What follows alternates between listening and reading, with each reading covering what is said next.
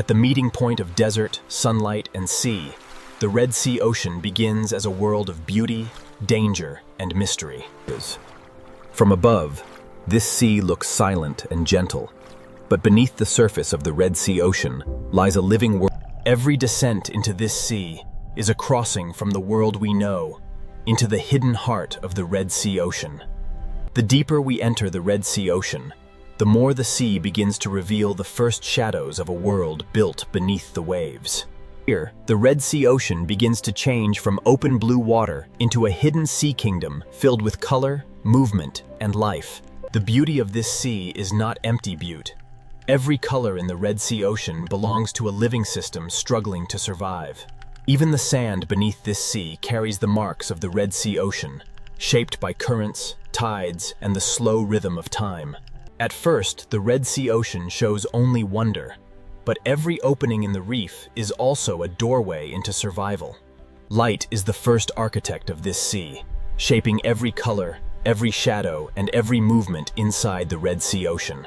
In the Red Sea Ocean, beauty is built layer by layer, and this first coral garden is only the beginning of the seal's hidden story.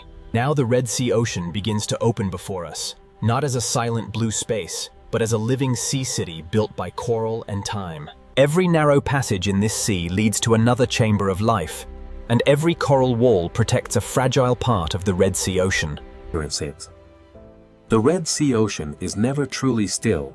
Even in silence, the sea is filled with movement. Below the bright reef, the seafloor tells its own quiet story, written by currents, small creatures, and the endless patience of the ocean. From the sand to the coral, every layer of the Red Sea Ocean is connected, and each layer depends on the one beneath it. A single coral tower in this sea can become a home, a shelter, a hunting ground, and a landmark within the Red Sea Ocean. Around this living tower, the Red Sea Ocean shows its first great rule. Every creature must find its place. Above the reef, the sea becomes a moving sky, where schools of fish travel like clouds through the Red Sea Ocean.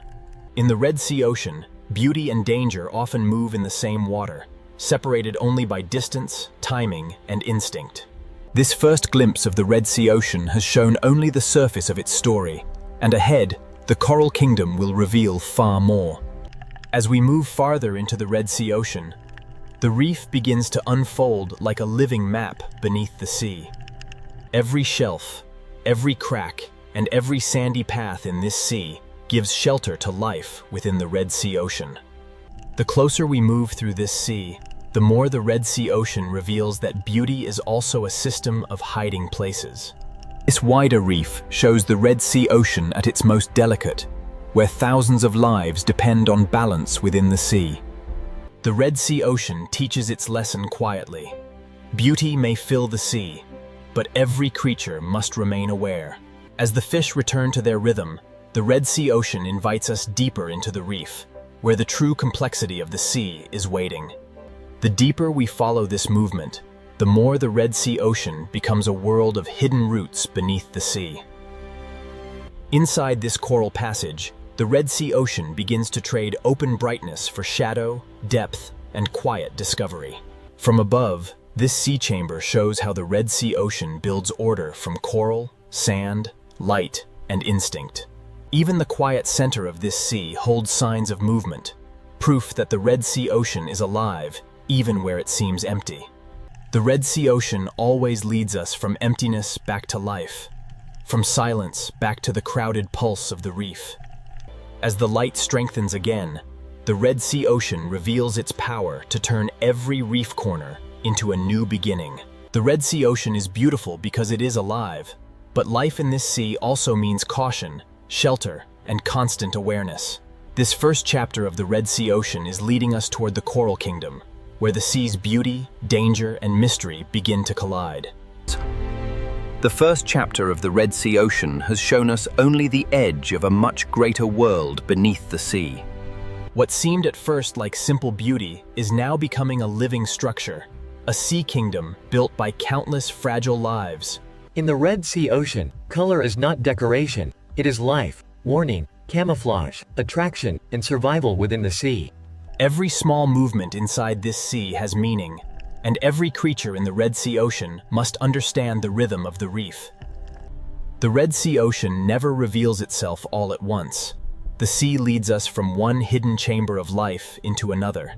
Here, beauty gathers in silence, but beyond the light, the Red Sea Ocean still holds danger and mystery. At this boundary, the Red Sea Ocean shows the truth of the sea. Safety and uncertainty often exist only a few meters apart. The opening journey has brought us to the threshold, where the reef begins to tell its deeper story. Before we enter the deeper dangers of the Red Sea Ocean, we must first understand the brilliant sea kingdom that makes this world possible. Next, we enter the coral kingdom of the Red Sea Ocean, where beauty becomes a living city, and every corner of the sea hides a story of survival. Now we enter the coral kingdom of the Red Sea Ocean, where the sea turns beauty into shelter, movement, and life. The Red Sea Ocean is built by lives so small they are almost invisible, yet together they create an entire sea kingdom.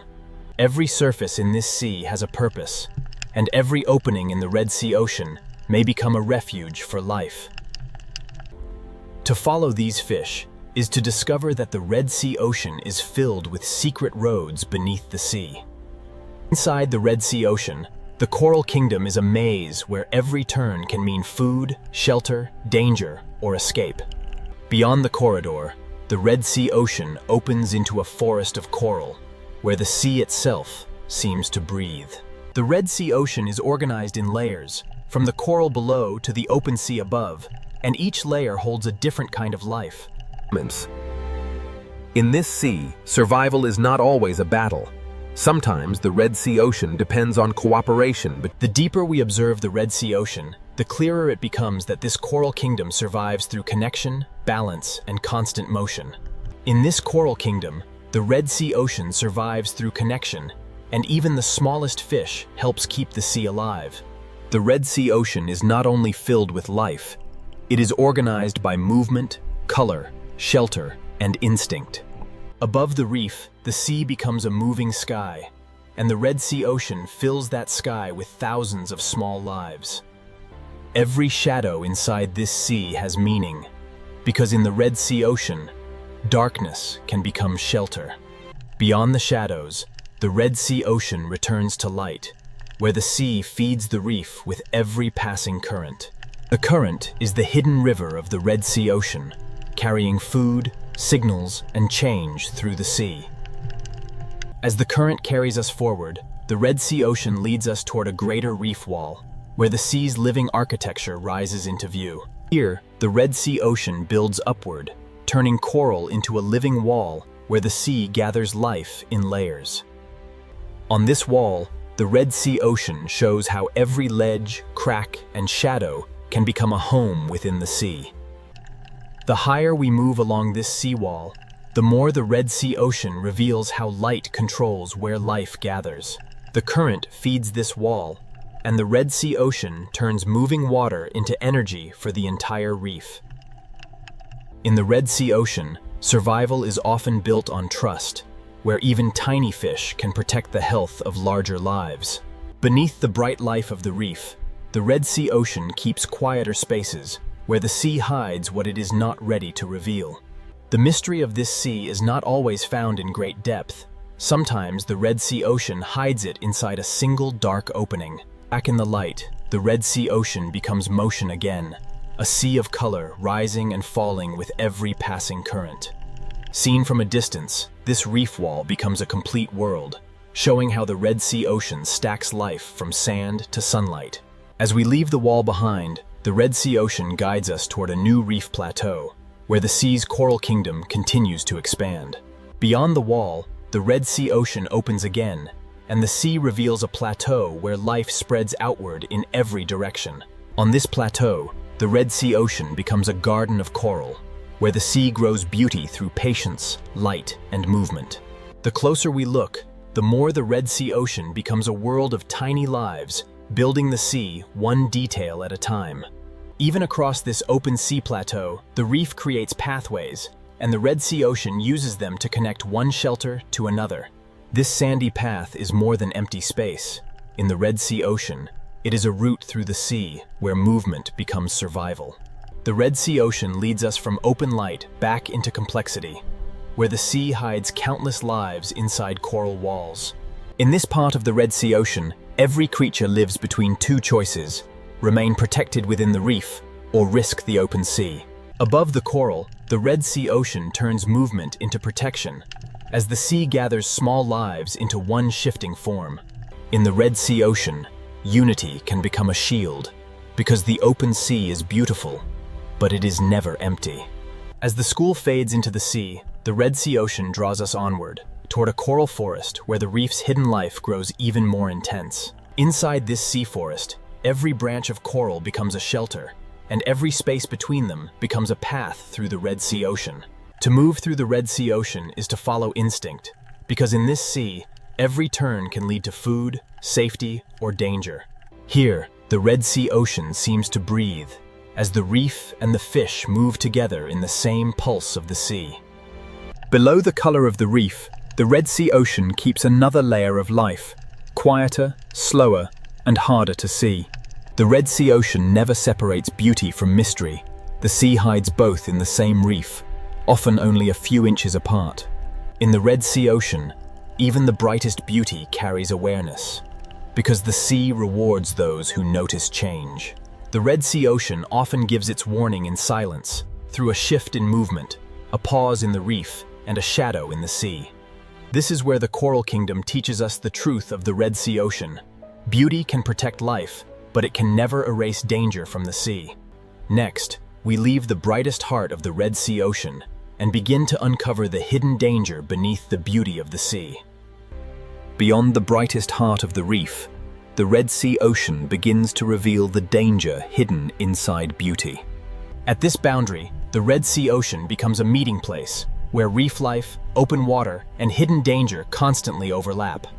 As we descend along the reef slope, the Red Sea Ocean leads us into a darker zone where danger becomes harder to see.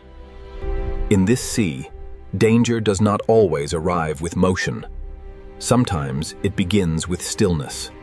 The reef reacts before the eye understands, because in the Red Sea Ocean, survival depends on sensing danger early. As the reef slope darkens, the Red Sea Ocean teaches us that danger is often hardest to see when the sea appears calm. In the Red Sea Ocean, some danger does not chase through the sea. It waits silently, hidden in plain sight. The Red Sea Ocean often hides its hunters beyond the frame, allowing only their shadow to speak for them. Here, the Red Sea Ocean turns invisibility into protection, and the sea allows danger to become part of the landscape. Here, danger wears beauty openly, and the Red Sea Ocean gives even its most dangerous creatures a hypnotic grace. After seeing what can hide on the seafloor, every shadow in the Red Sea Ocean begins to feel more alive. In the Red Sea Ocean, beauty can be a warning, and stillness can be more powerful than speed. The reef is not only a shelter. In the Red Sea Ocean, it is also a place where danger can wait unseen. Not every hidden creature in this sea is a hunter. In the Red Sea Ocean, camouflage can also be the language of defense. Inside this shadowed space, the Red Sea Ocean reminds us that the reef has eyes, even where the light cannot reach.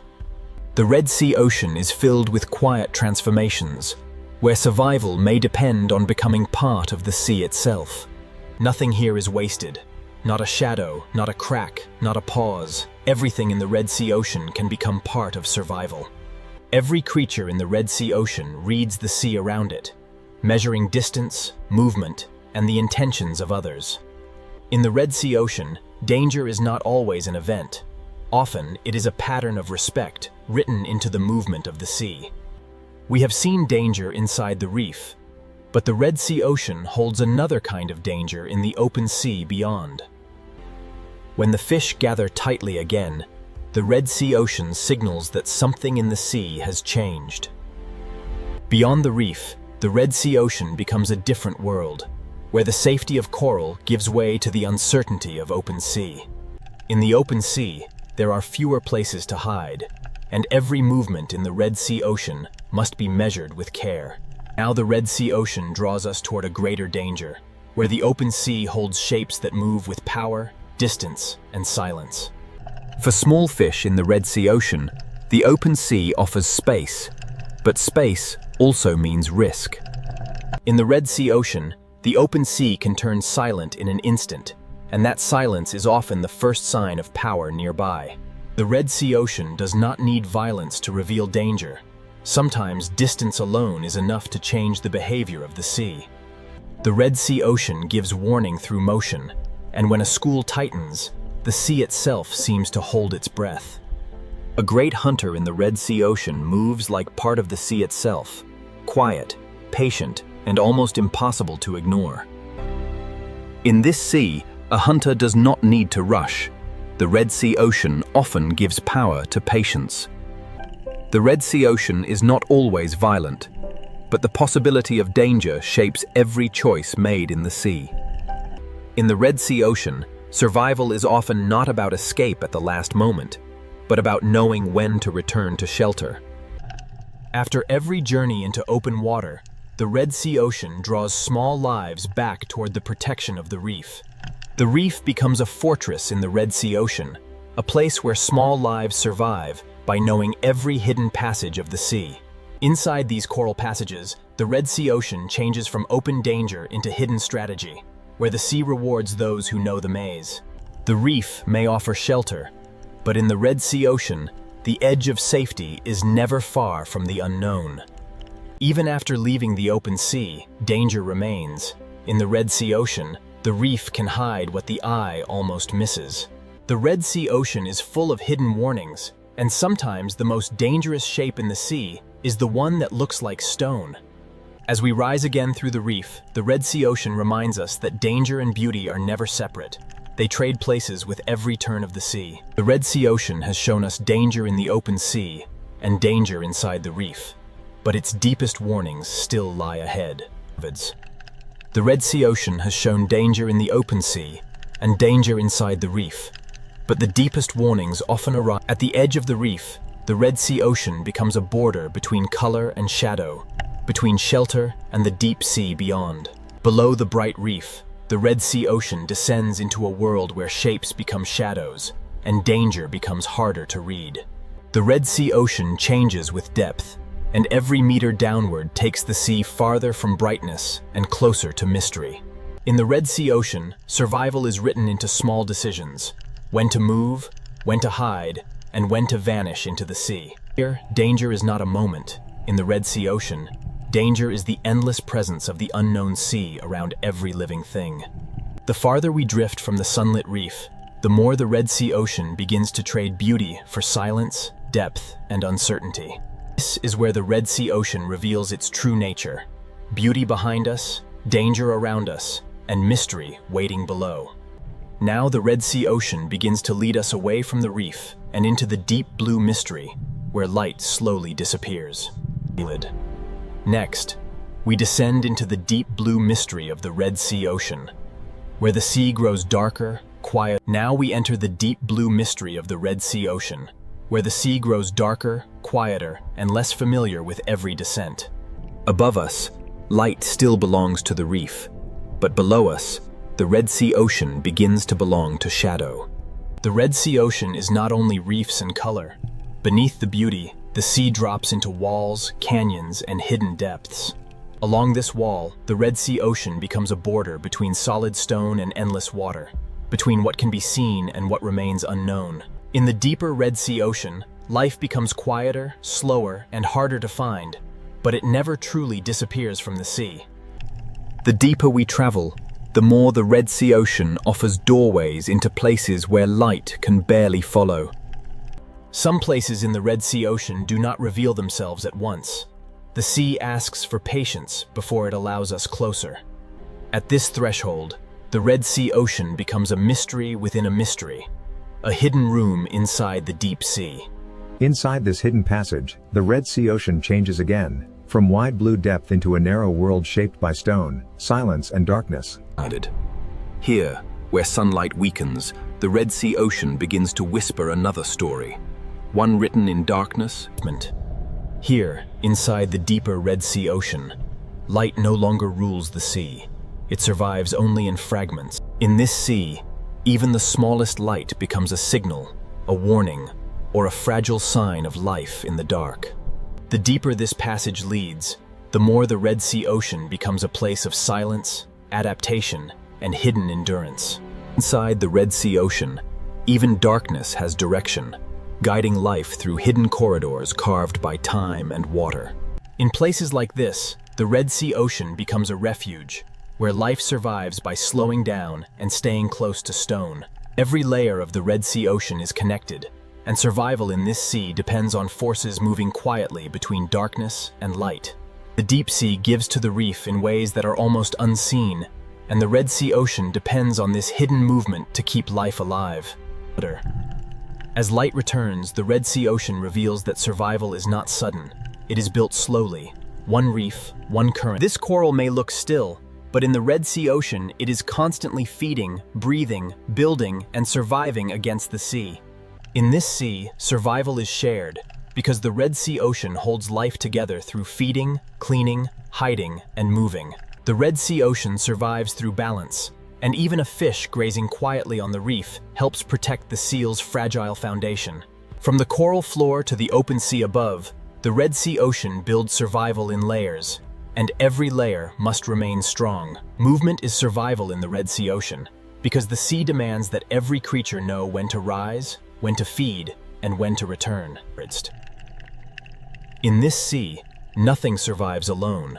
The Red Sea Ocean depends on timing, shelter. As the current carries us forward, the Red Sea Ocean begins to show the fragile strength of life, adapting to a changing sea.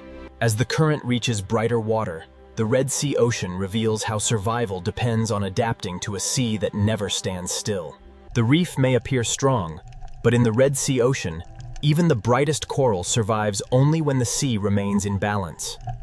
In this sea, survival is not always dramatic. The Red Sea Ocean often tests life through space, shelter, and quiet competition. For a small fish in the Red Sea Ocean, survival can be measured in seconds, in distance, and in the safety of the next coral opening.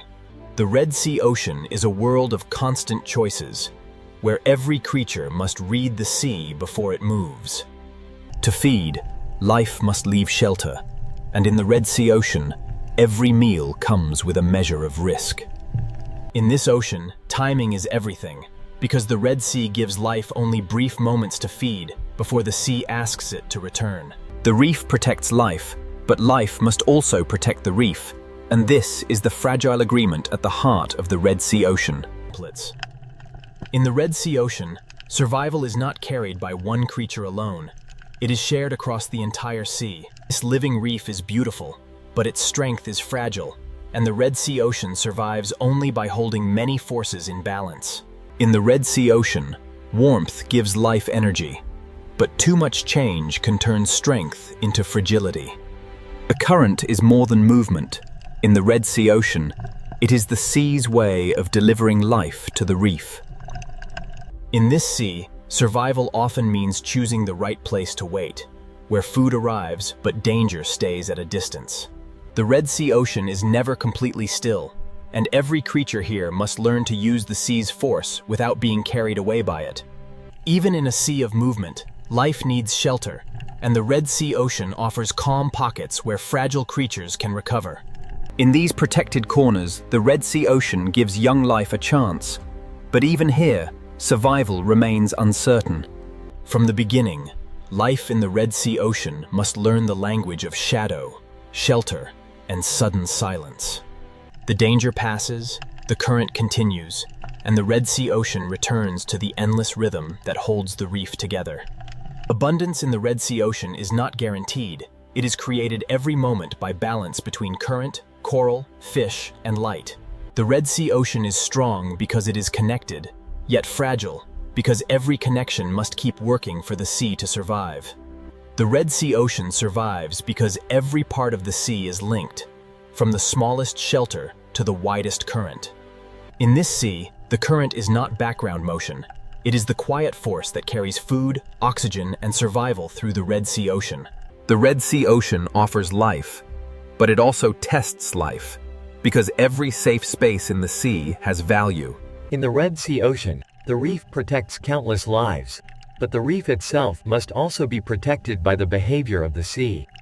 Young life in the Red Sea Ocean begins in small protected spaces, where the sea offers shelter before it demands strength.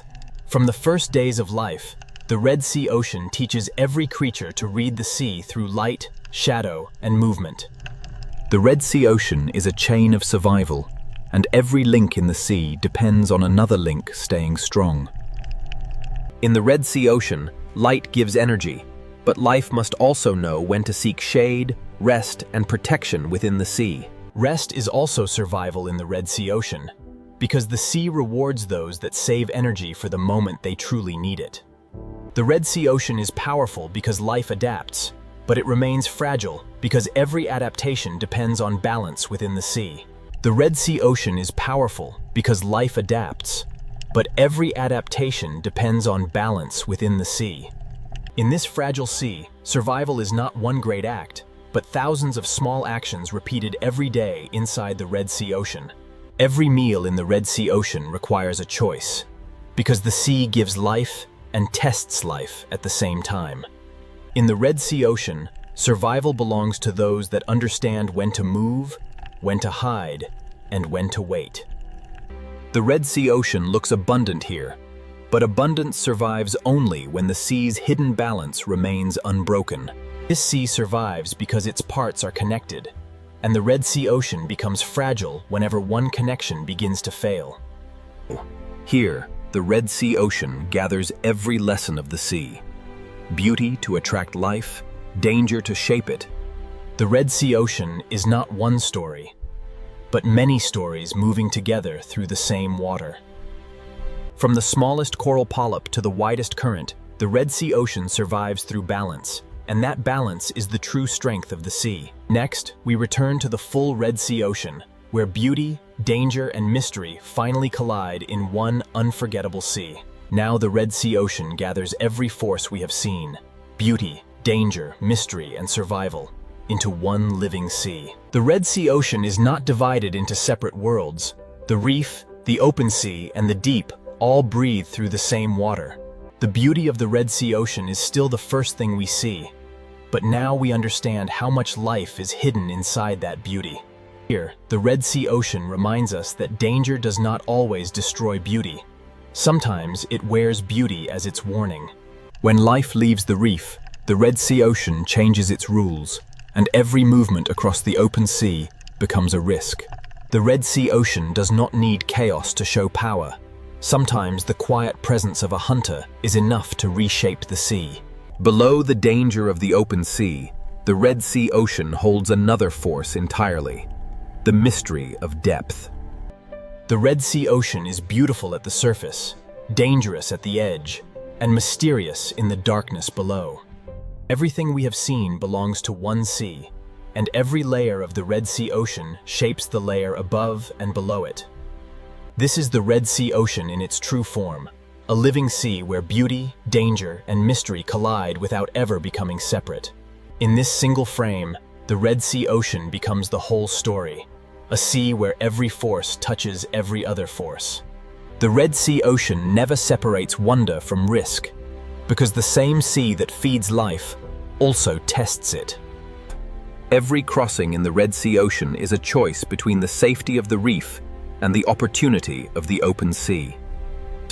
In the Red Sea Ocean, danger may pass without violence, but its presence changes the rhythm of the sea. The reef may seem like a safe kingdom, but the Red Sea Ocean keeps the deep mystery close, even inside its brightest coral.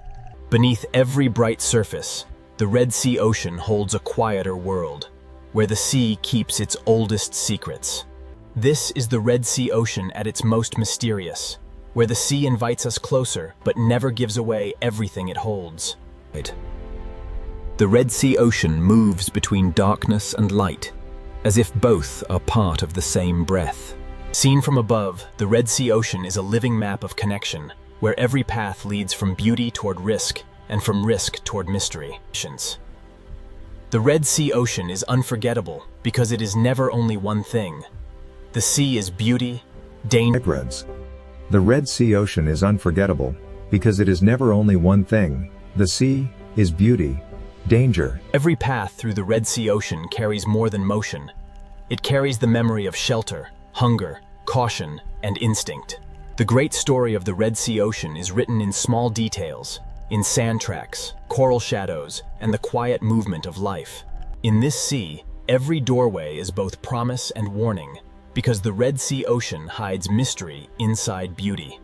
The Red Sea Ocean leads us through gateways of coral, each one opening from what we know into what the sea still keeps hidden. Here, the Red Sea Ocean shows balance at the edge, where beauty holds its ground while danger moves quietly in the distance. Below the reef, the Red Sea Ocean keeps its deeper silence, where the sea becomes shadow, pressure, and hidden light. Nothing in the Red Sea Ocean is truly separate. The deep feeds the reef shelters life, and life moves the story of the sea forward. The Red Sea Ocean is a circle of survival, where each return to the reef carries the influence of the deep sea below. As the Red Sea Ocean opens beneath us, the full truth becomes clear. This sea is not only a place to witness, but a world to understand. As the Red Sea Ocean opens beneath us, the full truth becomes clear. This sea is not only a place to witness, but a world to understand. Every path in the Red Sea Ocean connects to another, and every movement in the sea becomes part of a larger design. The Red Sea Ocean holds many worlds close together, and the distance between color and darkness is often only a few meters of sea. In this sea, survival is the art of balance, and the Red Sea Ocean asks every creature to understand the line between safety and risk. The Red Sea Ocean gives life the courage to move, but the sea also reminds life to return before the distance becomes too great. Danger in the Red Sea Ocean does not always strike. Sometimes it simply passes through the sea and changes everything around it. The Red Sea Ocean is filled with doorways, and each doorway leads from light into shadow, from safety into the unknown. The Red Sea Ocean is filled with doorways, and each doorway leads from light into shadow. The Red Sea Ocean does not choose between darkness and light. It carries both, and life must learn to move between them. Now the Red Sea Ocean prepares to leave us with its final lesson. This sea is most powerful when all of its hidden forces collide. The final lesson of the Red Sea Ocean begins here, where every hidden force of the sea comes together in one living world. Beauty is the face of the Red Sea Ocean, but beneath that beauty, the sea is always moving, testing, hiding, and surviving. Every creature in the Red Sea Ocean belongs to the same fragile rhythm, and every rhythm helps the sea continue. Danger is not separate from the Red Sea Ocean. It is one of the forces that shapes the movement, caution, and intelligence of the sea. Mystery is the depth of the Red Sea Ocean, the part of the sea that remains unseen even after the journey has changed us. From darkness to color, from depth to reef, the Red Sea Ocean shows that every layer of the sea belongs to the same story. This is why the Red Sea Ocean is unforgettable, because it does not offer one truth, but many truths moving together beneath the sea. The Red Sea Ocean is a living collision of forces, and its power comes from the way those forces remain connected. As we rise from the reef, the Red Sea Ocean remains below us, still alive, still dangerous, still beautiful, and still filled with mystery. The journey ends here, but the Red Sea Ocean continues, where beauty, danger, and mystery collide beneath the endless sea. This hidden chamber shows another face of the Red Sea Ocean. Not bright, not crowded, but ancient. In the deep Red Sea Ocean, mystery is not only what hides in darkness, but how life continues where almost nothing seems possible. Every hidden room in the Red Sea Ocean seems to lead to another, as if the sea itself is built from secrets. The path ahead sinks lower, and the Red Sea Ocean draws us farther from light, farther from color, and deeper into the unknown sea. At the end of this hidden passage, the Red Sea Ocean opens again, but now the sea ahead is darker, wider, and far more mysterious. Beyond the hidden cave, the Red Sea Ocean opens into a deeper world, where the sea becomes wider, darker, and far less familiar. Here, the Red Sea Ocean no longer feels like a reef. It feels like a silent sky beneath the sea. The Red Sea Ocean may appear empty in the deep, but the sea is never truly empty. life simply becomes harder to find. Down here, the Red Sea Ocean is shaped by pressure, darkness, and the slow endurance of life against stone. In this deep part of the Red Sea Ocean, survival belongs to creatures that can vanish into the sea itself. The deep Red Sea Ocean is full of hidden valleys, places where the sea gathers silence, shadow, and fragile life. This valley is another corridor of the Red Sea Ocean, not carved for us, but shaped by the sea over time beyond human memory. The farther we move through this sea valley, the more the Red Sea Ocean seems to leave the surface world behind.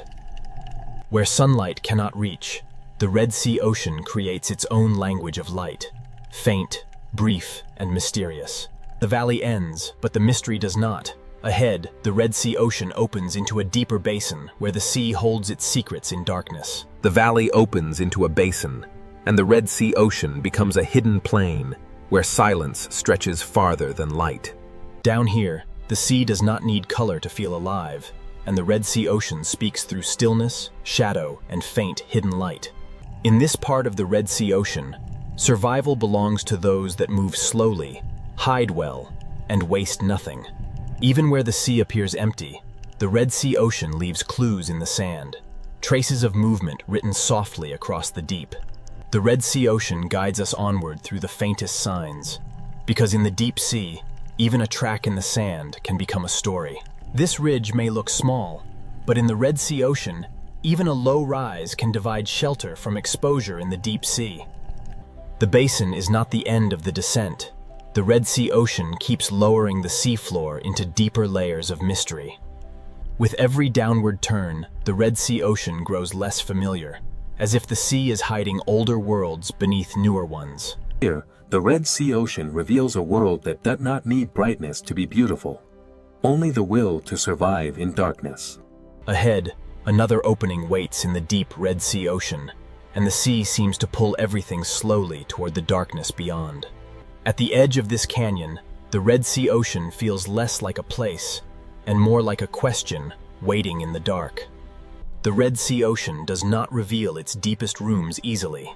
It hides them behind stone, darkness, and pressure. Inside this canyon, the sea becomes a passage through shadow, where the Red Sea Ocean carries life into places almost untouched by light. Even here, far below the Coral Kingdom, the Red Sea Ocean refuses to become empty, and the sea still finds a way to hold life. In the deep Red Sea Ocean, movement becomes careful, energy becomes precious, and survival depends on doing almost everything slowly. The Red Sea Ocean keeps building mysteries within mysteries, each hidden space leading the sea into another layer of darkness. Here, mystery is not empty darkness. In the Red Sea Ocean, mystery is life adapting to a world without comfort. Looking back, the Red Sea Ocean reminds us how far we have traveled from color, from warmth, and from the easy beauty of the shallow sea. The deep Red Sea Ocean may seem separate from the reef, but every layer of the sea is connected by currents, nutrients, and life. Next, we return toward the living layers of the Red Sea Ocean, where survival depends on balance, adaptation, and the fragile strength of the sea. The Pacific Ocean looks peaceful, but beneath this enormous sea, Earth is hiding forces powerful enough to. The Pacific Ocean is not silent at all, because every movement of the sea is connected to deeper, invisible energy. This peaceful sea is only the outer skin of a much larger and more restless ocean system.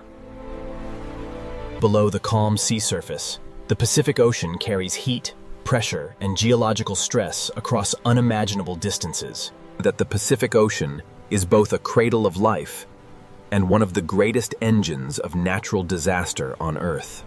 To understand where earthquakes, tsunamis, and superstorms begin, we must look beyond the surface of the sea. Beneath the sea surface, the Pacific Ocean becomes a hidden world shaped by pressure, darkness, and time. Most of the Pacific Ocean is hidden beneath light, where the sea begins to reveal its true scale and power. That the deeper the Pacific Ocean becomes, the closer we move toward the forces that shape the planet from below. Beneath the Pacific Ocean Sea lies the restless foundation where the story of earthquakes, tsunamis, and superstorms truly begins. The Pacific Ocean seafloor is not a quiet, empty plain, but a vast, hidden landscape shaped by pressure, movement, and ancient force. Beneath this enormous ocean, the foundation of the Earth is cracked, folded, and constantly changing. These silent scars on the Pacific Ocean floor mark the places where immense geological stress can slowly build. The Pacific Ocean hides boundaries, where sections of Earth's crust press against one another in silence. Deep under the Pacific Ocean Sea, pressure does not disappear. It waits, gathers, and strengthens. Even the smallest movement in this deep ocean world can be the first sign of a much larger force awakening. That the Pacific Ocean contains some of the deepest and most active geological regions on the planet. That the deeper the Pacific Ocean becomes, the more it reveals a world where stillness can hide enormous danger. Earthquakes in the Pacific Ocean begin when stored pressure finally overcomes the strength of rock. Beneath the Pacific Ocean Sea, the first quiet signs of a future earthquake may already be beginning. The Pacific Ocean often gives its first warning deep below the sea, long before anything changes at the surface. Beneath the Pacific Ocean Sea, pressure can remain trapped for centuries before releasing in a single violent moment. The Pacific Ocean rests on moving plates, and where those plates lock together, invisible energy begins to accumulate. This deep-sea silence is deceptive, because the Pacific Ocean floor is slowly storing the force that can shake entire coastlines. When rock beneath the Pacific Ocean can no longer hold against pressure, the stored energy begins to search for release. Trenches beneath the Pacific Ocean mark places where one plate may be forced beneath another, creating some of Earth's most powerful seismic zones. In the Pacific Ocean, the greatest disasters often begin with movements so deep that the surface sea remains unaware. Every layer of rock beneath the Pacific Ocean carries a record of collisions, ruptures, and pressure built over geological time. An earthquake beneath the Pacific Ocean does not begin as a single image, but as a chain of stress, resistance, and sudden release. Beneath the Pacific Ocean Sea, calm is never proof of safety, because the next movement may begin without warning. The Pacific Ocean can return to silence, even when the forces beneath the sea have not disappeared.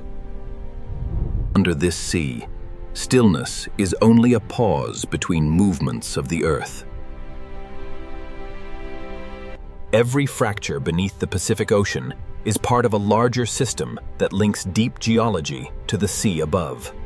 The Pacific Ocean hides an enormous architecture of stress, where pressure can travel across the ocean floor without being seen at the surface. When the seafloor moves, the entire Pacific Ocean above it becomes part of the transfer of energy.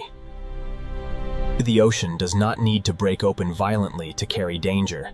Sometimes the first signal is a silent movement through water. Energy born under the Pacific Ocean can move upward and outward through the sea long before the world recognizes its power. The Pacific Ocean is a bridge between the planet's inner force and the atmosphere that shapes storms above. This single ocean can carry energy from the seafloor into waves, from warm water into clouds, and from silence into catastrophe. The Pacific Ocean is never only what we see on the surface, because beneath this sea, earthquakes may begin. The Pacific Ocean always returns to beauty on the surface, even when the deep sea below continues to hold the memory of pressure and movement. What happens beneath the Pacific Ocean may remain invisible, but its consequences can travel across the sea with unstoppable force. The Pacific Ocean is connected from its deepest trenches to its highest storm clouds. Beneath this sea, the earth can shake. Above this sea, storms can grow. And across this sea, the Pacific Ocean is not one story, but many forces moving together beneath one endless surface. Every calm ocean scene in the Pacific carries the possibility of sudden transformation. This opening journey has only revealed the first layer of the Pacific Ocean, because the deeper story begins where the seafloor meets the movement. To understand earthquakes beneath the Pacific Ocean, we must descend again into the places where tectonic plates collide, lock, and for the next part of this Pacific Ocean story, we'll enter the Ring of Fire, where the sea hides volcanoes, trenches, and earthquake zones, powerful lakes fold. The Pacific Ocean is the silent giant of Earth, and beneath this vast sea begins the path toward earthquake. Beneath the Pacific Ocean Sea lies the Ring of Fire, a vast hidden boundary where the planet's crust is restless. Along the Pacific Ocean trenches, one tectonic plate can be forced beneath another, creating some of the strongest earthquakes the planet can produce. The Ring of Fire beneath the Pacific Ocean Sea is where pressure gathers, rocks resist, and the first hidden steps toward earthquake begin. Inside the Pacific Ocean Sea, the Ring of Fire is not a single place, but a vast chain of hidden collision zones wrapped around the ocean basin. These layers beneath the Pacific Ocean were shaped by millions of years of pressure, collision, eruption, and slow tectonic movement. Where tectonic plates meet beneath the Pacific Ocean Sea, the rock does not slide smoothly. It locks, bends, and stores force. This hidden resistance beneath the Pacific Ocean is what allows earthquake energy to build quietly over time. The Ring of Fire beneath the Pacific Ocean is a place where the surface of the planet is constantly being recycled, crushed, and reborn. Volcanoes beneath the Pacific Ocean reveal how closely fire and water exist together in this hidden world. Heat escaping from beneath the Pacific Ocean is another sign that the Earth below this sea is still intensely active. Beneath the Pacific Ocean Sea, tectonic plates do not move freely. They grind, resist, and lock against each other. When one plate is forced beneath another under the Pacific Ocean, the rock can bend under impossible pressure without breaking immediately. This bending beneath the Pacific Ocean stores energy slowly, silently, and relentlessly. That each tiny fracture beneath the Pacific Ocean Sea is a warning that the locked boundary is approaching its limit. The Ring of Fire beneath the Pacific Ocean is a chain reaction of pressure moving through rock, water, and time. Before a major earthquake beneath the Pacific Ocean, the seafloor may show only quiet signs of pressure seeking escape. But when the locked plates beneath the Pacific Ocean finally slip, the release can shake the seabed with extraordinary force. This is the hidden moment when the Pacific Ocean begins to transform stored pressure into seismic motion. Even before the largest movement arrives, the Pacific Ocean floor can begin to ripple with warnings written in sand, stone, and pressure. Beneath the Pacific Ocean Sea, the Ring of Fire is now fully awake, and the next movement may be the first true step toward an earthquake. Beneath the Pacific Ocean Sea, pressure does not always release at once. It first announces itself through subtle motion in rock, sand, and water. That this locked boundary under the Pacific Ocean has held back immense force. But every tremor means the balance is weakening. When seismic pressure starts to move beneath the Pacific Ocean Sea, the first disturbance may travel through stone before it travels through water. Along the Pacific Ocean Ring of Fire, trenches mark the places where the planet folds its crust downward and stores dangerous energy. That beneath the Pacific Ocean Sea, even a small upward movement of the ocean floor can become the beginning of a much larger event. The Pacific Ocean hides the moment when pressure becomes motion, and motion becomes the first language of an earthquake. That under this vast sea, the Earth can hold still for centuries, then move in seconds with enough force to disturb the entire ocean above. An earthquake beneath the Pacific Ocean is not only a movement of rock, it is the beginning of an energy transfer into the sea itself. Beneath the Pacific Ocean Sea, the Ring of Fire has moved from silent pressure into active strain, and the final rupture is now close. Beneath the Pacific Ocean Sea, the Ring of Fire has reached the moment when stored pressure can no longer remain hidden. An earthquake beneath the Pacific Ocean begins when locked rock finally gives way. When the Pacific Ocean floor shifts suddenly, the movement is not only local, it becomes energy transferred into the sea above. That this vertical movement beneath the Pacific Ocean is one of the critical forces that can disturb an enormous mass of water. The sea itself does not create the first force. The Pacific Ocean receives that force from the sudden motion of the Earth below.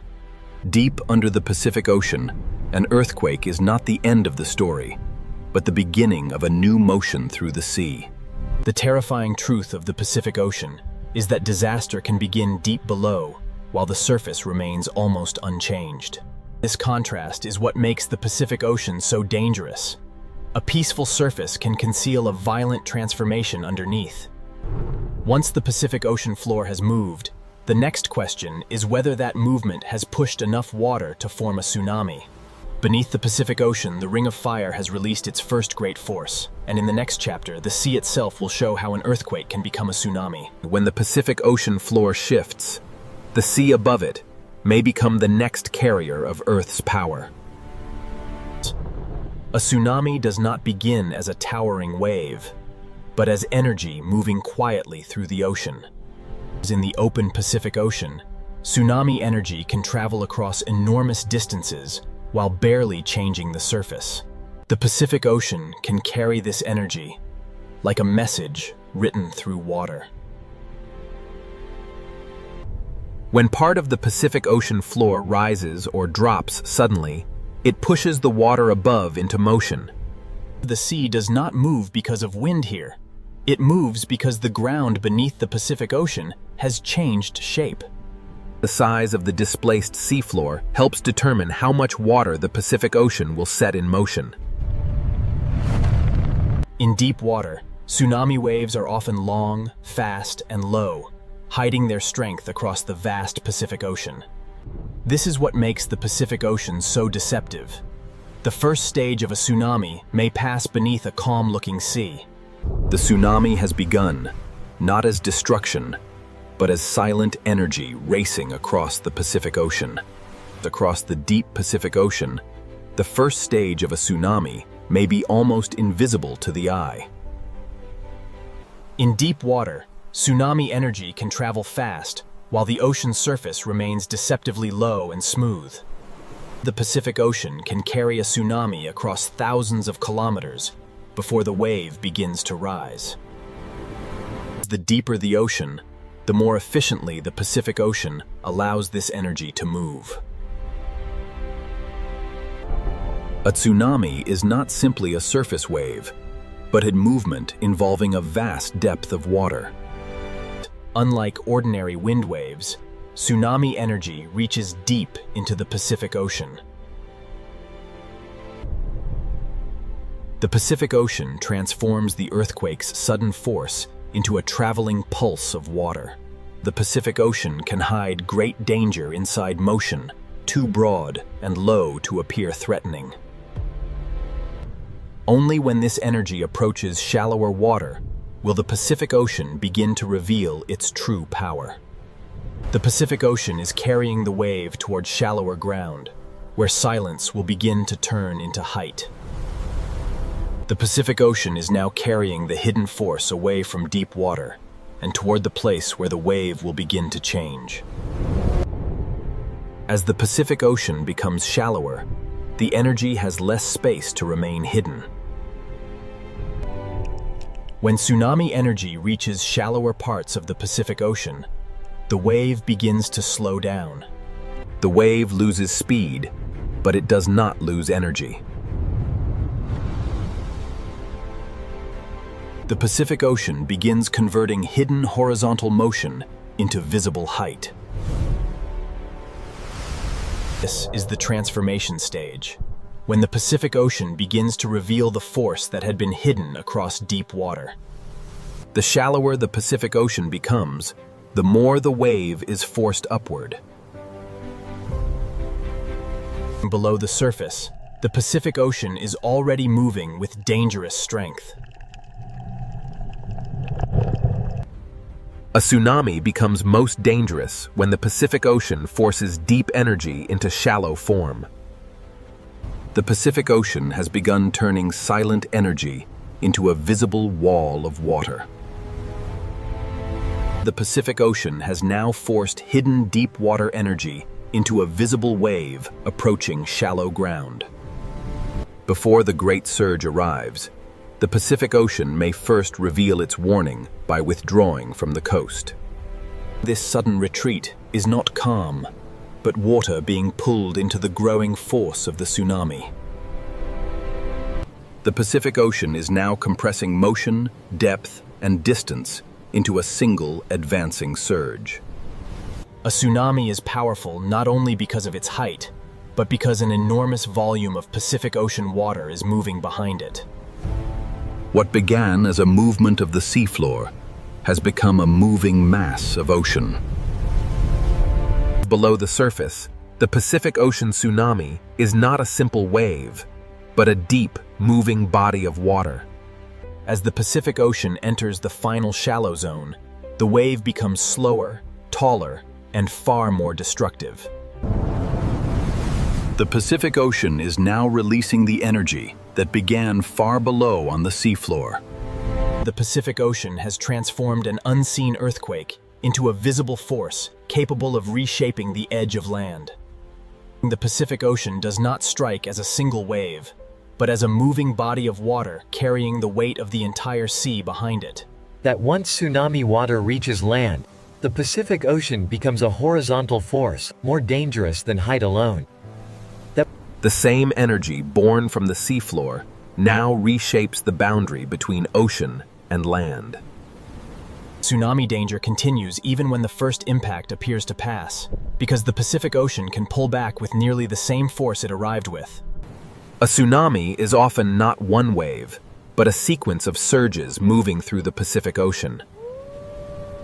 The Pacific Ocean can send repeated waves because the original earthquake energy continues moving through the sea. The Pacific Ocean reveals how a movement deep under the seafloor can travel outward until it changes the shape and rhythm of distant shores. Earthquakes and tsunamis are only one face of the Pacific Ocean's power. Above the same ocean, another force begins when heat, moisture, wind, and pressure gather over the sea. The Pacific Ocean can turn seafloor motion into tsunamis, and in the next chapter, this same sea will reveal how the Pacific Ocean does not only create danger from below, it also feeds storms from above. Warm ocean water is the first fuel source for the storms that grow over the Pacific Ocean. Every breath of moisture rising from the Pacific Ocean Sea can help build the atmosphere of a future superstorm. When warm air lifts from the Pacific Ocean, it carries water vapor upward and begins the first step of storm formation. Above the Pacific Ocean, small clouds can become organized when heat, humidity, and wind begin to work together. A superstorm does not appear suddenly. It begins as many small disturbances gathering strength over the sea. Rotation begins when winds over the Pacific Ocean organize around a center of falling pressure. As pressure drops, the Pacific Ocean sends more moisture upward, feeding the storm like an engine. The ocean and atmosphere are now locked together, each strengthening the other over the Pacific Ocean. The Pacific Ocean has begun turning heat into motion, and motion into the first structure of a superstorm. Every wave, every gust, and every rising plume of moisture helps the Pacific Ocean strengthen the storm above it. The storm begins to tighten as warm air rises and surrounding winds spiral inward over the Pacific Ocean. The Pacific Ocean is now supplying the storm with the moisture it needs to grow taller, wider, and more organized. Falling pressure allows winds to accelerate, and accelerating winds draw even more energy from the Pacific Ocean surface. That the storm is no longer a loose disturbance, because the Pacific Ocean has helped it form a rotating core. As the core strengthens, the Pacific Ocean and atmosphere begin exchanging energy faster than before. Within these rain bands, the storm pulls heat from the Pacific Ocean and releases it upward into the growing atmosphere. This is the stage when the Pacific Ocean begins transforming a tropical disturbance into a dangerous, organized cyclone. Over the Pacific Ocean, the storm has entered a dangerous phase, where heat, moisture, wind, and rotation begin building the foundation of a superstorm. Over the Pacific Ocean, the storm has begun to draw energy from a wider region of warm sea. The warmer the Pacific Ocean surface remains, the longer the storm can continue feeding and intensifying. The storm's rotation forces the sea surface to respond in circles, not straight lines. Inside the storm, warm Pacific Ocean moisture rises, cools, condenses, and releases heat that strengthens the cyclone from within. This release of heat is what allows the Pacific Ocean storm to grow taller and more powerful.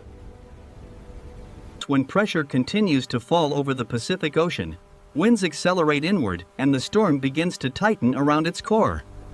The Pacific Ocean is now giving the storm both moisture from below and friction from the sea surface, shaping its destructive structure.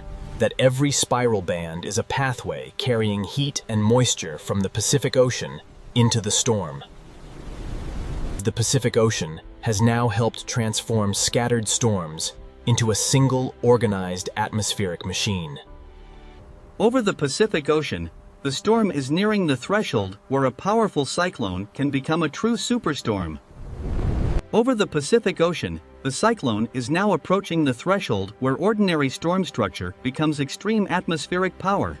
The Pacific Ocean continues feeding the storm from below, sending heat and moisture upward faster than the atmosphere can release it. The stronger the winds become, the more violently the Pacific Ocean transfers energy back into the storm. The more violently the Pacific Ocean transfers energy back into the storm. Inside these cloud towers, the Pacific Ocean releases symmetry is a sign that the Pacific Ocean storm is concentrating its energy around a powerful core. The eye wall is where some of the most violent winds over the Pacific Ocean begin to concentrate. At this stage, the Pacific Ocean is no longer just beneath the storm. It has become part of the storm's engine. When wind, pressure, and warm sea surface align over the Pacific Ocean, the storm can intensify with terrifying speed.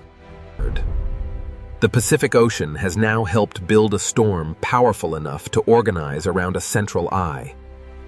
That over the Pacific Ocean, the superstorm has found its center, and once the eye becomes stable, the storm can reach its most dangerous form.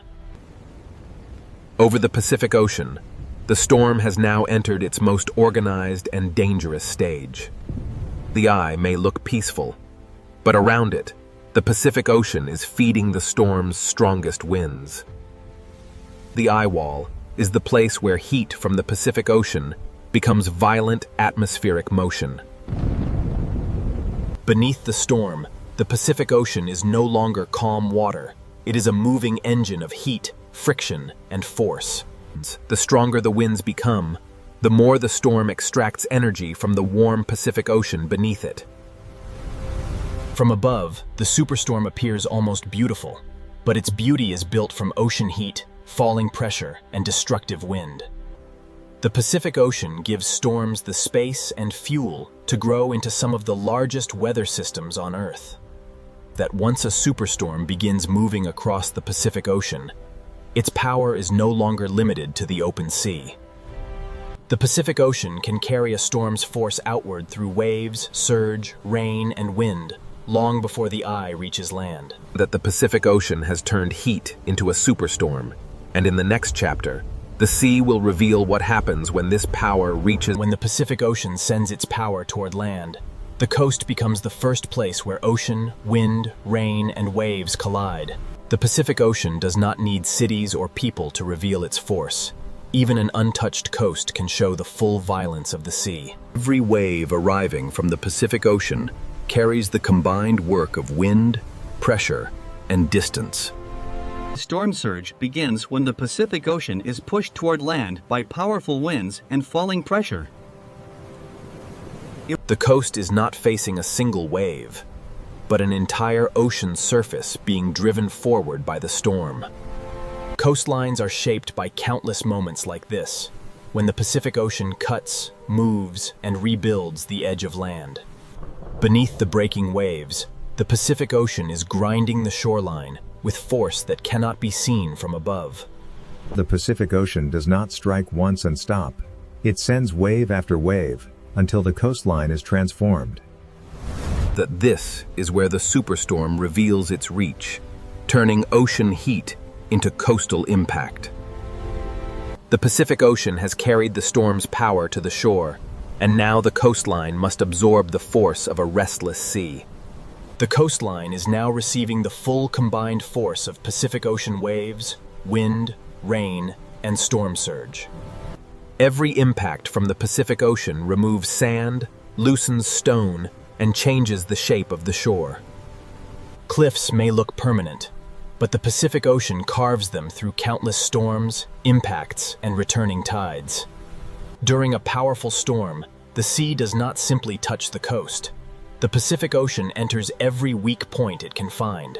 The force of the Pacific Ocean becomes even stronger when it is compressed into confined coastal spaces. The storm continues to send new waves across the Pacific Ocean faster than the coastline can recover. Storm surge is not a single dramatic moment, but a repeated rise of the Pacific Ocean over the land's edge. That the Pacific Ocean changes coastlines by repetition, not only by one catastrophic strike. After each wave, the shore is slightly different, because the Pacific Ocean removes, deposits, and rearranges everything it touches. The Pacific Ocean is not only attacking the coastline in this moment, it is rewriting the boundary between land and sea. The Pacific Ocean does not only arrive with force, it remains long enough to reshape everything fragile along the coast. Every channel carved by the Pacific Ocean becomes a temporary river of stormwater flowing across the coast. Storm surge allows the Pacific Ocean to move beyond its normal edge and temporarily occupy the land. During a major storm, the Pacific Ocean can divide the coastline into shifting zones of impact, retreat, erosion, and return. Natural coastal wetlands can absorb part of the Pacific Ocean's force, but even they bend under repeated storm surge. These living edges can slow the sea, but they cannot stop the Pacific Ocean when a superstorm pushes water relentlessly inland. The coastline is not a fixed line during a storm. It becomes a changing zone where the Pacific Ocean and land overlap. Each new wave from the Pacific Ocean arrives over a coastline already altered by the waves before it. The Pacific Ocean becomes most effective at reshaping land when surge, waves, runoff, and retreating currents work together. The Pacific Ocean has turned the coast into a living record of impact, where every wave leaves evidence of the storm's power. Every mark left by the Pacific Ocean is evidence of energy traveling from deep water to fragile land. Storm surge turns the meeting point between land and sea into a moving frontier. On a storm coast, the Pacific Ocean moves in both directions at once, pushing inland and pulling the shoreline back toward the sea. That erosion is often created by this repealed exchange, as the Pacific Ocean removes material with each retreat and returns with new force. This is how the Pacific Ocean amplifies its own impact, using earlier damage to carry later waves farther inland. Below the surface, the Pacific Ocean is grinding, lifting, sorting, and carrying pieces of the coast with every pulse. The Pacific Ocean leaves behind patterns that show where water climbed, where currents turned, and where the land gave way. The Pacific Ocean is both destroyer and sculptor, breaking the coast apart while shaping the next version of the shoreline. The Pacific Ocean is both destroyer and sculptor, breaking the coast apart while shaping the next version of the shoreline. Every retreating flow carries pieces of the coastline back into the Pacific Ocean.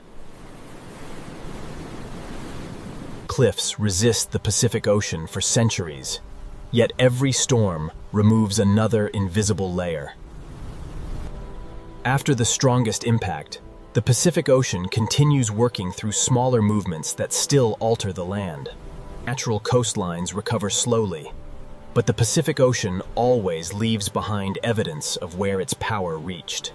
That the coastline records the storm in patterns, showing where the Pacific Ocean pushed hardest and where the land yielded.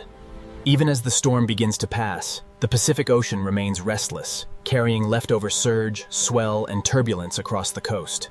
The Pacific Ocean can appear to calm quickly, But the energy of a storm continues moving through waves long after the sky begins to clear. The Pacific Ocean does not separate earthquakes, tsunamis, storms, and coastlines. It connects them through one vast moving system. Terrestrials. The Pacific Ocean has shown its force at the coast, and in the final chapter, the story will return to the open sea the Pacific Ocean never truly stops, even after earthquakes, tsunamis, and superstorms have passed.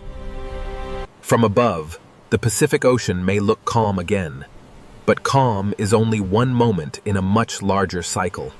The Pacific Ocean remembers every force through motion, through temperature, through currents, and through the endless rhythm of the sea.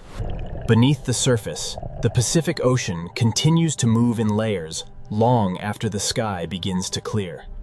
The ocean's greatest movements are often hidden below what the eye can see. Storms pass across the surface, but the deep Pacific Ocean keeps moving with ancient patience. Below the sea, the same geological forces continue to press, bend, and store energy for the future. The Pacific Ocean is never finished with its story, because the earth beneath it is still alive. The same ocean basin that produces earthquakes and tsunamis also holds the deep structures that keep the planet changing. That the Pacific Ocean is not a place where disasters simply end, but a living system where every ending becomes the beginning of another movement. The Pacific Ocean is not a place where forces disappear, but a vast system where energy is stored, transferred, and renewed. Every layer of the Pacific Ocean connects the restless seafloor below with the changing sky above. Peace in the Pacific Ocean is never emptiness. It is the quiet movement of a planet still alive. That these currents carry heat, nutrients, and motion across the Pacific Ocean long after storms have vanished from the sky. The same Pacific Ocean that carries tsunami energy also carries the warmth that can feed future storms. The Pacific Ocean always holds two truths at once: beauty at the surface and power beneath. After great violence, the Pacific Ocean can look peaceful again, but its silence is only the next chapter beginning.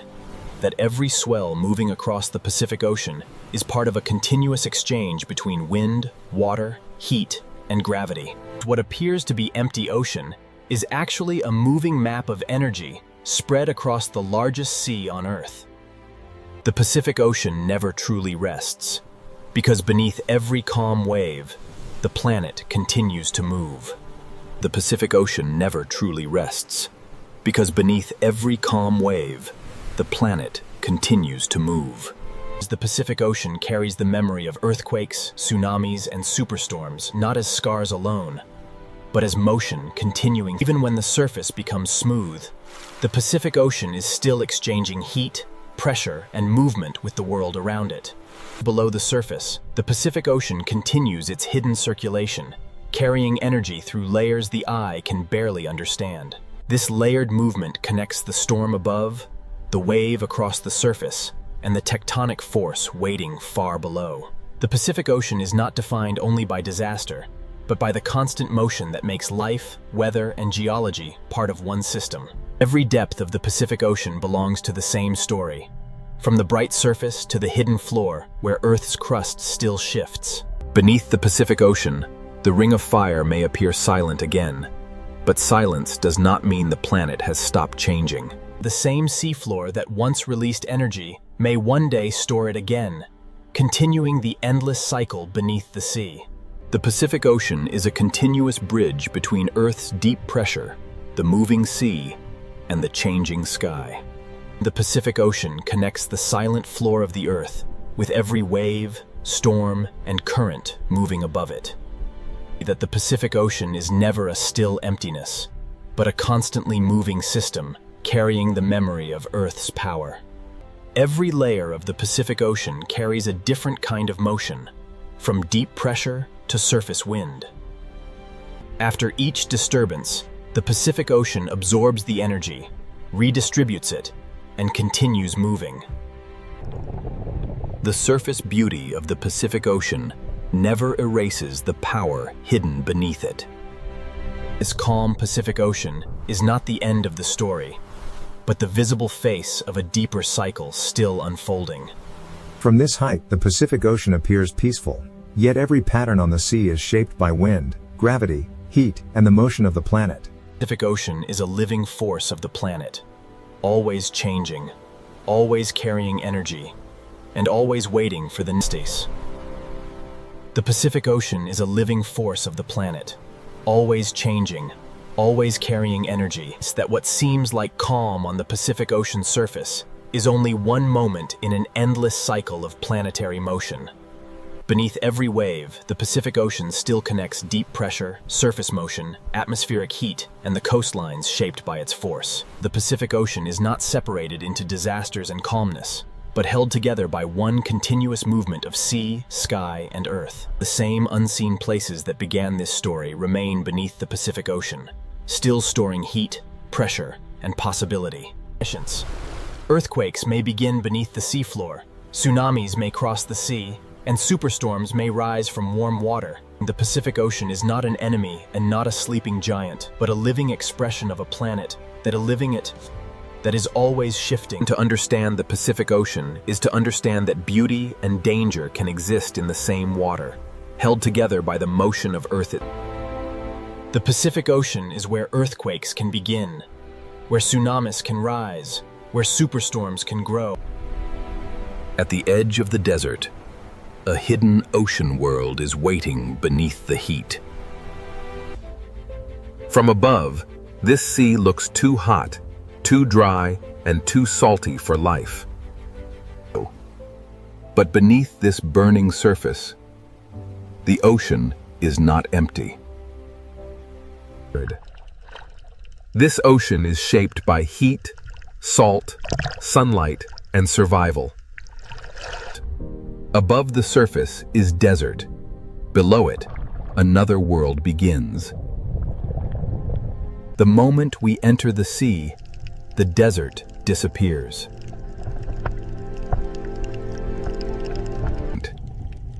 Here, the ocean becomes a city of color, shelter, and movement. Every corner of this sea gives life a place to hide, feed, and survive. In this ocean, survival often begins by moving together. This is the mystery of the Red Sea. How does life flourish in a hot and salty ocean? To answer that mystery, we must look closer at how this ocean builds life from hardship.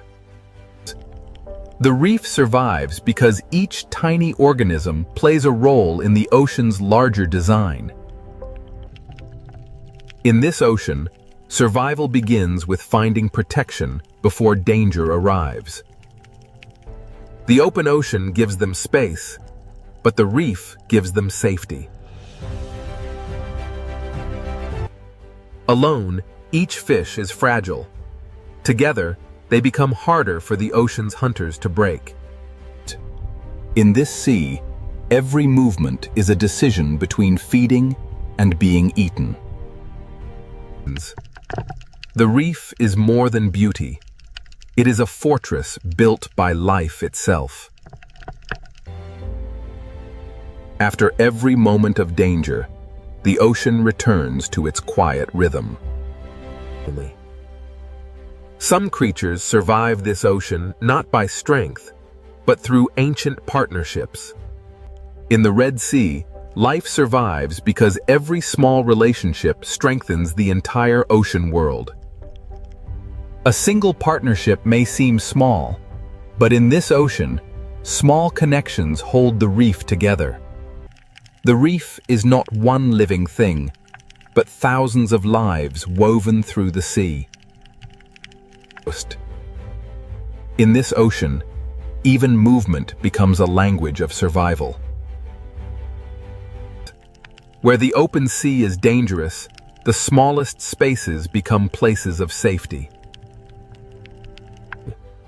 In this ocean, survival is not only about strength, it is also about trust. Even in a harsh sea, cooperation can become a powerful survival strategy. Every creature that moves through this sea depends on the health of the reef around it. The ocean current delivers invisible meals to a world that never stops feeding. These tiny animals build the foundation of one of the most resilient ocean habitats on Earth. To understand how life survives in this sea, we must follow the reef from its smallest builders to its greatest challenges. Beyond the reef's beauty, the sea begins to test every life that depends on it. Here, the reef stands between safe shelter and the unknown sea. In this ocean, safety can vanish just a few meters from the reef. The sea brings food, but it also brings pressure that never stops. These corals may look fragile, but they are the architects of survival in this sea. Every mouthful in this ocean depends on a reef strong enough to endure heat and salt. When the sea becomes dangerous, darkness can become protection. Some hunters in this sea survive by waiting where the light cannot reach. In this ocean, survival often means knowing when not to move. The Red Sea is beautiful because it is alive. And it is alive because every creature has learned to survive. To survive here, life must understand both the shelter of the reef and the danger of the open sea. Ancient travelers crossed this ocean by instinct, moving through heat, salt, and shifting currents.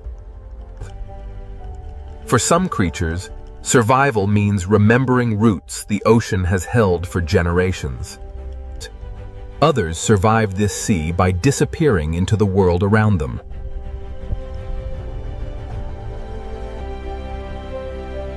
In this ocean, even the sand can hide a living strategy. Every part of this sea offers a different way to stay alive. Predators are not outsiders here. They are part of the balance that shapes the ocean. In this ocean, fear is not chaos. It is information that keeps life moving. The Red Sea is not simply beautiful. It is a test that every living thing must answer.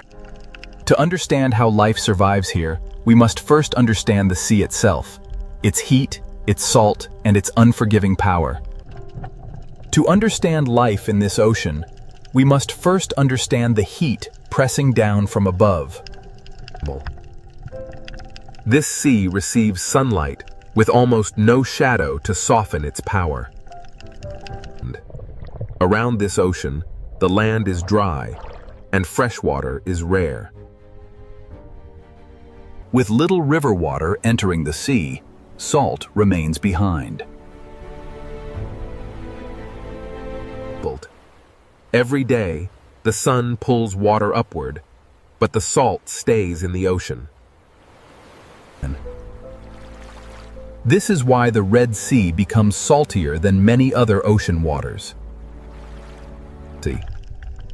For marine life, this salt is not just a background, it is a constant challenge.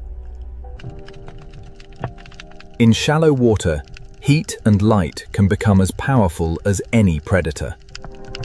Here, even shade can be a survival tool.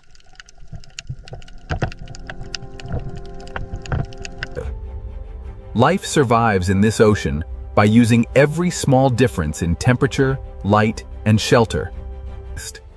The reef creates micro-worlds inside the sea, each one offering a different chance to live. These corals endure conditions that would weaken many reefs elsewhere.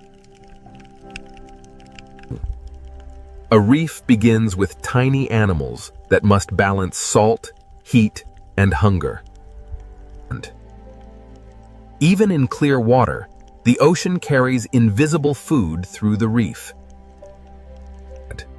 What looks like stone is actually a living structure fighting to remain alive. The reef changes the ocean around it, turning harsh water into habitat. Inside the reef, the sea becomes slower, safer, and easier to survive. Step beyond the shelter, and the ocean becomes demanding again.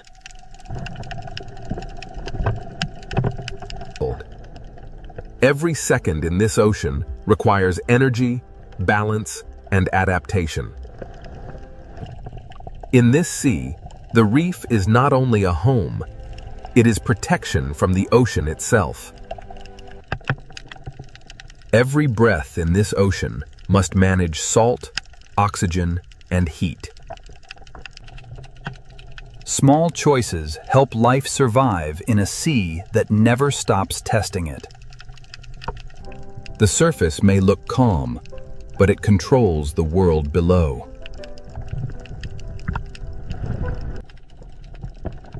Too little light would starve the reef. Too much heat can threaten it. Life here depends on balance. Enough sunlight to grow, not enough heat to fail. Even resilient reefs carry signs of the pressure placed upon them. In this ocean, survival is never permanent. It must be renewed every day. Depth offers relief from light, but it brings its own challenges. The deeper ocean gives less heat and less light, forcing life to change again. As conditions change, the ocean chooses different survivors. In this ocean, some creatures survive by turning beauty into defense. Warning colors are another language written into the ocean. The Red Sea is not one environment, but a staircase of changing conditions. From the surface to the depths, heat, salt, light, and pressure shape every life. Life survives here by finding the exact layer of ocean it can endure. Away from the reef, the sea becomes wider, emptier, and harder to read. In open water, survival depends on movement, awareness, and the strength to keep going. The reef offers safety, but the wider ocean connects every part of the Red Sea. Now that we understand the seal's heat and salt, we can enter the reef itself, where survival becomes a living city. The reef creates micro-worlds inside the sea, each one offering a different chance to live. A reef begins with tiny animals that must balance salt, heat, and hunger. A reef begins with tiny animals that must balance salt, heat, and hunger. Even in clear water, the ocean carries invisible food through the reef. What looks like stone is actually a living structure fighting to remain alive. The reef changes the ocean around it, turning harsh water into habitat. Inside the reef, the sea becomes slower, safer, and easier to survive. Step beyond the shelter, and the ocean becomes demanding again.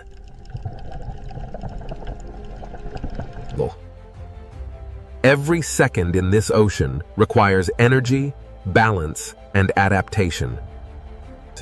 In this sea, the reef is not only a home, it is protection from the ocean itself. Every breath in this ocean must manage salt, oxygen, and heat. Small choices help life survive in a sea that never stops testing it. In this ocean, shade can be as important as food. The surface may look calm, but it controls the world below. Too little light would starve the reef. Too much heat can threaten it. Life here depends on balance. Enough sunlight to grow, not enough heat to fail. Even resilient reefs carry signs of the pressure placed upon them. In this ocean, survival is never permanent. It must be renewed every day. Depth offers relief from light, but it brings its own challenges. The deeper ocean gives less heat and less light, forcing life to change again. As conditions change, the ocean chooses different survivors. Here, life becomes quieter, slower, and harder to find.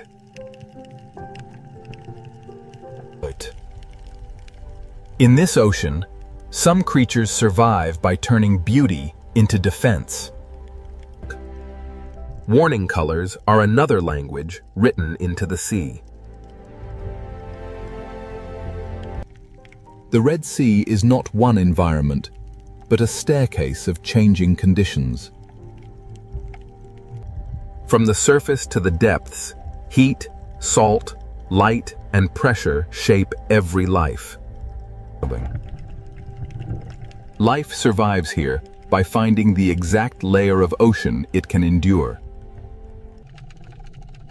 Away from the reef, the sea becomes wider, emptier, and harder to read. In open water, survival depends on movement, awareness, and the strength to keep going. The reef offers safety, but the wider ocean connects every part of the Red Sea. In this ocean, every journey eventually returns to the reef. The reef turns a harsh sea into a place where life can pause. And inside these coral walls, the ocean becomes a shelter built by living animals. For the smallest creatures, survival begins in spaces too narrow for danger to enter. The reef is not a backdrop. It is alive, working every moment against the sea. Here, light is both a gift and a pressure that life must balance. From tiny polyps, the ocean builds a city strong enough to face extreme conditions. This is how life answers the Red Sea, by building structure, shelter, and connection. The harsher the sea becomes, the more important this living city becomes. Now, we enter the reef itself, where the Red Sea turns hardship into one of the ocean's most crowded worlds. Inside the reef, the Red Sea becomes one of the ocean's most crowded living cities. Every coral tower becomes a street, a shelter, and a feeding ground. In this ocean city, movement is constant, because life must never stop responding. The smallest passages in this sea can become the safest places to grow. For young life in this ocean, survival begins by staying hidden. The city is built by tiny animals too small to command attention, but powerful enough to shape the sea. A reef city does not rise from stone. It grows from living mouths. Generation after generation, coral turns the ocean floor into architecture. Inside these tunnels, the open sea becomes quieter, slower, and easier to survive. Every hidden passage in this ocean leads to another world of life. Color in this ocean is not decoration. It helps life recognize, warn, and belong. In this reef city, some lives survive by staying close to one trusted partner. Even in a crowded ocean, survival can depend on cooperation. Here, trust becomes a service, and service becomes a way to live. The reef city has rules written not in words, but in behavior. In this sea, even stillness is full of motion. Soft corals turn the ocean current into movement, shelter, and food. In this sea, even stillness is full of motion.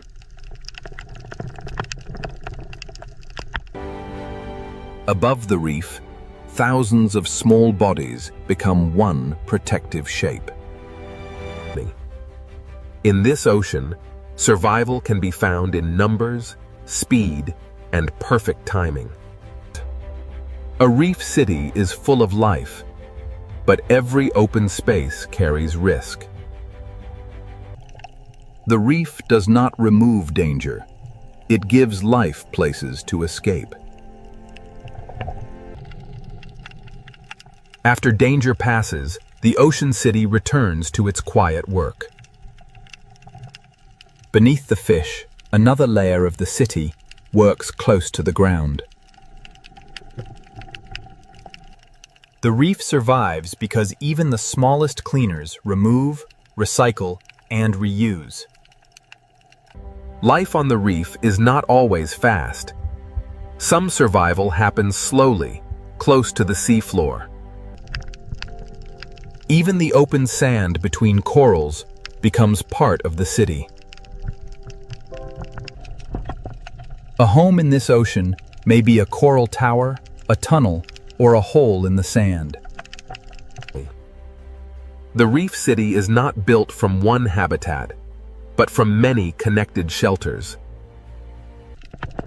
Some fish feed on the reef while also helping keep it in balance. In this ocean, nothing is wasted for long.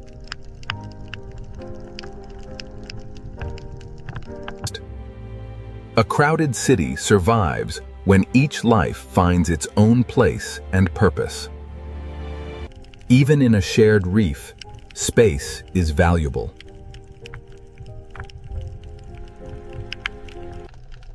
In this ocean, survival can depend on defending a space no larger than a hand.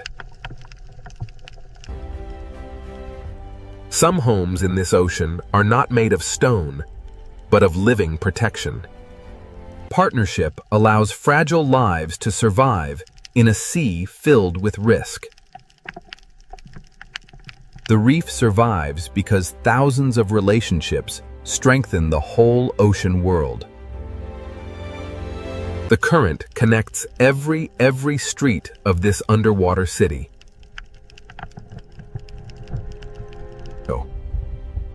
Food moves through this ocean as a hidden river inside the sea. One current can feed animals above the reef and animals fixed to the reef itself. The deeper we look into the reef, the more crowded the ocean becomes.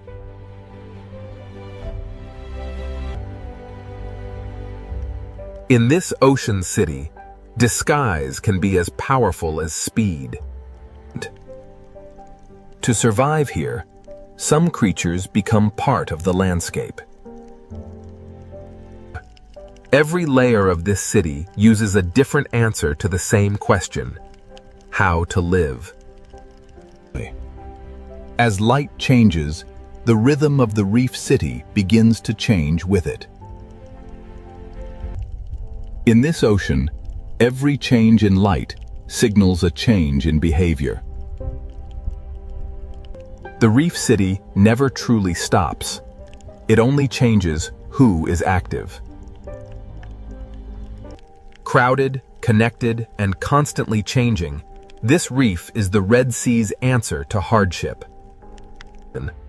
This living city shows how life survives in heat and salt, by becoming connected.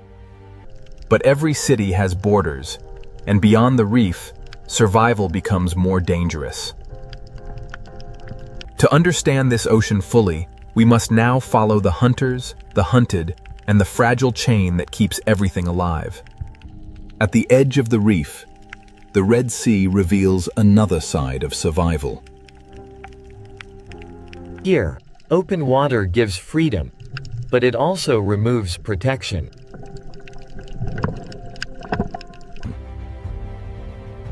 For the hunted, survival begins before the predator appears. Together, thousands of small lives can confuse a hunter's eyes. In this ocean, danger can arrive first as a shadow. The reef does not end the threat. It gives life a place to react. In this sea, surviving once does not mean danger is gone. Every calm moment in the ocean is only a pause between decisions. Some hunters survive by waiting where the reef hides them. In the Red Sea, patience can be as powerful as speed. A predator does not need to move often when the ocean brings food past its door. The reef is a shelter for the hunted, but it is also a hiding place for hunters. Another hunter waits inside the reef itself, using darkness as protection. In this sea, stillness can hide hunger. Above the hidden hunters, the reef continues to pulse with life. Some predators do not hide their danger. They display it. Warning is another form of power in this ocean. Beyond the coral, the scale of hunting begins to change.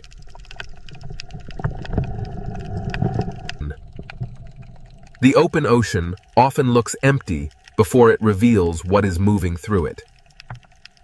The shark enters not as a monster, but as part of the ocean's balance. A predator's presence changes the behavior of everything around it. Fear is not chaos here.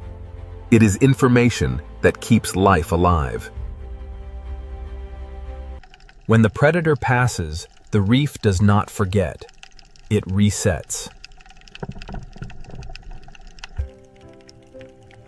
Life in this ocean survives by returning to motion again and again. Not every survivor in this sea depends on speed. On the ocean floor, invisibility can be the safest defense.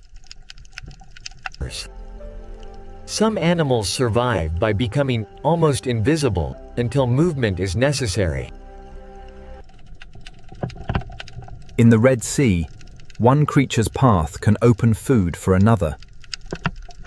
The food chain is not a straight line. It is a web moving through the whole ocean. Even leftovers become energy in a sea where nothing can be wasted. In this ocean, a shadow can change everything.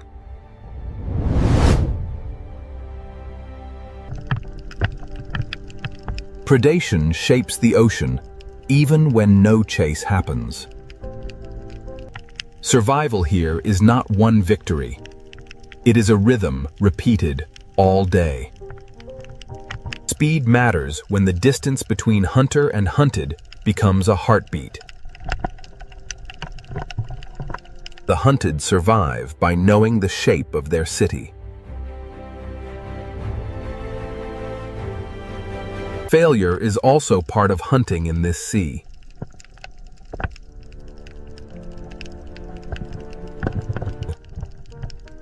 The ocean looks calm because every creature is constantly adjusting. Not every large animal in this ocean is a hunter. Survival also belongs to ancient travelers that cross the reef without rushing. Some lives survive by moving between worlds, carrying the reef's story into open water. The Red Sea food chain is not just about killing. It is about balance. Every layer of this ocean feeds another, protects another, or challenges another. Balance is held not by peace, but by constant pressure. The smallest lives keep the reef working, even while larger animals shape its fear. Food, fear, and movement connect this ocean more tightly than it first appears. The reef survives because every hunter, every prey, and every hidden cleaner has a place. This chain of survival begins on the reef, but it reaches far beyond it. To see how this ocean renews life, we must leave the hunters behind and follow the young into the shallows. Beyond the hunters, the Red Sea holds quieter places where life begins again.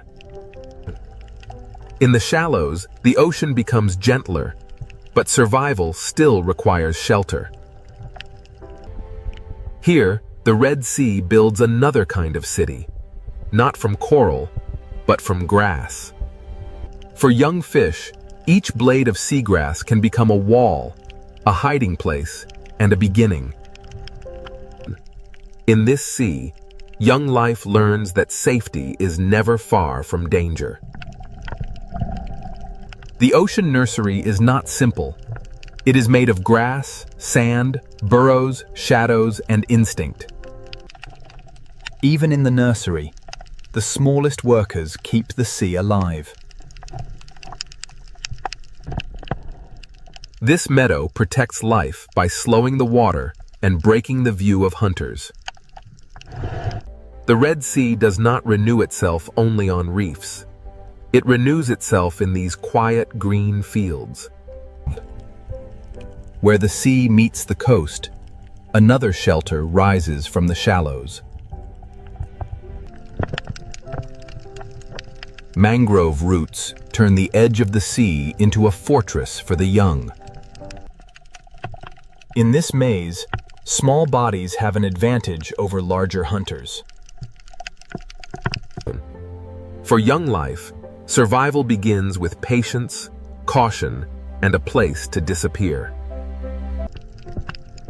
This is where the desert, the coast, and the ocean quietly meet. Young creatures survive by moving from one shelter to the next. The nursery works because no single shelter stands alone. Not all visitors to the nursery are young. Some return here across a lifetime. The Red Sea's shallow meadows feed, shelter, and guide life at many ages. Movement connects the nursery to the reef to the open sea, and the sea to survival. In the shallows, hiding can be as important as swimming. Even a silent movement can release food into the ocean. In this sea, Every disturbance can become a meal.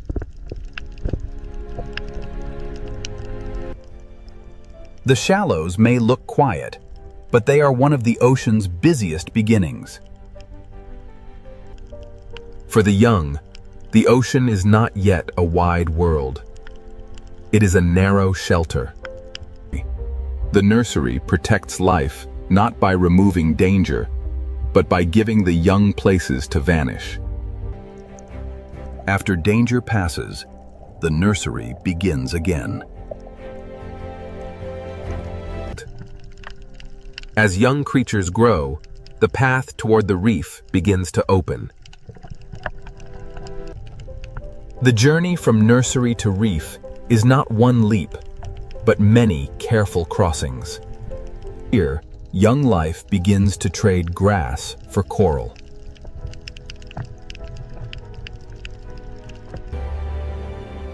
Every small coral patch teaches the skills needed for the larger reef city.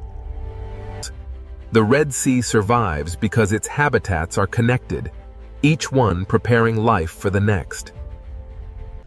Roots, grass, sand, and coral are not separate worlds. They are one coastal ocean network. The mangroves catch what the sea carries and turn it into shelter and food. At the edge of the sea, fallen life becomes food for new life. The young do not grow in one place. They move through a chain of protection. Every crossing teaches the young how to read the sea. When the young reach coral, they enter a world more crowded, more complex, and more dangerous. The nursery does not stand apart from the reef. It feeds the reef with new life. Life survives here because the sea gives it more than one chance to grow. This is how the Red Sea renews itself, through connected habitats that protect the next generation. But the Red Sea is not only shallow nurseries and sunlit reefs. Beyond the nurseries, the ocean drops away into places far less understood. The same sea that shelters young life also hides deep and extreme worlds below. To complete the story of survival, we must now leave the sunlight and follow the Red Sea into its hidden depths. Now, the Red Sea will reveal its deepest secret, life where heat, salt, darkness, and mystery meet. This water is so salty and dense that it rests beneath the ocean like a hidden lake. Life survives here by cooperating when strength alone is not enough. Life survives here through partnerships older than memory. Life survives here by building shelter where the sea is harsh. For many animals, survival means knowing where not to go. In the deep sea, distance from danger can be the difference between life and death. Even in the quietest parts of the ocean, life finds surfaces to hold on to. The farther we descend, the less the ocean looks like the world above.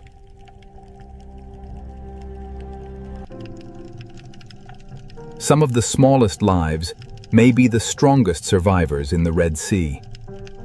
Here, survival is not abundance. It is endurance. Life survives here by moving together when danger is near.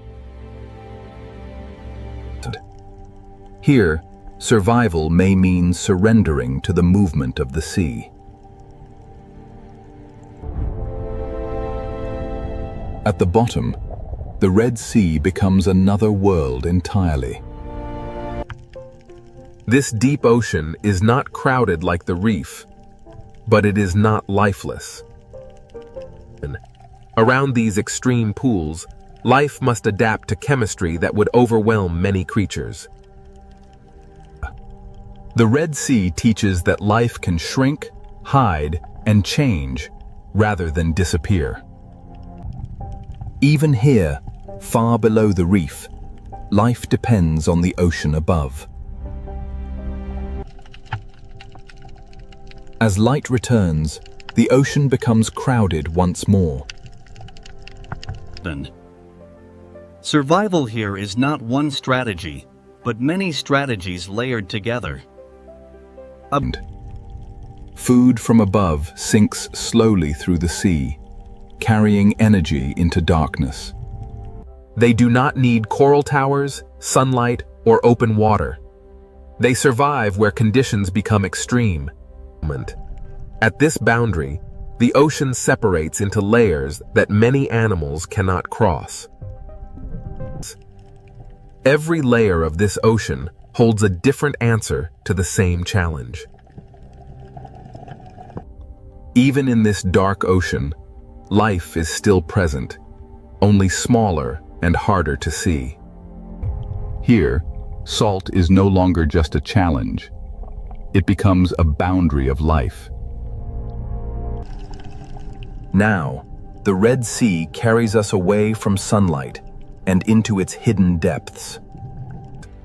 To understand survival, we must connect the deepest darkness back to the sunlit sea.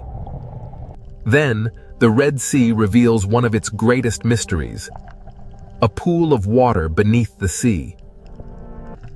Where light is stronger, the Red Sea builds complexity from color and movement.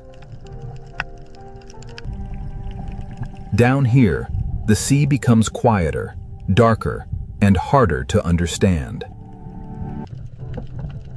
From the deep floor to the reef wall, life changes shape with every meter. Down here, life survives by using less energy, moving less often, and hiding more completely. Now the reef no longer looks simply beautiful. It looks resilient. Every relationship strengthens the ocean world around it.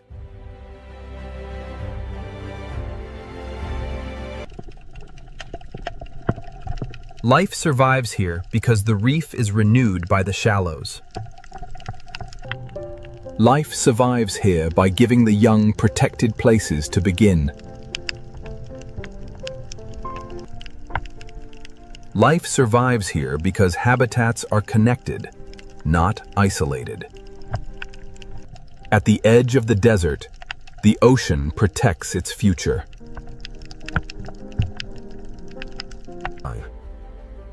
The answer is not found in one place, but in the connection between all places.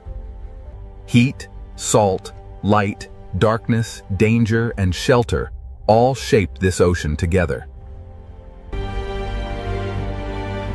Life survives in the Red Sea because it adapts at every scale.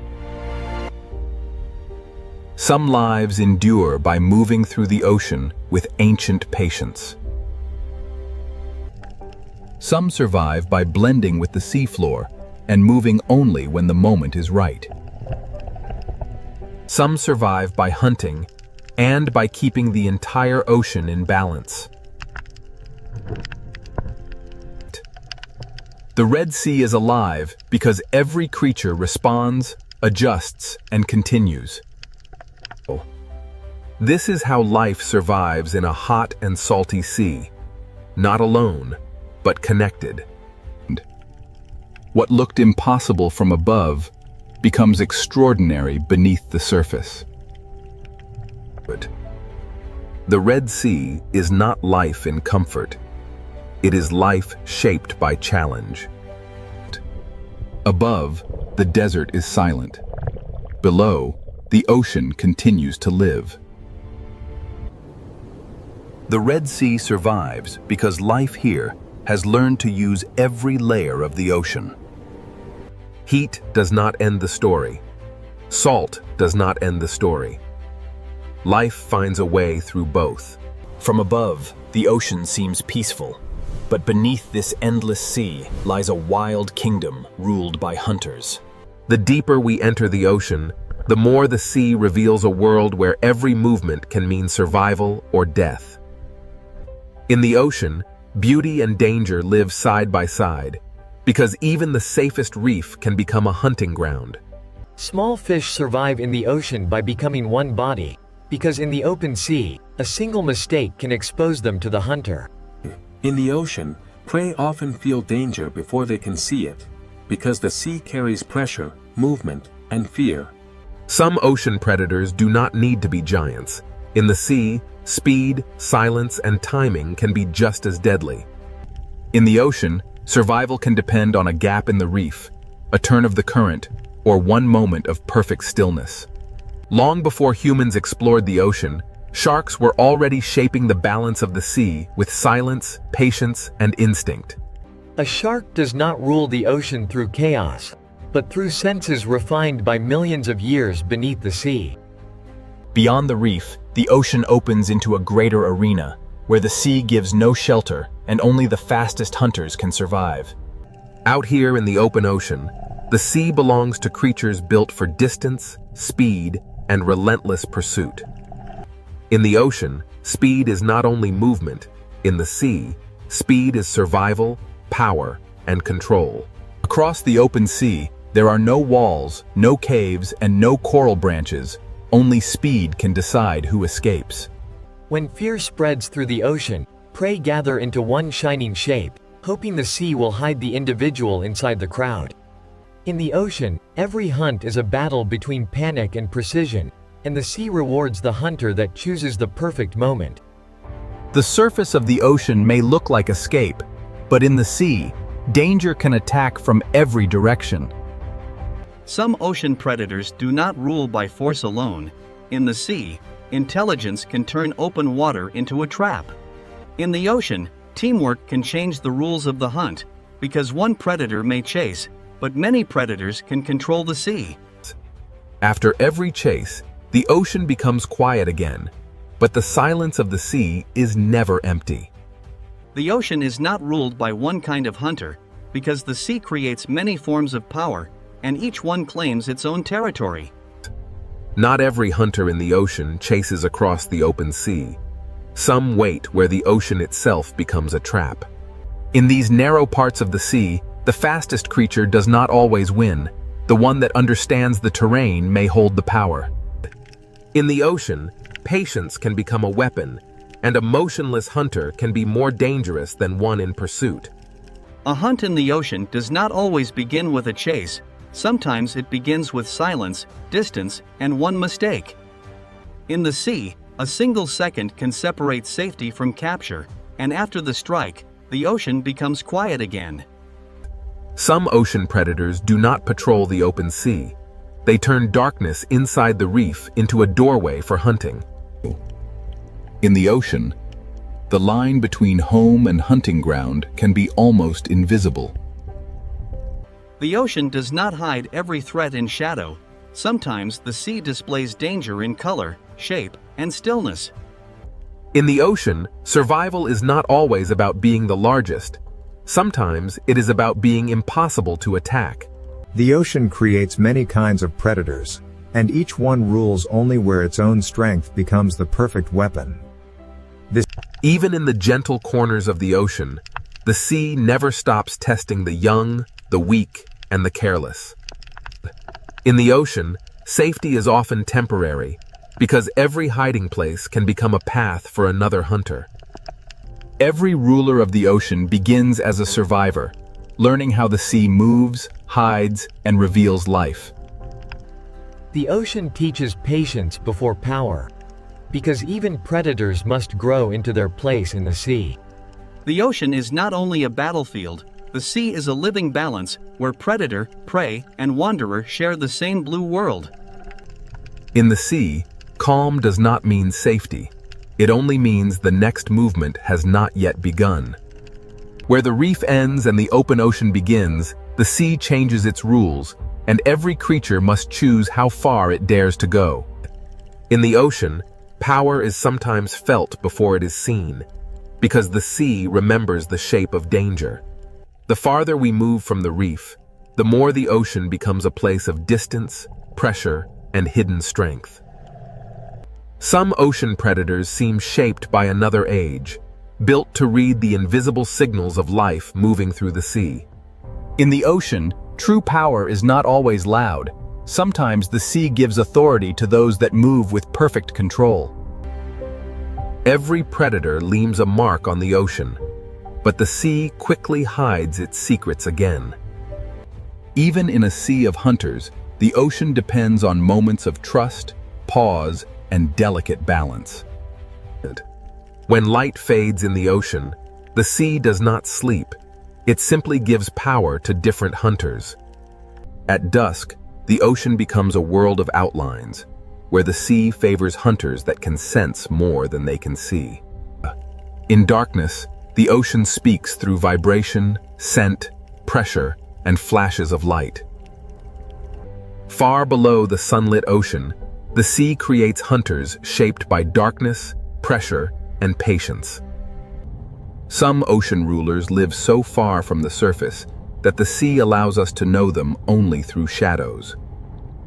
To ask which creature rules the sea, we must first understand that the ocean is not one kingdom, but many. This is the wild ocean, a sea of predators, and the search for the creature that truly rules the water has only just begun. Now the ocean opens into a world ruled by speed, where every second can decide who lives and who becomes the next meal. In the open sea, protection disappears, and the ocean belongs to creatures built to chase across the blue. Among the ocean's speed hunters, tuna are built for endurance, crossing the sea with power that almost never rests. The ocean does not only reward the strongest body, the sea rewards the body that can turn energy into endless motion. In the ocean, speed becomes strategy when many hunters move as one force through the sea. When prey gather in the ocean, the sea turns fear into shape, and every predator searches for the weakest opening. In the open ocean, a bait ball is not safety. It is a signal that the hunt has entered its most dangerous stage. The ocean measures speed not only by how fast a hunter moves, but by how quickly it can change direction when the prey changes the story. But the sea has many kinds of speed, and some ocean hunters are designed to strike alone. A sailfish moves through the ocean like a blade of speed, turning the sea itself into a path of attack. In the ocean, some predators use speed like a tool, not only to chase, but to cut, turn, and confuse. The sea rewards the hunter that can read the movement of 1,000 fish and find the one mistake inside the crowd.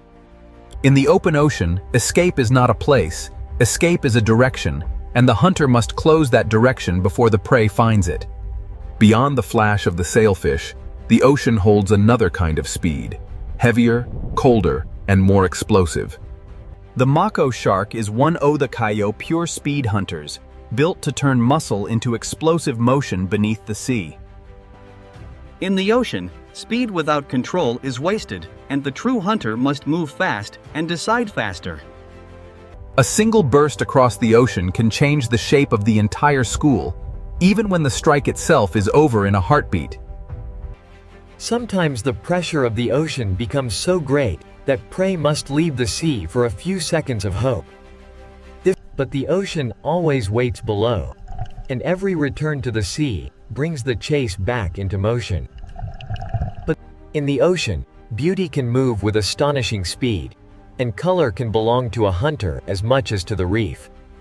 Open ocean hunters must read light as much as movement, because in the sea, a flash of silver can reveal the path of prey. The open ocean is not empty. The sea is layered with hunters, each one built for a different kind of pursuit. In the ocean, separation can be fatal, because the sea is most dangerous when a creature stands alone. A barracuda does not need a long chase. In the ocean, it waits for the moment when distance becomes small enough to erase. In the sea, straight-line speed can become a weapon when the predator knows exactly where the prey must turn next. But in the ocean, speed becomes even more powerful when it is guided by memory, sound, and teamwork. These ocean hunters do not simply follow prey. They shape the sea around it until escape becomes harder. In the ocean, teamwork can turn empty water into invisible walls. The sea does not give power to one design alone. The ocean creates many answers to the same hunger. Even in the open ocean, the sea has hidden roads, and predators learn where life gathers. A hunter in the ocean must understand water, because the sea decides where food moves before the predator ever arrives. When millions of small fish move through the ocean, the sea becomes a signal that calls hunters from every direction. In the ocean, a school survives by turning together, but the larger the school becomes, the more hunters it attracts. The ocean's greatest hunts often begin when many predators follow the same signal of fear. Here, speed rules the sea for a moment, but speed alone cannot explain the full power of the ocean. The ocean can turn from chaos to silence in seconds, and the sea keeps no witness for long. But below the speed of the open ocean, another kind of predator waits, older, quieter, and shaped by time. The fastest hunters may dominate the moment, but the ocean also belongs to predators that have survived for millions of years. Some ocean predators do not need to chase every movement, because their power lies in sensing when the sea is ready. Speed may rule the open ocean, but it is only one answer in the sea's long history of predators. The ocean demands balance from every hunter, because the sea punishes wasted energy as quickly as missed opportunity. To live by speed in the ocean is to live in constant motion, always chasing the next signal of life across the sea. The open sea has shown us hunters of speed, but the ocean's oldest predators are still waiting in the deeper blue. Long before speed ruled the open ocean, sharks were already mastering the sea through silence, senses, and survival. The next question is not how fast a predator can move, but how long a design can survive in the ocean. In the open sea, speed can rule the chase, but in the deeper ocean, something older is about to take control. Now we enter the world of sharks, ancient predators shaped by the ocean long before speed became a spectacle. A great white shark does not need to rush through the sea, because the ocean has already given it patience, strength, and perfect design. In the ocean, a shark is not a monster. It is a living record of millions of years of survival beneath the sea. In the ocean, the hunt often begins long before the chase, when the predator studies movement from below. A shark can turn the ocean's layers into strategy, using depth as cover and silence as pressure. In the sea, power is sometimes measured by the fear a predator creates without touching anything at all. Not every shark rules the ocean in the same way. Some move like wandering investigators of the sea. A tiger shark survives in the ocean by being curious, adaptable, and willing to explore almost every edge of the sea. In the ocean, an apex predator can reshape a place simply by passing through it. The hammerhead shows how the ocean can shape a predator into something strange, precise, and perfectly suited to the sea. In the sea, a predator does not need to see everything when it can feel the hidden movements of life. At the reef edge, sharks become part of the ocean's rhythm, arriving as light fades and confidence changes sides. The reef shark rules through familiarity, knowing every current, corner, and shadow of its ocean territory. Even sharks, the ocean's ancient hunters, are not separate from the balance of the sea.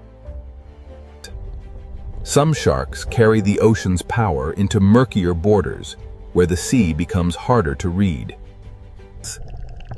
In unclear water, The ocean favors predators that can sense what others cannot see. Here, the ocean rewards agility, because a hunter must turn as quickly as the reef changes shape. A shark's power in the ocean is not only in motion, it is also in knowing when to remain still. In the sea, energy is precious, and the best predators spend it only when the ocean gives them reason. Not every shark dominates the ocean with speed.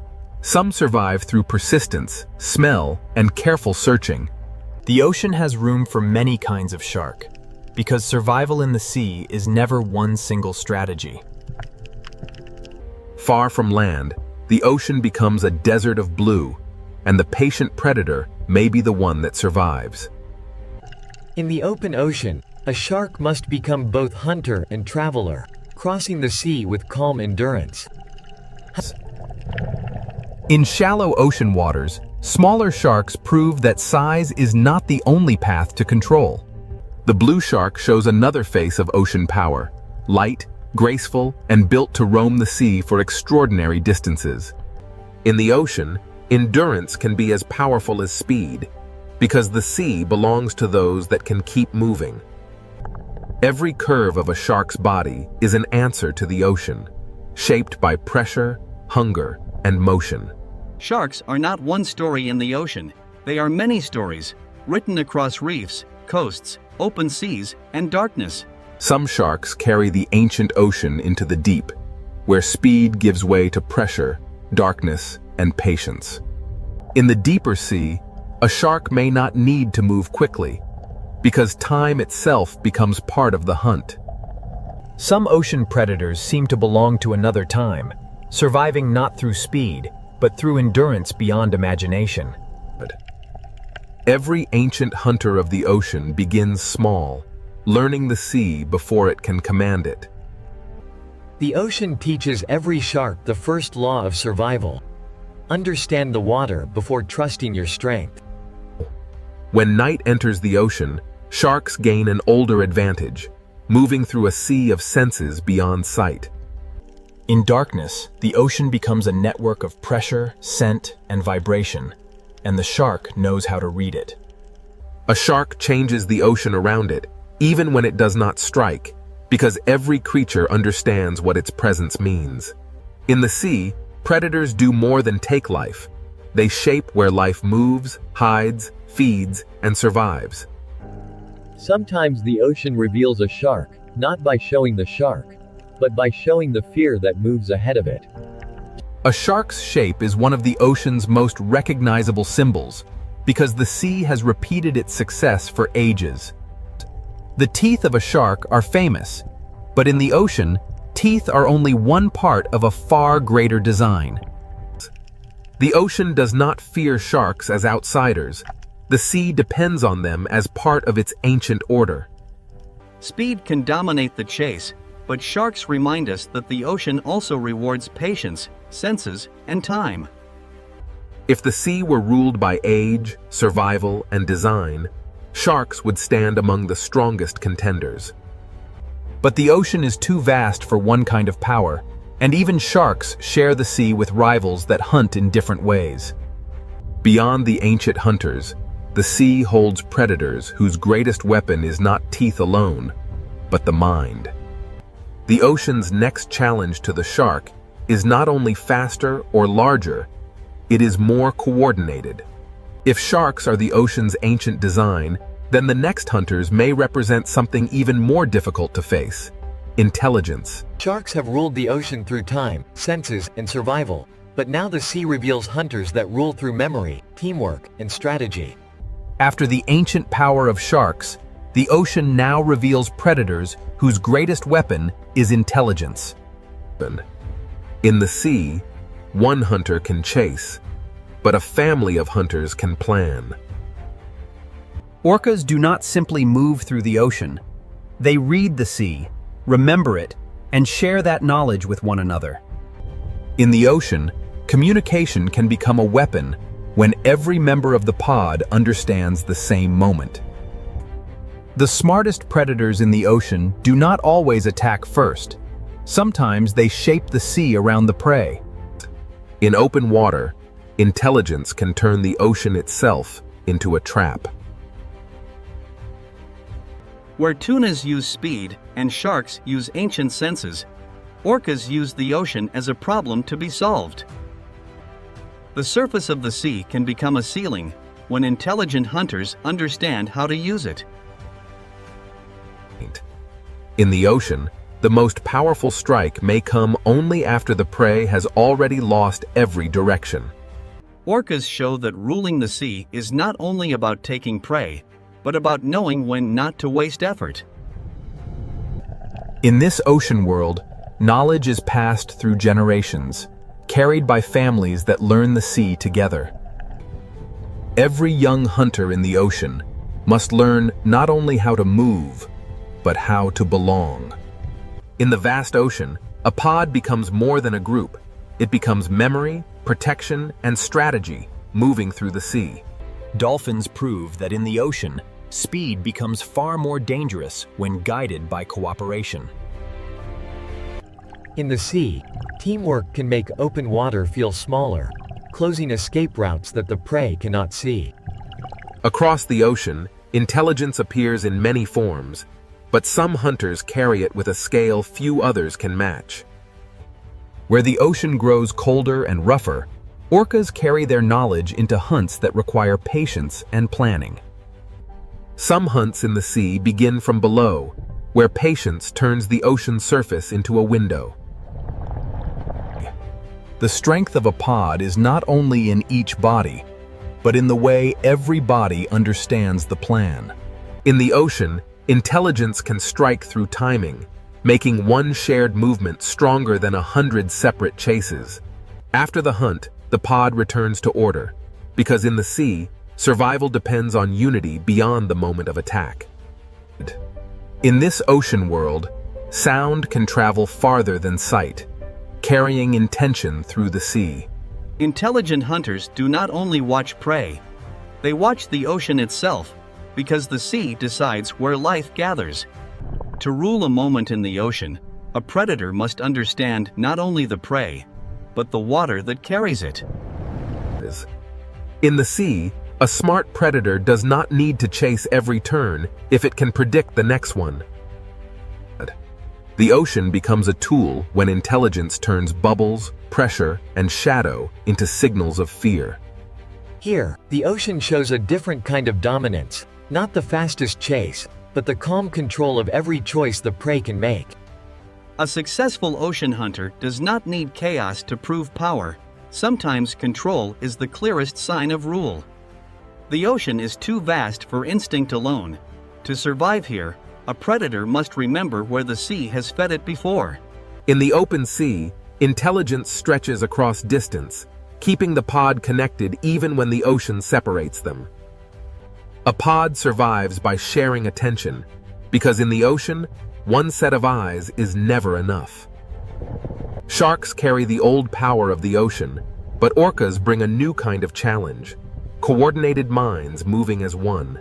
The sea does not crown a ruler easily, because every predator dominates only where its strength becomes perfect.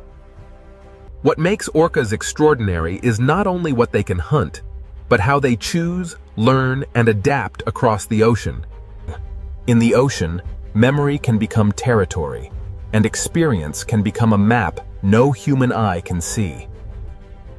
The greatest hunters in the sea do not only react to the ocean, they anticipate it. When intelligence meets landscape, the ocean floor itself becomes part of the hunt. In the sea, a smart predator lets the ocean do part of the work. Even when prey escapes, the lesson remains, because every hunt teaches the pod more about the sea. To look at an orca in the ocean is to see power joined with awareness, strength guided by relationship. Their world is not silent to them. The ocean is filled with signals we can barely imagine. The ocean has shown us speed, senses, and strength, but intelligence may be the force that connects them all. But even the smartest hunters of the sea do not rule every depth of the ocean.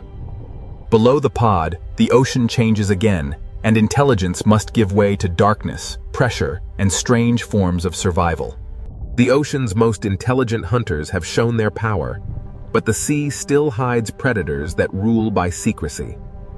If orcas challenge the ocean with intelligence, the next hunters challenge it with patience, camouflage, and life in darkness. The search for the creature that rules the sea now descends into the hidden ocean, where the strangest hunters wait in silence. After traveling through speed, teeth, intelligence, and darkness, the ocean leaves us with one question: who truly rules the sea? The answer is not hidden in one place, because the ocean itself is made of many worlds. In the deep sea, survival belongs to patience, camouflage, and forms of life shaped by pressure. Some ocean predators rule by remaining unseen, holding power in the places where sunlight never reaches. But the ocean is not only darkness. Above the deep, another kind of power waits in the open blue. In the open sea, speed can rule the moment, because the ocean gives no shelter to the slow. The speed hunters command the chase, but even they cannot rule every depth, every reef, and every darkness of the sea. Speed is one answer to the ocean, but it is an answer that must be repeated every day. Then come the sharks, predators whose power is not only speed, but time itself. Sharks have survived by becoming almost perfectly matched to the ocean's demands. From reefs to open water, sharks shape where life moves, hides, and feeds in the sea. A shark can change the ocean without striking, because every creature understands what its shape means. Sharks are not a single answer. They are many ocean solutions refined across millions of years. But if sharks are the ancient power of the sea, orcas challenge the ocean with something different. Orcas bring intelligence, memory, and teamwork into the ocean's struggle for power. Their strength is not held in one body, but in the knowledge shared through the pod. In open water, orcas can turn the sea itself into a trap. Where many predators chase, orcas calculate, and that makes them one of the strongest contenders for the ocean's crown. Their power is not only in what they hunt, but in how carefully they choose each movement. The sea does not offer one simple throne, because every layer rewards a different kind of hunter.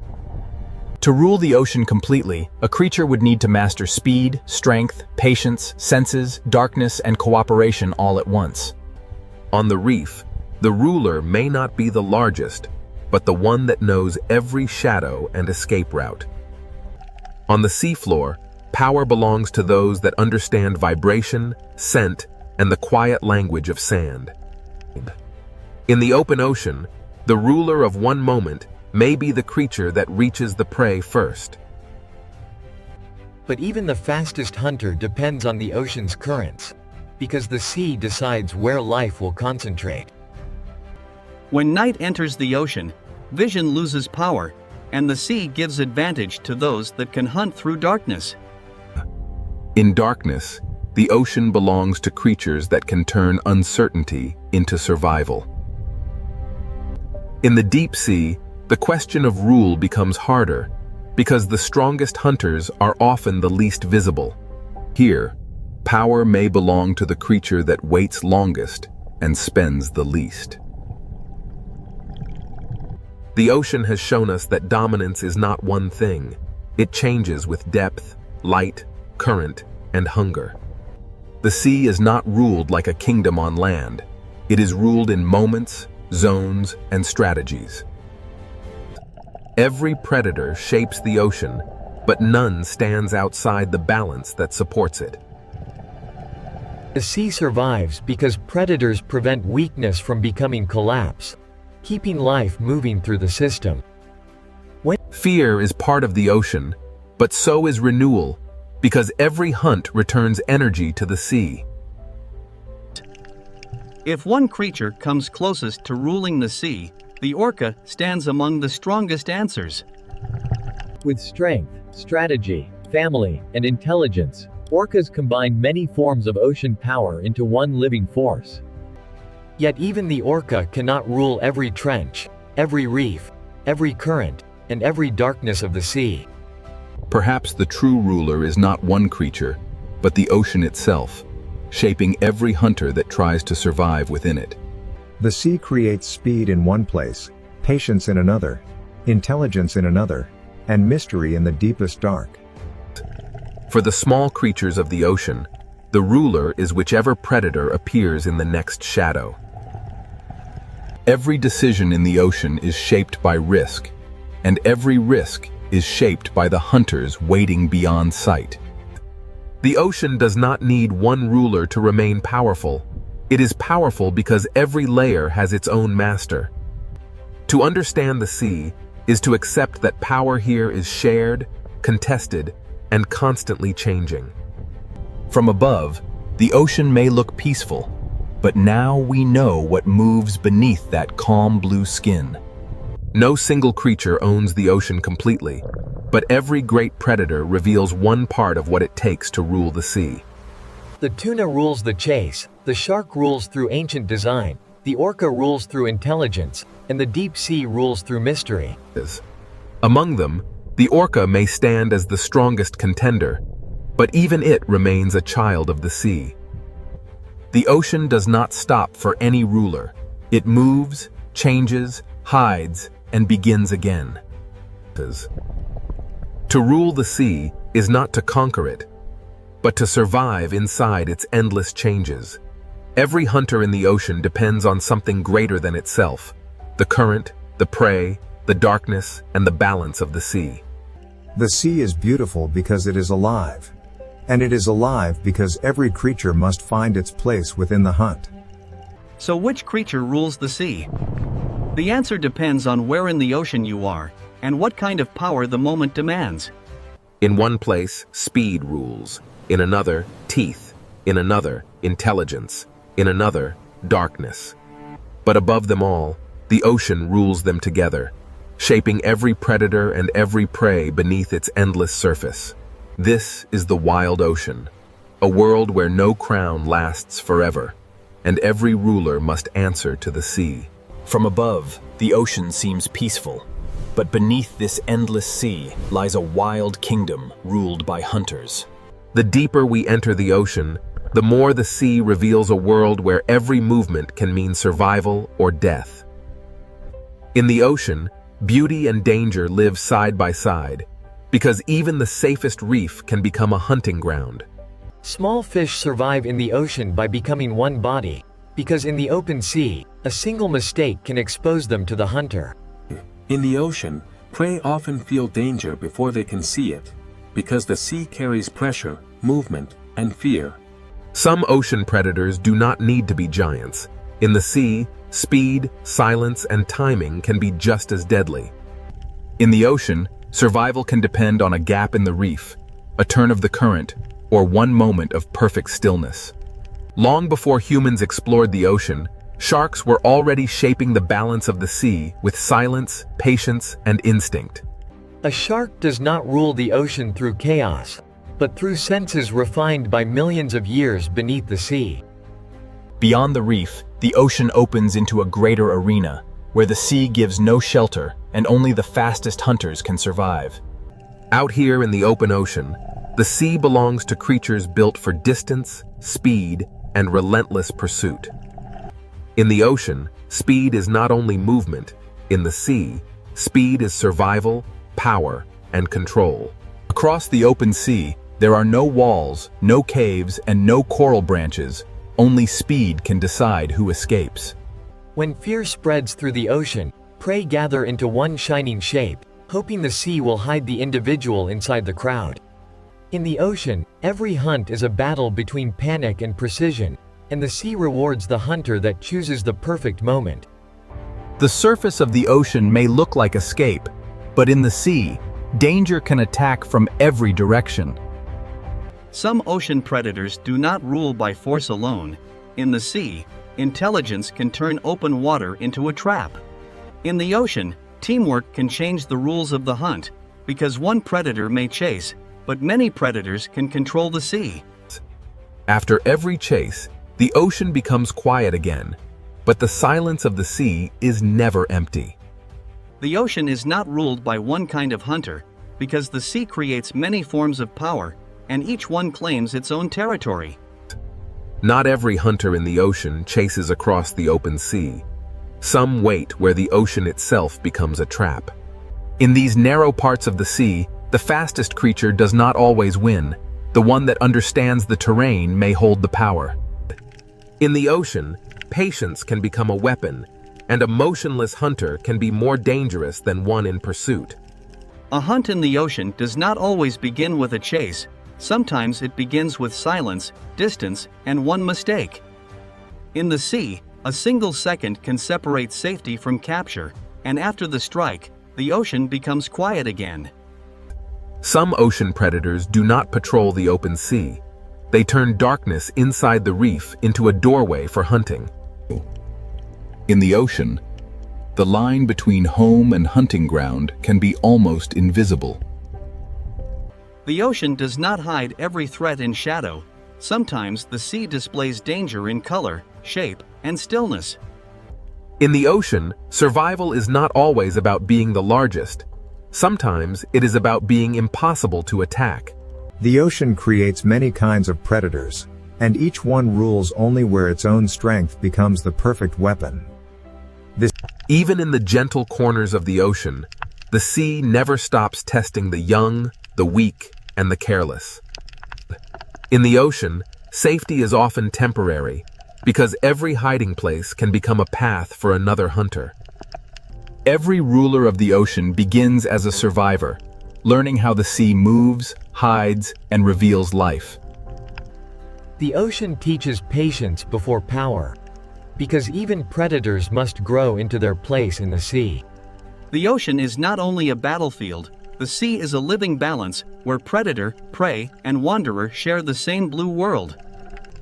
In the sea, calm does not mean safety. It only means the next movement has not yet begun. Where the reef ends and the open ocean begins, the sea changes its rules, and every creature must choose how far it dares to go. In the ocean, power is sometimes felt before it is seen, because the sea remembers the shape of danger. The farther we move from the reef, the more the ocean becomes a place of distance, pressure, and hidden strength. Some ocean predators seem shaped by another age, built to read the invisible signals of life moving through the sea. In the ocean, true power is not always loud. Sometimes the sea gives authority to those that move with perfect control. Every predator leaves a mark on the ocean, but the sea quickly hides its secrets again. Even in a sea of hunters, the ocean depends on moments of trust, pause, and delicate balance. When light fades in the ocean, the sea does not sleep. It simply gives power to different hunters. At dusk, the ocean becomes a world of outlines, where the sea favors hunters that can sense more than they can see. In darkness, the ocean speaks through vibration, scent, pressure, and flashes of light. Far below the sunlit ocean, the sea creates hunters shaped by darkness, pressure, and patience. Some ocean rulers live so far from the surface that the sea allows us to know them only through shadows.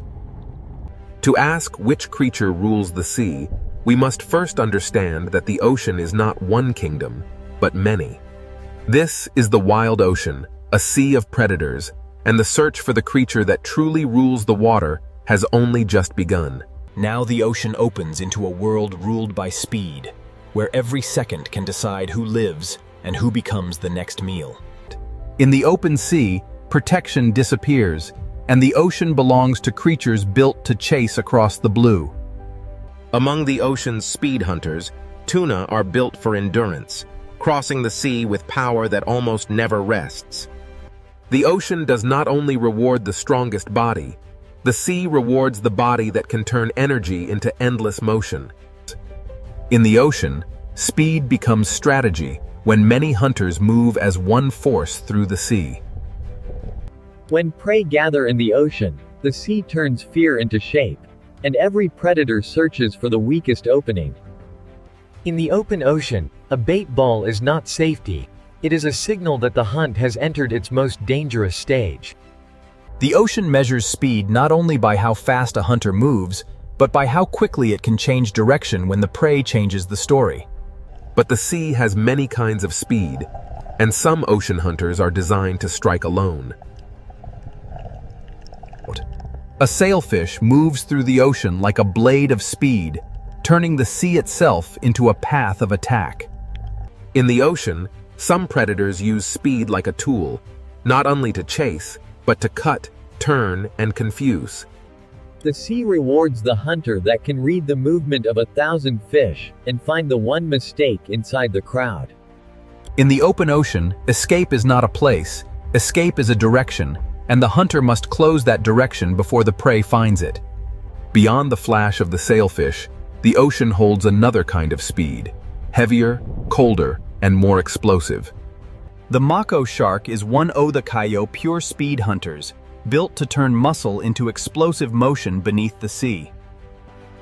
In the ocean, speed without control is wasted, and the true hunter must move fast and decide faster. A single burst across the ocean can change the shape of the entire school, even when the strike itself is over in a heartbeat. Sometimes the pressure of the ocean becomes so great that prey must leave the sea for a few seconds of hope. But the ocean always waits below, and every return to the sea brings the chase back into motion. But in the ocean, beauty can move with astonishing speed, and color can belong to a hunter as much as to the reef. Open ocean hunters must read light as much as movement, because in the sea, a flash of silver can reveal the path of prey. The open ocean is not empty. The sea is layered with hunters, each one built for a different kind of pursuit. In the ocean, separation can be fatal, because the sea is most dangerous when a creature stands alone. A barracuda does not need a long chase. In the ocean, it waits for the moment when distance becomes small enough to erase. In the sea, straight-line speed can become a weapon when the predator knows exactly where the prey must turn next. But in the ocean, speed becomes even more powerful when it is guided by memory, sound, and teamwork. These ocean hunters do not simply follow prey. They shape the sea around it until escape becomes harder. In the ocean, teamwork can turn empty water into invisible walls. The sea does not give power to one design alone. The ocean creates many answers to the same hunger. Even in the open ocean, the sea has hidden roads, and predators learn where life gathers.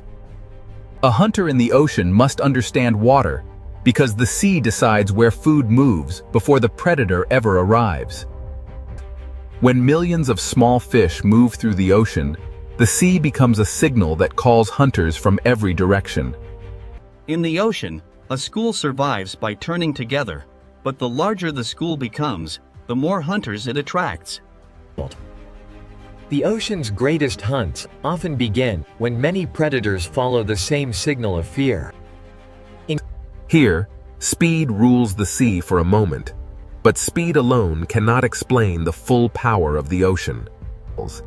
The ocean can turn from chaos to silence in seconds, and the sea keeps no witness for long. But below the speed of the open ocean, another kind of predator waits, older, quieter, and shaped by time.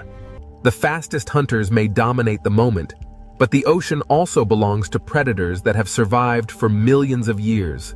Some ocean predators do not need to chase every movement, because their power lies in sensing when the sea is ready.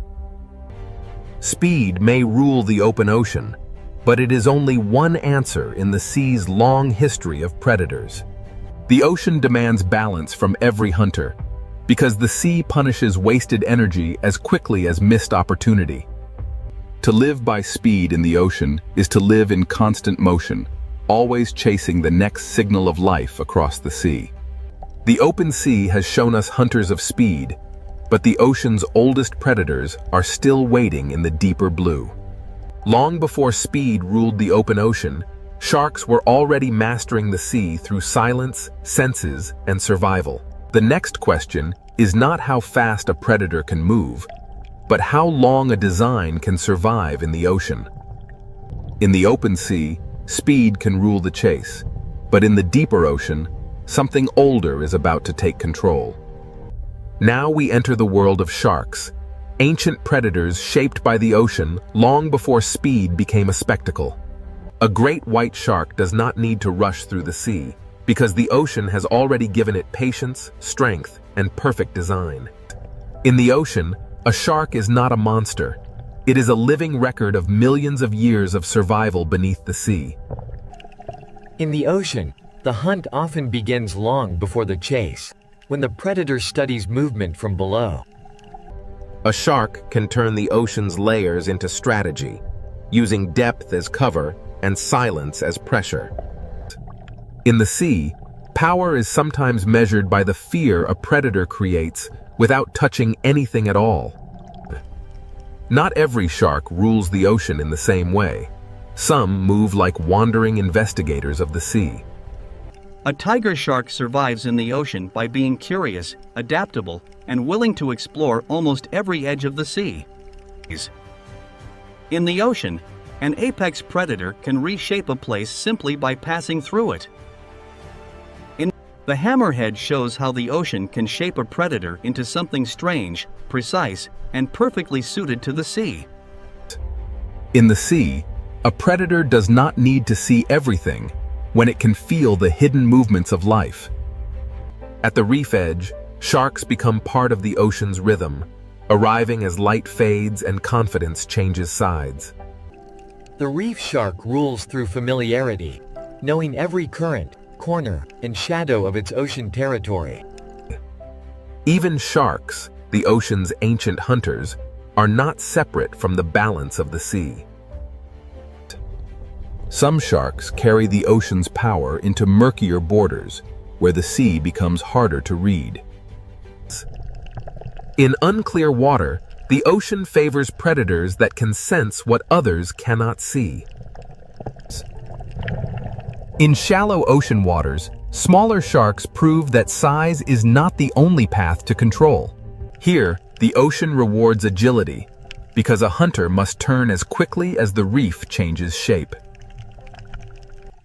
A shark's power in the ocean is not only in motion, it is also in knowing when to remain still. In the sea, energy is precious, and the best predators spend it only when the ocean gives them reason. Not every shark dominates the ocean with speed. Some survive through persistence, smell, and careful searching. The ocean has room for many kinds of shark, because survival in the sea is never one single strategy. Far from land, the ocean becomes a desert of blue, and the patient predator may be the one that survives. In the open ocean, a shark must become both hunter and traveler, crossing the sea with calm endurance.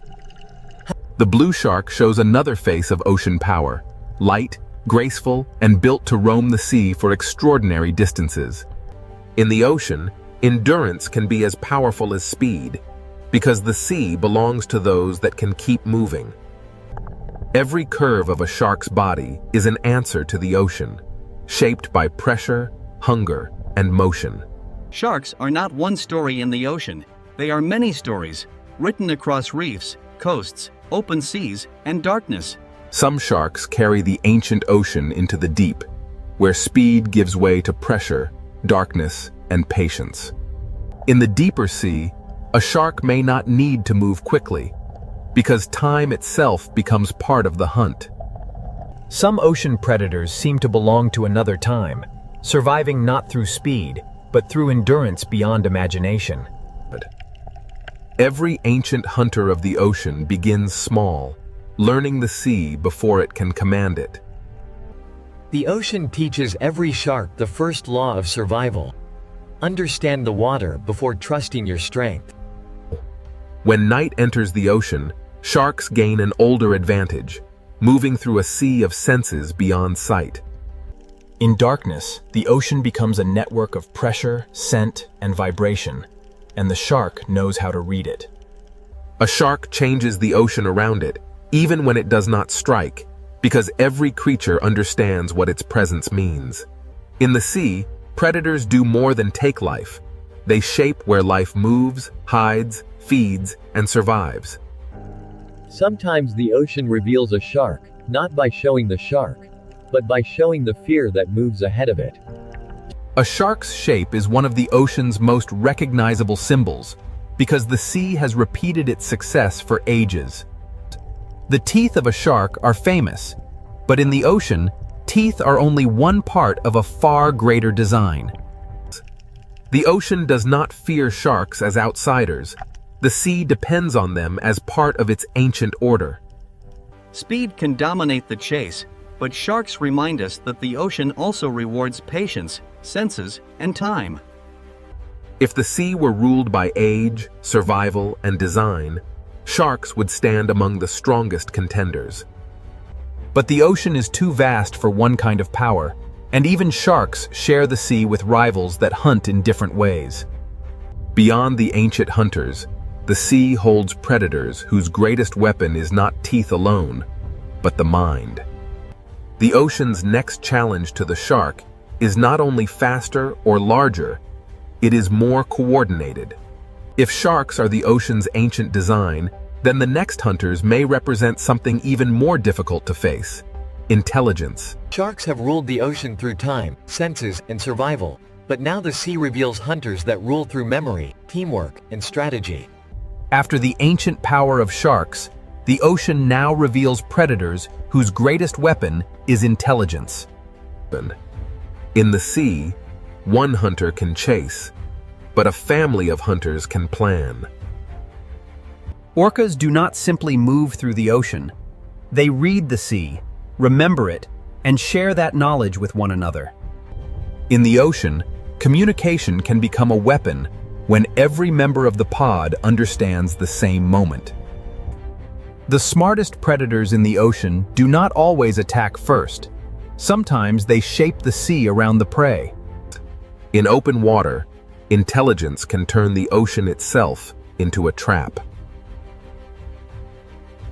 Where tunas use speed and sharks use ancient senses, orcas use the ocean as a problem to be solved. The surface of the sea can become a ceiling when intelligent hunters understand how to use it. In the ocean, the most powerful strike may come only after the prey has already lost every direction. Orcas show that ruling the sea is not only about taking prey, but about knowing when not to waste effort. In this ocean world, knowledge is passed through generations, carried by families that learn the sea together. Every young hunter in the ocean must learn not only how to move, but how to belong. In the vast ocean, a pod becomes more than a group. It becomes memory, protection, and strategy moving through the sea. Dolphins prove that in the ocean, speed becomes far more dangerous when guided by cooperation. In the sea, teamwork can make open water feel smaller, closing escape routes that the prey cannot see. Across the ocean, intelligence appears in many forms, but some hunters carry it with a scale few others can match. Where the ocean grows colder and rougher, orcas carry their knowledge into hunts that require patience and planning. Some hunts in the sea begin from below, where patience turns the ocean surface into a window. The strength of a pod is not only in each body, but in the way every body understands the plan. In the ocean, intelligence can strike through timing, making one shared movement stronger than 100 separate chases. After the hunt, the pod returns to order, because in the sea, Survival depends on unity beyond the moment of attack. In this ocean world, sound can travel farther than sight, carrying intention through the sea. Intelligent hunters do not only watch prey, they watch the ocean itself, because the sea decides where life gathers. To rule a moment in the ocean, a predator must understand not only the prey, but the water that carries it. In the sea, a smart predator does not need to chase every turn if it can predict the next one. The ocean becomes a tool when intelligence turns bubbles, pressure, and shadow into signals of fear. Here, the ocean shows a different kind of dominance, not the fastest chase, but the calm control of every choice the prey can make. A successful ocean hunter does not need chaos to prove power. Sometimes control is the clearest sign of rule. The ocean is too vast for instinct alone. To survive here, a predator must remember where the sea has fed it before. In the open sea, intelligence stretches across distance, keeping the pod connected even when the ocean separates them. A pod survives by sharing attention, because in the ocean, one set of eyes is never enough. Sharks carry the old power of the ocean, but orcas bring a new kind of challenge: coordinated minds moving as one. The sea does not crown a ruler easily, because every predator dominates only where its strength becomes perfect. What makes orcas extraordinary is not only what they can hunt, but how they choose, learn, and adapt across the ocean. In the ocean, memory can become territory, and experience can become a map no human eye can see. The greatest hunters in the sea do not only react to the ocean, they anticipate it. When intelligence meets landscape, the ocean floor itself becomes part of the hunt. In the sea, a smart predator lets the ocean do part of the work. Even when prey escapes, the lesson remains, because every hunt teaches the pod more about the sea. To look at an orca in the ocean is to see power joined with awareness, strength guided by relationship. Their world is not silent to them. The ocean is filled with signals we can barely imagine. The ocean has shown us speed, senses, and strength, but intelligence may be the force that connects them all. But even the smartest hunters of the sea do not rule every depth of the ocean. Below the pod, the ocean changes again, and intelligence must give way to darkness, pressure, and strange forms of survival. The ocean's most intelligent hunters have shown their power, but the sea still hides predators that rule by secrecy. If orcas challenge the ocean with intelligence, the next hunters challenge it with patience, camouflage, and life in darkness.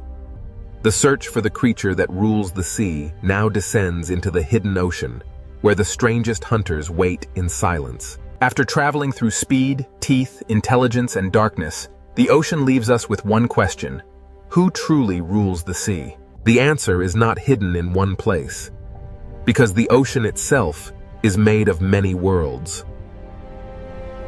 In the deep sea, survival belongs to patience, camouflage, and forms of life shaped by pressure. Some ocean predators rule by remaining unseen, holding power in the places where sunlight never reaches. But the ocean is not only darkness.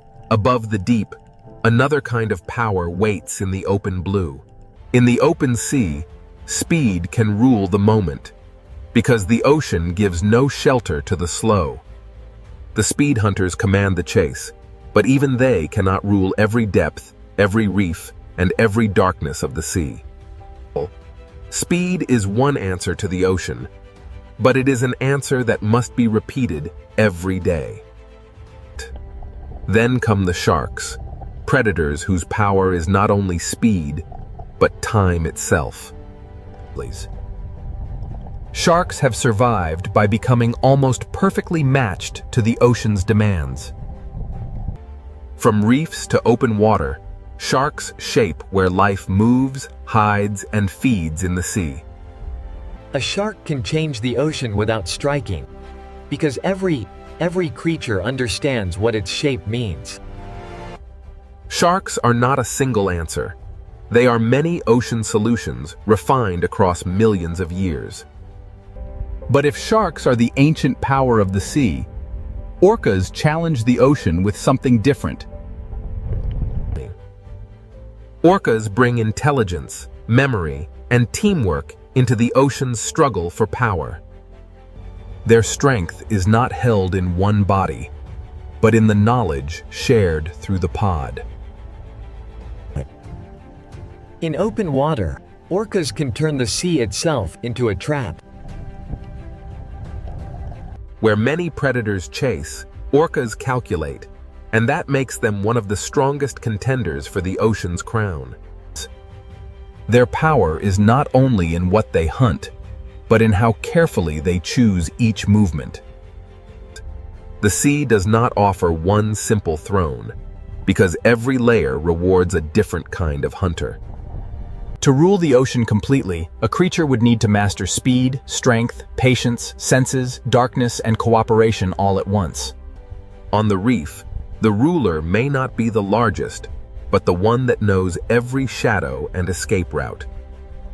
On the seafloor, power belongs to those that understand vibration, scent, and the quiet language of sand. In the open ocean, the ruler of one moment may be the creature that reaches the prey first. But even the fastest hunter depends on the ocean's currents, because the sea decides where life will concentrate. When night enters the ocean, vision loses power, and the sea gives advantage to those that can hunt through darkness. In darkness, the ocean belongs to creatures that can turn uncertainty into survival. In the deep sea, the question of rule becomes harder, because the strongest hunters are often the least visible. Here, power may belong to the creature that waits longest and spends the least. The ocean has shown us that dominance is not one thing. It changes with depth, light, current, and hunger. The sea is not ruled like a kingdom on land. It is ruled in moments, zones, and strategies. Every predator shapes the ocean, but none stands outside the balance that supports it. The sea survives because predators prevent weakness from becoming collapse, keeping life moving through the system. Fear is part of the ocean, but so is renewal, because every hunt returns energy to the sea. If one creature comes closest to ruling the sea, the orca stands among the strongest answers. With strength, strategy, family, and intelligence, orcas combine many forms of ocean power into one living force. Yet even the orca cannot rule every trench, every reef, every current, and every darkness of the sea. Perhaps the true ruler is not one creature, but the ocean itself, shaping every hunter that tries to survive within it.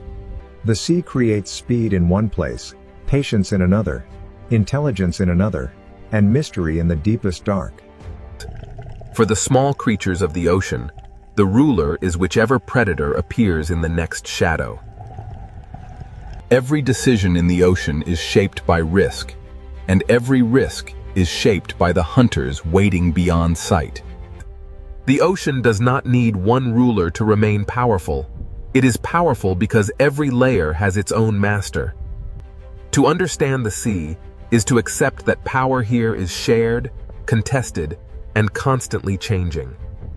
From above, the ocean may look peaceful, but now we know what moves beneath that calm blue skin. No single creature owns the ocean completely, but every great predator reveals one part of what it takes to rule the sea. The tuna rules the chase, the shark rules through ancient design, the orca rules through intelligence, and the deep sea rules through mystery. Among them, the orca may stand as the strongest contender, but even it remains a child of the sea. The ocean does not stop for any ruler. It moves, changes, hides, and begins again. To rule the sea is not to conquer it, but to survive inside its endless changes. Every hunter in the ocean depends on something greater than itself: the current, the prey, the darkness, and the balance of the sea. The sea is beautiful because it is alive. And it is alive because every creature must find its place within the hunt. So which creature rules the sea? The answer depends on where in the ocean you are, and what kind of power the moment demands. In one place, speed rules. In another, teeth. In another, intelligence. In another, darkness. But above them all, the ocean rules them together, shaping every predator and every prey beneath its endless surface. This is the wild ocean, a world where no crown lasts forever, and every ruler must answer to the sea. To the human eye, the Pacific Ocean still looks peaceful, but beneath this sea, the balance is already beginning to change. Inside the upper ocean, warmth begins to gather, forming the first quiet signal of El Niño. El Niño is not a single wave in the sea. It is a warm ocean pattern spreading silently through the Pacific. The Pacific Ocean is layered like a living system, and when the surface sea grows too warm, the deeper balance begins to weaken. This warmth does not crash through the sea. It expands quietly, changing the Pacific Ocean one layer at a time. In this 4K Pacific Ocean Sea, the smallest coral movements reveal how warmth begins to press against life. In the sea, behavior changes before disaster becomes visible, and the Pacific Ocean records every movement. Before storms shift across the planet, the first signal begins here, among the smallest life in the Pacific Ocean Sea. The Pacific Ocean Sea is warming from above, but the next question is what this warmth will do to the winds above the water. The Pacific Ocean Sea is no longer only storing heat, it is beginning to guide the air above the water. The warmer the Pacific Ocean Sea becomes, the more the sky above it begins to build new patterns. Even beneath the surface, the Pacific Ocean Sea reflects the change above it, as warmth connects water, sky, and life. In this 4K Pacific Ocean Sea, life begins to adjust before the full force of El Niño is seen. From this 4K Pacific Ocean Sea, the signal is no longer hidden underwater. It is now rising into the sky and moving outward.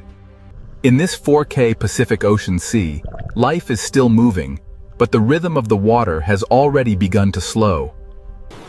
In this 4K Pacific Ocean Sea, warm water is no longer trapped where it once belonged. A clear sea can look peaceful, but in the Pacific Ocean, fewer nutrients can mean less life. The Pacific Ocean Sea releases heat into the air, and the air begins building new weather. When the sea changes, the sky does not remain still. The ocean engine has not stopped, but across this Pacific Ocean Sea, its rhythm has changed. Inside this 4K Pacific Ocean Sea, life follows currents that are no longer behaving as they once did. What begins below the 4K Pacific Ocean sea surface now reaches into the sky above it.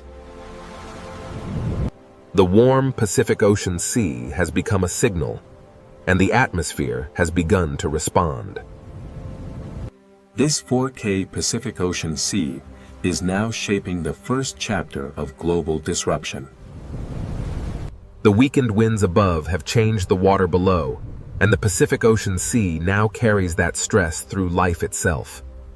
As this 4K Pacific Ocean Sea warms and spreads, the next impact will be felt by the life that depends on it. The trade winds have weakened, the warm sea has spread, and now the Pacific Ocean's living world must face the pressure. Now the warm Pacific Ocean Sea reaches the living world, and the first pressure is felt beneath the waves. In this 4K Pacific Ocean Sea, coral survives by balance, and El Niño begins to press against that balance. The sea still glows with color, but the Pacific Ocean is no longer feeding the reef with the same strength. Across this 4K Pacific Ocean Sea, small fish begin to move because the water around them has changed. In the Pacific Ocean Sea, clear water can hide a dangerous truth when the smallest life begins to disappear. Before the larger animals suffer, the first change begins here, in the smallest drifting life of the 4K Pacific Ocean Sea. When warm Pacific Ocean seawater reduces the rising nutrients, the food chain begins to weaken from the bottom. In this 4K Pacific Ocean Sea, hunger does not arrive as a single moment. It spreads through movement. The Pacific Ocean Sea is one connected system, and a change at the surface reaches life below. Even near the reef floor, this 4K Pacific Ocean Sea carries the pressure of warming water. As the Pacific Ocean Sea warms, life searches for shade, depth, and every small refuge the reef can offer. In this 4K Pacific Ocean Sea, when small fish scatter, larger hunters must follow the change. The Pacific Ocean Sea begins rearranging the paths of hunters, prey, and every creature between them. In this 4K Pacific Ocean Sea, warmth changes not only where life feeds, but where life can remain. The ocean is becoming divided, and every layer of the Pacific Ocean Sea now carries a different risk. Coral does not need to vanish overnight.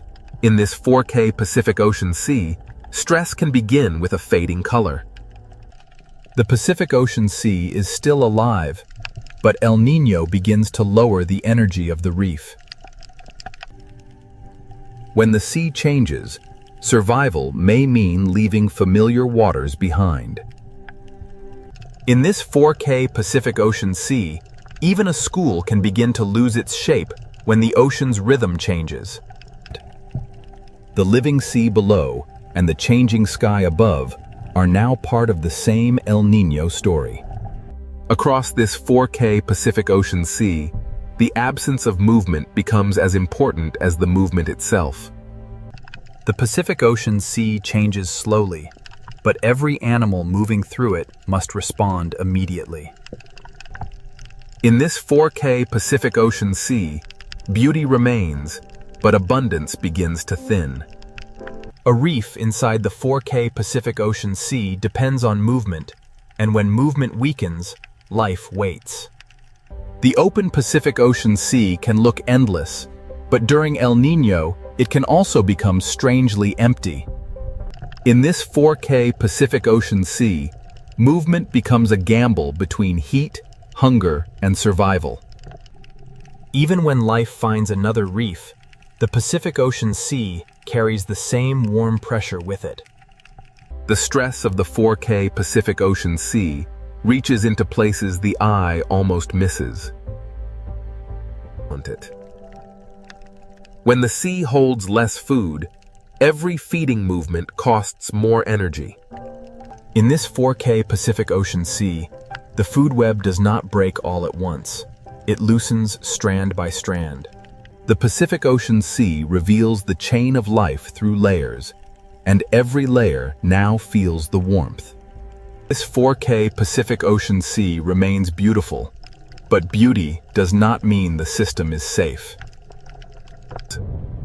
The Pacific Ocean Sea carries stress below and sends signals above. El Niño does not need to erase life at once. In the 4K Pacific Ocean Sea, it changes where life can thrive. The deeper sea may offer cooler water, but it also changes the rules of feeding and survival. In this 4K Pacific Ocean Sea, escaping warmth can mean leaving abundance behind. The Pacific Ocean Sea becomes a narrowing space where life must choose between light, food, and temperature.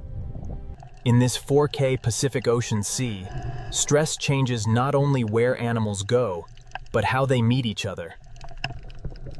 Even the strongest hunters in the Pacific Ocean Sea depend on the smallest drifting life. This 4K Pacific Ocean Sea shows the food web without words, from invisible life to visible struggle. The Pacific Ocean Sea has stressed its living world, and now the warmth begins to move rainfall across the sky. The Pacific Ocean Sea has stressed its living world, and now the warmth begins to move rainfall across the sky. In this 4K Pacific Ocean Sea, life below and rain above are connected by the same warmth. The Pacific Ocean Sea is not silent because nothing is happening. It is silent because life is adjusting under pressure. As the living sea adapts, the next signal rises into the air, where rain will shift and drought will spread. From this 4K Pacific Ocean Sea, the pressure now moves beyond marine life and into the movement of clouds. The Pacific Ocean Sea has changed beneath the waves, and next, the rain begins to move, and distant lands will feel the ocean's heat. The warm Pacific Ocean Sea has stressed the life beneath it, and now the sky will carry that disruption outward. From this 4K Pacific Ocean Sea, rain begins to move away from its old rhythm. The Pacific Ocean Sea gives the sky heat and moisture, and the sky begins to build rain in new places. In this 4K Pacific Ocean Sea, one area receives heavy rain, while another waits beneath a silent sky. The rain falls back into the sea, but the pattern that created it is already moving outward. El Niño does not make the whole ocean sky wet. It shifts where the Pacific Ocean Sea sends its moisture. Across this 4K Pacific Ocean Sea, warmth chooses where clouds rise and where clouds fail to form. Even beneath the 4K Pacific Ocean Sea surface, the movement of rain above becomes part of the ocean's story. The ocean now carries two signals at once: heavy rain over one sea region and dryness over another. The Pacific Ocean Sea becomes the path of a moving climate signal. In this 4K Pacific Ocean Sea, the shadows of clouds reveal where the atmosphere is being rearranged. The warmer Pacific Ocean Sea feeds stronger clouds, but it also pulls rainfall away from its usual places. Over this 4K Pacific Ocean Sea, rain is no longer evenly shared by the sky. A few miles across the sea can separate a flooded sky from an empty one. In the dry side of this 4K Pacific Ocean Sea, even the water column feels still and exposed. The living sea moves through the same boundaries that shape rain above it. Where the Pacific Ocean Sea gives warmth to the sky, rain can fall harder and longer. The 4K Pacific Ocean Sea becomes a reservoir of energy for clouds that grow beyond their normal limits. El Niño can make one sky overflow while another sky is left waiting. In this 4K Pacific Ocean Sea, drought begins not with dust, but with clouds that fail to form. The sea remains full of water, yet the sky above it can still become dry. Across the 4K Pacific Ocean Sea, one connected body of water can create very different skies. Even underwater, the Pacific Ocean Sea can reveal where rain gathers and where dryness remains. The 4K Pacific Ocean Sea does not separate climate from life. It carries both through every current. Rain moves across this Pacific Ocean Sea like a shifting line between abundance and absence. This 4K Pacific Ocean Sea shows the pattern without words. Rain moves, and dryness spreads behind it. The Pacific Ocean Sea is now a moving stage, where wet and dry patterns trade places. In this 4K Pacific Ocean Sea, the absence of rain becomes its own kind of warning. When the sky above the sea stays empty, the water below can grow warmer and quieter. The living world inside this 4K Pacific Ocean Sea must adjust to heat from Beneath the surface of the Red Sea, an ancient ocean world waits in silence. At first, the ocean appears peaceful, but the Red Sea has never been truly still. This is more than a reef. It is a living ocean fortress, built slowly by the ancient sea. In this sea, even the smallest life becomes part of a greater design. The ocean writes its history in sand, stone, and the silent movement of life. Where small fish gather in the open sea, unseen hunters are never far away. But in the Red Sea, survival often depends on knowing when to vanish into the ocean shadows. Every creature in this ocean listens through movement, sensing danger before it appears. The Red Sea does not always reveal its predators. Sometimes, the ocean only reveals their silence. In the Red Sea, silence is not emptiness. It is the language of survival. Every reef in this ancient ocean is both shelter and trap.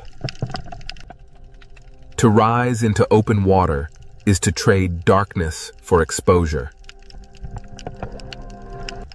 In this sea, the smallest movement can travel farther than sound. The ocean often reveals danger through those who fear it first. Before a hunter appears, the Red Sea often becomes strangely calm. Here, beauty is camouflage, and color can hide both fear and hunger. The ancient ocean is built from thousands of hiding places, and each one has a story. To follow the reef inward is to enter the older memory of the sea. And in the quiet heart of the Red Sea, the first silent hunters begin to wake. The Red Sea ocean does not rush its stories. It lets the darkness speak first. In this ancient sea, every shadow belongs to the reef, and every reef belongs to the hunt. Peace returns quickly in the ocean, but never completely. The Red Sea is a world of openings, shelters, edges, and unseen paths. Where the reef begins to fall, the rules of the sea begin to change. Even the sand of this ocean is alive with movement, warning, and escape. Some predators in the Red Sea do not chase. They become part of the ocean itself. In this ancient sea, the difference between stone and hunter can disappear. The ocean teaches every creature to read shape, shadow, and silence. And beyond the reef, the Red Sea ocean begins to reveal the shape of its hunters.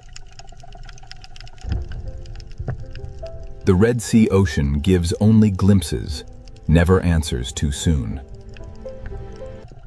Out here, away from the reef, the ocean becomes a place of distance, patience, and hidden movement.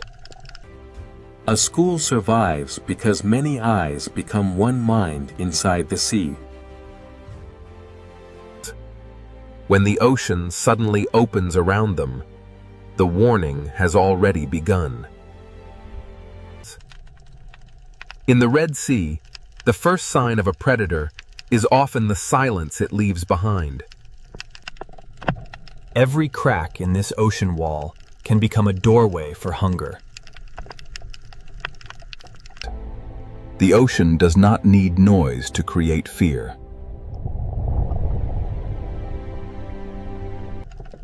Separation is the moment the ancient sea has always understood. For the hunted, the ocean is measured in inches, shadows, and seconds. And ahead, where the Red Sea bends into darkness, the hunters wait without a sound. The deeper the Red Sea ocean draws us in, the more its silence begins to feel alive. In this ancient sea, the hunter does not need to be seen to be felt. The Red Sea records every movement, even when the creature that made it has already vanished. Every arch, cave, and hollow in this ocean can become a waiting mouth. Here, survival belongs to those who can become invisible inside the sea. The Red Sea does not separate beauty from danger. It weaves them into the same silence. The hunted may escape one shadow, but the ocean is filled with many. This ancient ocean is not random. Every ledge, current, and shadow shapes the lives within it. In the Red Sea, peace is only a pause between movements. And now, beneath the beauty of this ancient sea, the silent predators of the Red Sea begin to emerge. Beneath the beauty of the Red Sea ocean, the hunters are already in position. Some predators in this ancient sea do not chase. They wait beautifully. In the Red Sea, danger can be graceful enough to be mistaken for beauty. Inside the reef, the Red Sea shelters hunters built for patience. The ancient ocean gives even its fiercest hunters a place to remain unseen. Every hollow in this sea may be empty, or it may be waiting. Strength in the Red Sea ocean is often hidden beneath stillness. A hunter does not always need speed. Sometimes it only needs the perfect place. On the ocean floor, the Red Sea teaches predators how to become stone. In this sea, survival may depend on seeing what does not wish to be seen. The Red Sea ocean has hunters that hide not in darkness, but beneath the sand. What looks like empty sand may rise and move with the patience of the sea itself. Beyond the Coral Kingdom, the Red Sea holds hunters made for open water. Here, the reef ends, and the open ocean begins to choose its victims. Some predators carry the authority of the ocean in their movement alone. The Red Sea ocean is divided between those who hide and those who patrol. Among the silent hunters of this sea, some survive by changing who they appear to be. In the Red Sea, camouflage is not only disguise, it is a language written across living skin. Even in the smallest openings of this ocean, power can wait in silence. The Coral Kingdom hides its hunters beneath color, texture, and time. The Red Sea ocean is not ruled by one hunter, but by many forms of patience. Some hunters wait at the edge of traffic, where the reef forces life to pass close. For small life in the Red Sea, every shortcut may pass through danger. The ancient sea rewards those who can wait longer than fear can last. In this ocean, shape can become a mask. The reef does not need cages. It builds its traps from current, shelter, and habit. The Red Sea hides power inside narrow spaces. In this ancient sea, the hunters do not need to gather. The reef gathers prey for them. The coral kingdom is beautiful because it is alive, and dangerous because everything alive must feed. To leave the reef is to enter another kind of silence.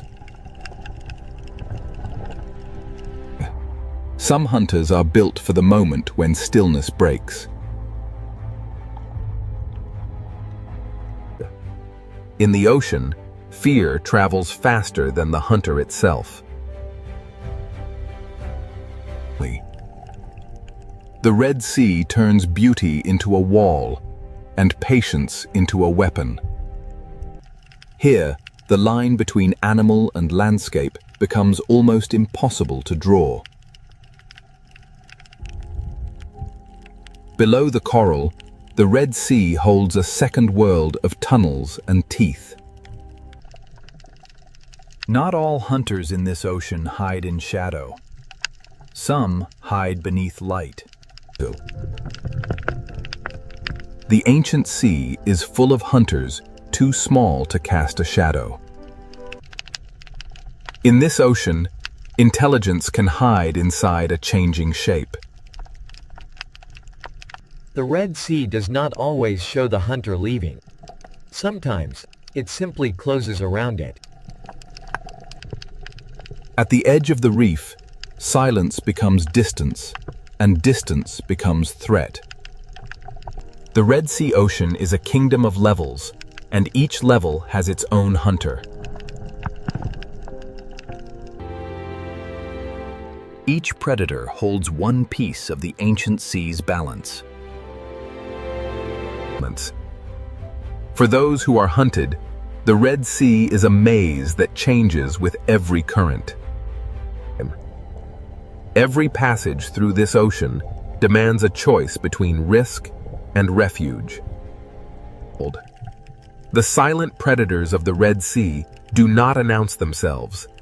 They let the reef speak for them.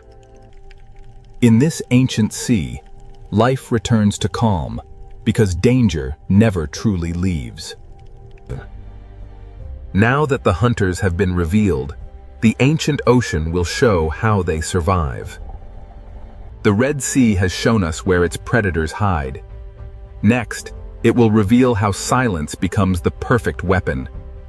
The Red Sea has shown us where its predators wait. Now, the ancient ocean reveals how they hunt. In this sea, a hunter may begin the hunt without moving forward. The lionfish does not need to rush. It lets the ocean current and its own beauty close the distance. In the Red Sea, escape routes can become traps before the hunted understands the shape of danger.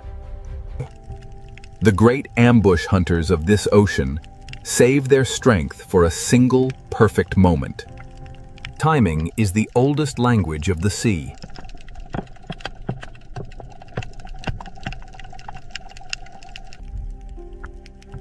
Some hunters in the Red Sea survive by becoming the place where they wait.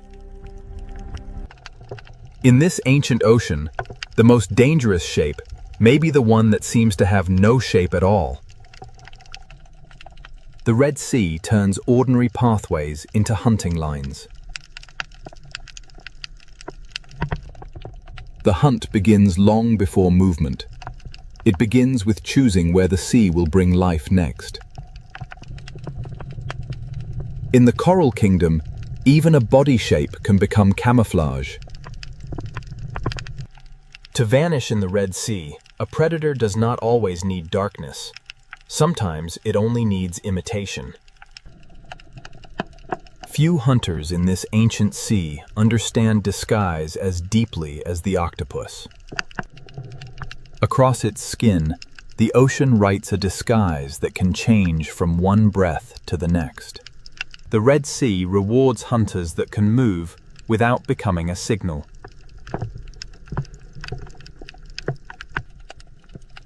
Even the smallest chambers of this ocean can hold sudden power. Here, silence is not weakness. It is control. The reef is not only a home, It is a strategy built from stone, current, and instinct. A cave hunter turns darkness into territory. In this ocean, even fear must share the reef with delicate life. For prey, the Red Sea is not a landscape. It is a sequence of decisions. The seafloor watches upward, with eyes the reef has taught us to miss. In this ancient ocean, patience often lasts longer than opportunity.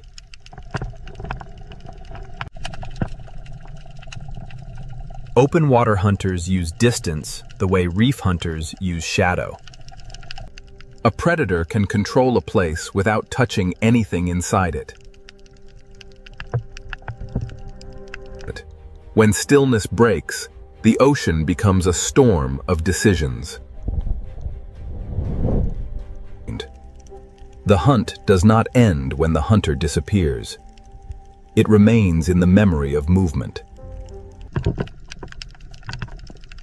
The Red Sea hides danger by making it look old.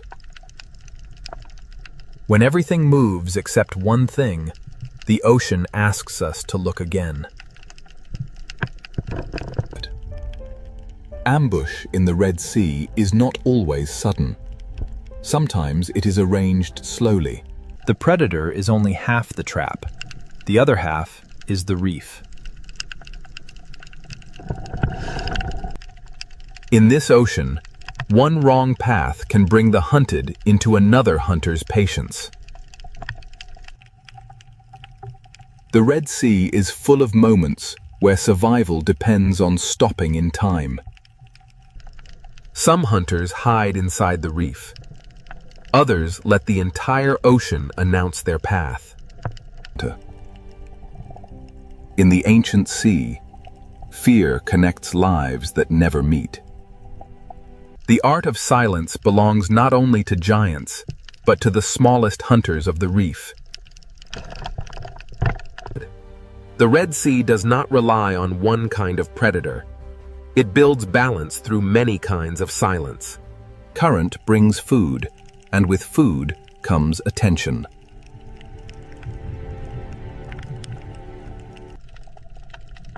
Every feast in this sea has an audience. When the moment finally comes, the ocean barely has time to notice. The Red Sea closes over every hunt, leaving only movement where fear had been. For the hunter that can change its skin, the reef itself becomes a mask. Not every opportunity is taken. The Red Sea teaches its hunters to choose carefully. The art of survival here is not only hunting, but knowing when not to hunt. The hunted draw the map of the predators without ever naming them. Every predator here has a method, and every method belongs to the ancient sea. As light begins to weaken, the rules of silence become even stronger. Daylight exposes the hunters, but dusk begins to return them to shadow. The Dale's silent hunters have shown their craft, but the Red Sea has another world waiting after dark. As the ancient ocean darkens, patience begins to change into movement. In the Red Sea, silence has mastered the day. Now, the night will give it a deeper voice. As daylight leaves the Red Sea ocean, silence deepens into something older. The reef does not sleep when the light disappears. It changes who is allowed to move.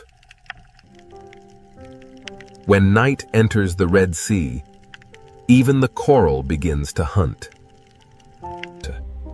The smallest hunters of this ancient ocean awaken before the larger shadows begin to move. Darkness does not empty the Red Sea. It reveals another ocean within it. By day, the cave protected the hunter. By night, the hunter leaves the cave behind. The night reef belongs to those who know every tunnel in the ancient sea. At night, the Red Sea shortens the space between danger and life. The lionfish becomes more haunting when the ocean loses its color. In the night sea, patience becomes harder to see and easier to obey. Beneath the night water, even the sand may be alive. The Red Sea hides movement beneath stillness until the moment it chooses to rise. Night gives the octopus a larger canvas for disguise.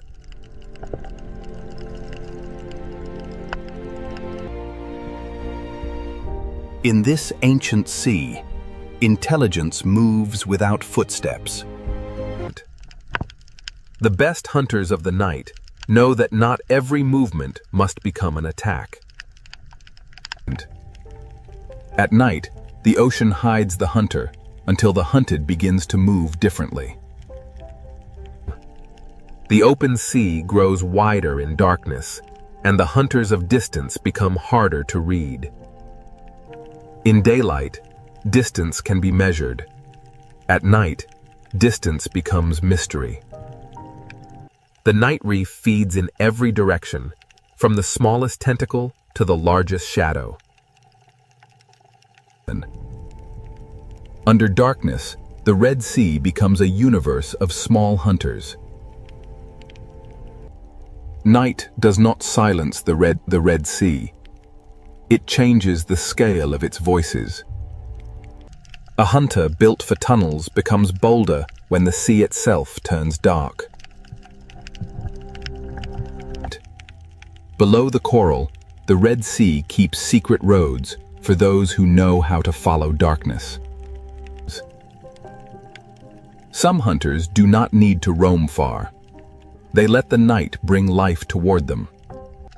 At night, the reef becomes a map of angles, openings, and mistakes.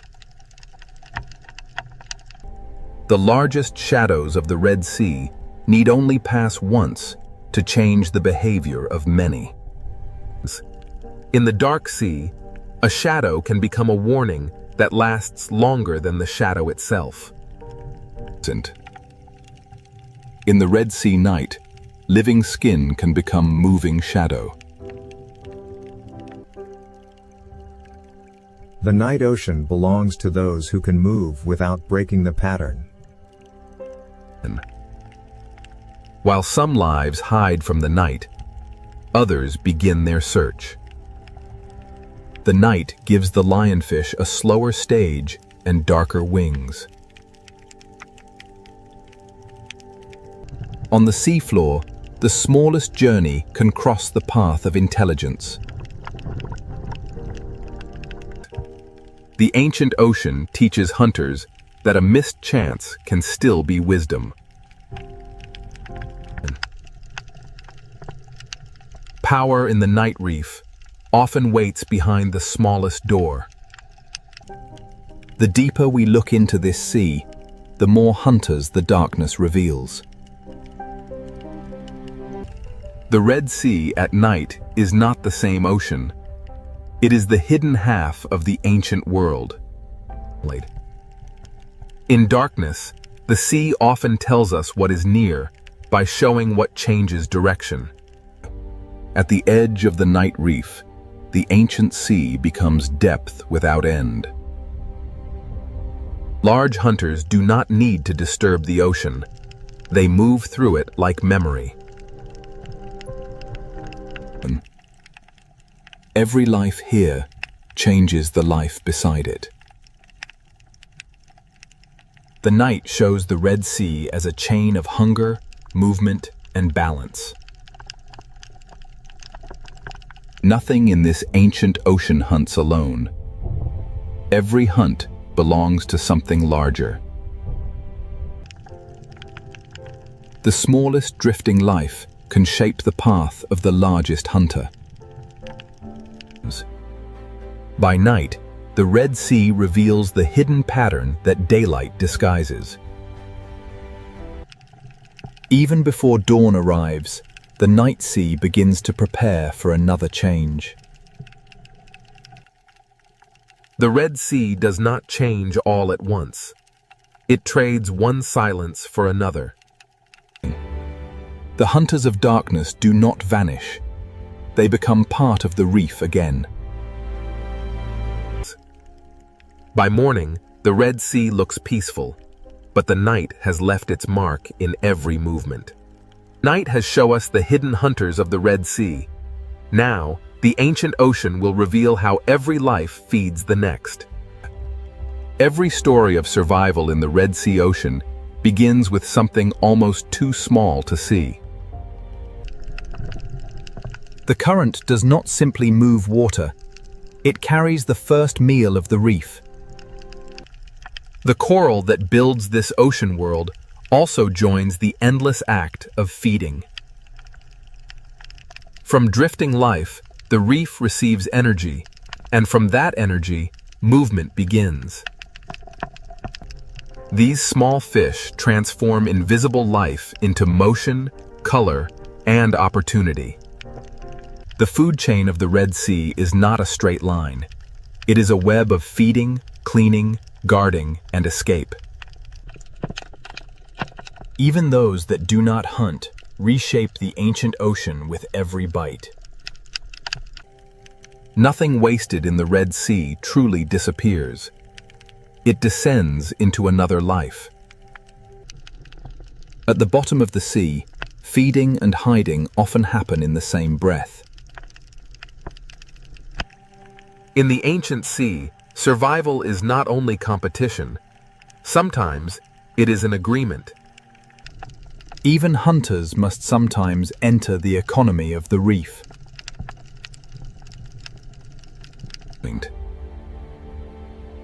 Where food gathers life, life gathers danger.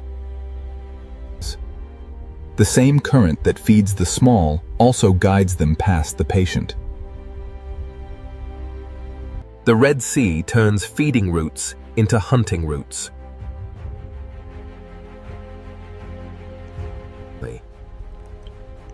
Every escape in this ancient ocean may lead past another mouth. The hunter waits where the ocean teaches the prey to return. As the chain moves away from the reef, the hunters become larger and the distance becomes dangerous. The presence of a predator can shape the sea before the predator acts.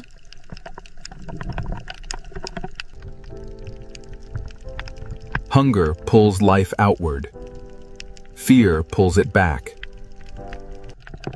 The chain does not end when food falls. It begins again on the ocean floor.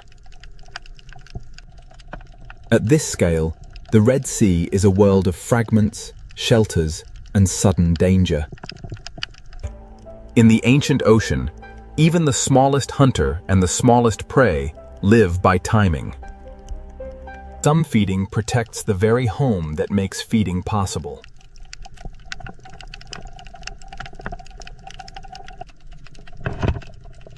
The reef feeds the grazers, and the grazers feed the watchers. The ancient sea builds roads for food, and predators learn those roads. The current is the invisible road of the food chain. From coral to cave, from sand to open water, the ancient sea connects every appetite. At the upper edge of the chain, power moves slowly through the ocean. A single shadow can reorganize an entire reef.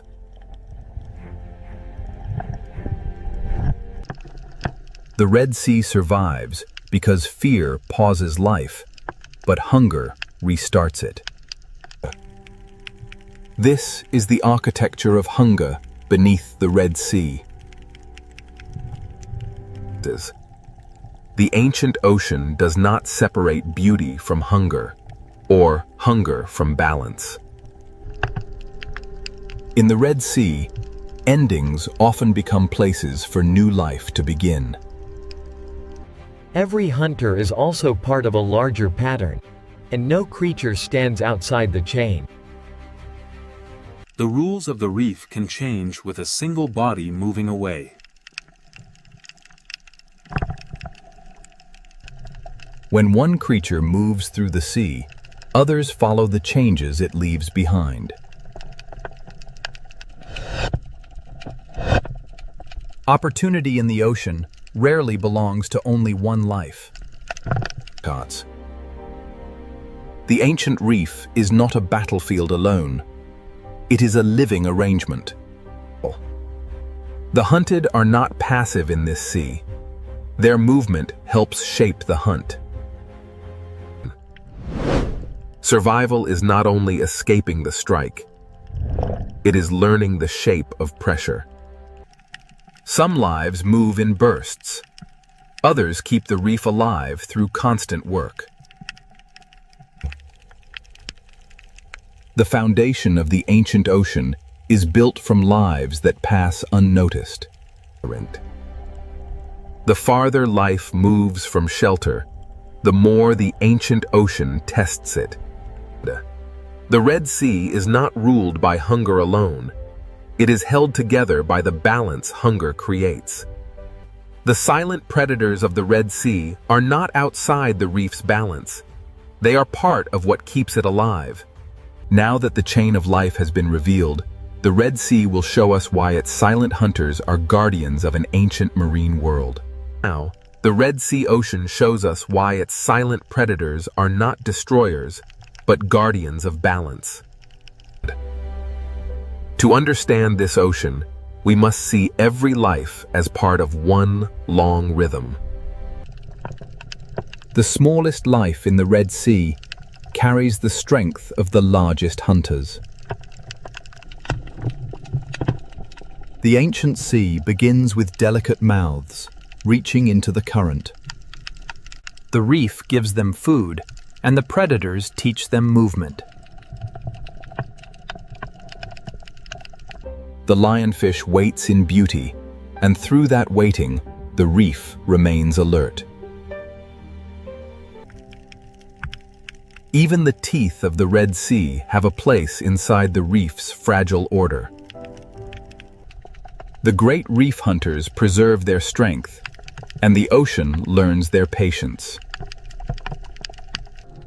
Beneath the sand, the Red Sea keeps another layer of balance.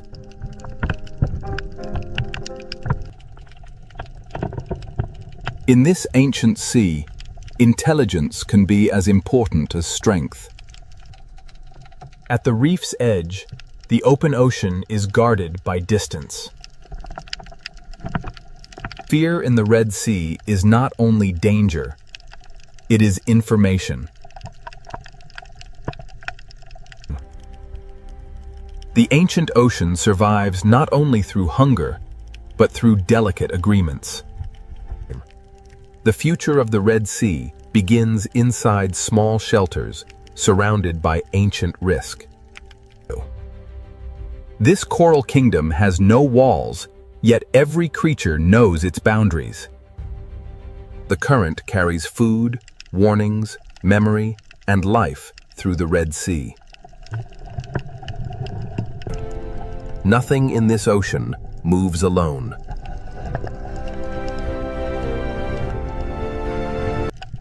The Red Sea carries the memory of night into the daylight.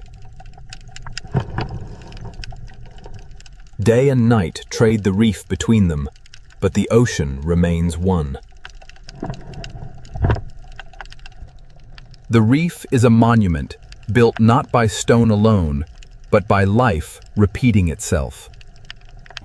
One coral tower can hold an entire history of hunger and shelter. The hunted are also teachers of the sea.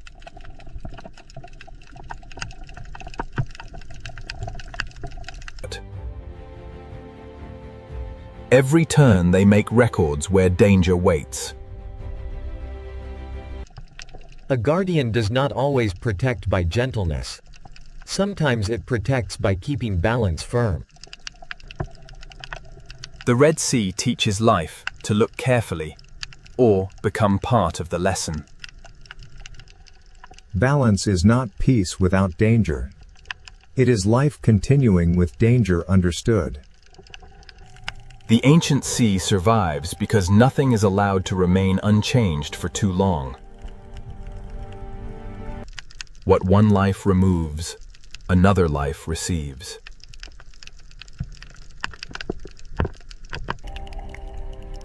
The ancient ocean survives not only through hunger, but through delicate agreements. The future of the Red Sea begins inside small shelters surrounded by ancient risk. This coral kingdom has no walls, yet every creature knows its boundaries. The current carries food, warnings, memory, and life through the Red Sea.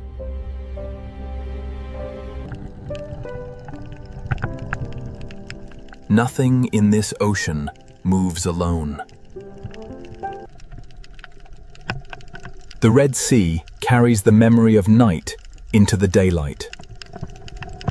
Day and night trade the reef between them, but the ocean remains one.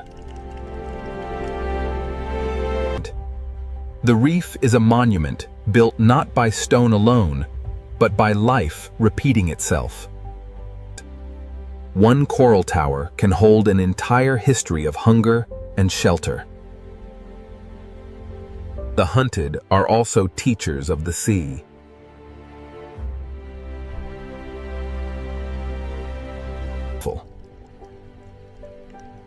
Every turn they make records where danger waits. A guardian does not always protect by gentleness. Sometimes it protects by keeping balance firm. The Red Sea teaches life to look carefully or become part of the lesson. Balance is not peace without danger. It is life continuing with danger understood. The ancient sea survives because nothing is allowed to remain unchanged for too long. What one life removes, another life receives. The guardians of the reef are not only the large hunters, they are also the tiny workers beneath them. The Red Sea is built in layers of dependence. The greatest hunters are not outside the reef's story. They are among its oldest sentences. The Red Sea endures because life here never stops answering change. This current has carried us through beauty, fear, hunger, and renewal. The silent predators remain, not as interruptions, but as part of the music of the sea. In the Red Sea, even darkness has a role in keeping the reef alive. A school of fish is not only many lives, it is one answer to the ancient question of survival. Between shelter and open water, the Red Sea keeps its balance. The strength of this ocean begins in forms too delicate to command attention. To see the Red Sea clearly, we must see the small and the great together. After every night, every hunt, and every shadow, the reef returns to color. The silent hunters are always near, and because they are near, the reef stays awake. The ancient passages of the Red Sea are not empty corridors. They are memory carved into the sea. Every shape in this reef has been given meaning by life. The Red Sea is beautiful not because it is gentle, but because it is whole. Here, power is measured not only by the hunt, but by the space each life allows another. The greatest story of this ocean is not a single hunt. It is the fact that life continues. Beneath us, the ancient marine world keeps breathing in silence. What once appeared as danger now reveals itself as part of the ocean's design. Above the surface, the Red Sea seems quiet. Below it, an ancient world keeps its balance. The silent predators remain below, unseen by most, yet essential to everything that lives there. The Red Sea is not merely a place of beauty. It is a living memory of survival. And beneath this surface, the ancient reef continues, without witness, without applause, without rest. In the Red Sea, silence is not emptiness. It is the sound of balance. The silent predators of this ancient sea do not end the story. They keep it alive. This is the Red Sea, silent, ancient, beautiful, and forever alive beneath the ocean. These are the roaring 50s, and the waves here know no equal. This is the Drake Passage. In the Drake Passage, the swells are relentless. Every wave grows taller, an endless stretch of turbulent water driven by the storm, the Bayless. The Southern Ocean is a place of raw power, and the notorious Drake Passage rarely disappoints. Challenging all. Beyond the shelter of the Horn lies the open expanse of the Drake, a passage famed for its turbulent seas and isolating fog. Here, there is no shelter, no safe harbor, only the dark sea and the relentless fury of the wind and waves. The swell builds relentlessly, a living machine of water and wind, culminating in the chaotic fury of the Drake Passage. The ocean corridor between Cape Horn and Antarctica is enormous and exposed, with waves moving in several directions beneath the heavy clouds. The sea becomes a doorway into the deeper story of Cape Horn. Ahead lies the violent Drake Passage, ruled by southern winds and hidden currents. The tiny research vessel provides a stark reminder of humanity's place in this immense wilderness. The Drake Passage, leaving the faint shadow of Cape Horn behind, we enter the unforgiving waters of the Drake Passage, where the ocean swells dominate everything. The gray waves roll endlessly here, propelled by the fierce winds of the deep south, a raw and untamed wilderness of water. From this height, the ocean reveals itself as a moving corridor, vast to human eyes, yet narrow when measured by the planet's forces.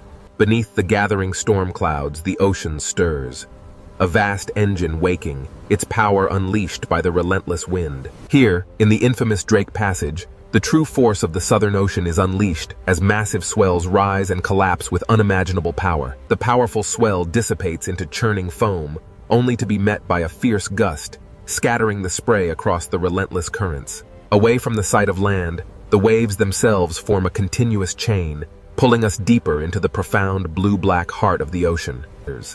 As the camera glides forward, a low cloud bank rolls over the sea. The waves below move in long, parallel ridges. Below the surface turbulence of the Drake Passage lies an immense force, a hidden current, powerful and unrelenting, shaping the ocean depths. The Drake Passage. Its turbulent waves hint at a power far greater than the surface reveals. The chaotic surface yields to a powerful system. Long, dark ridges begin to form, revealing the hidden forces below the Drake Passage. From this height, the true scale of the Southern Ocean reveals itself, a relentless, rhythmic breathing machine powered by global winds.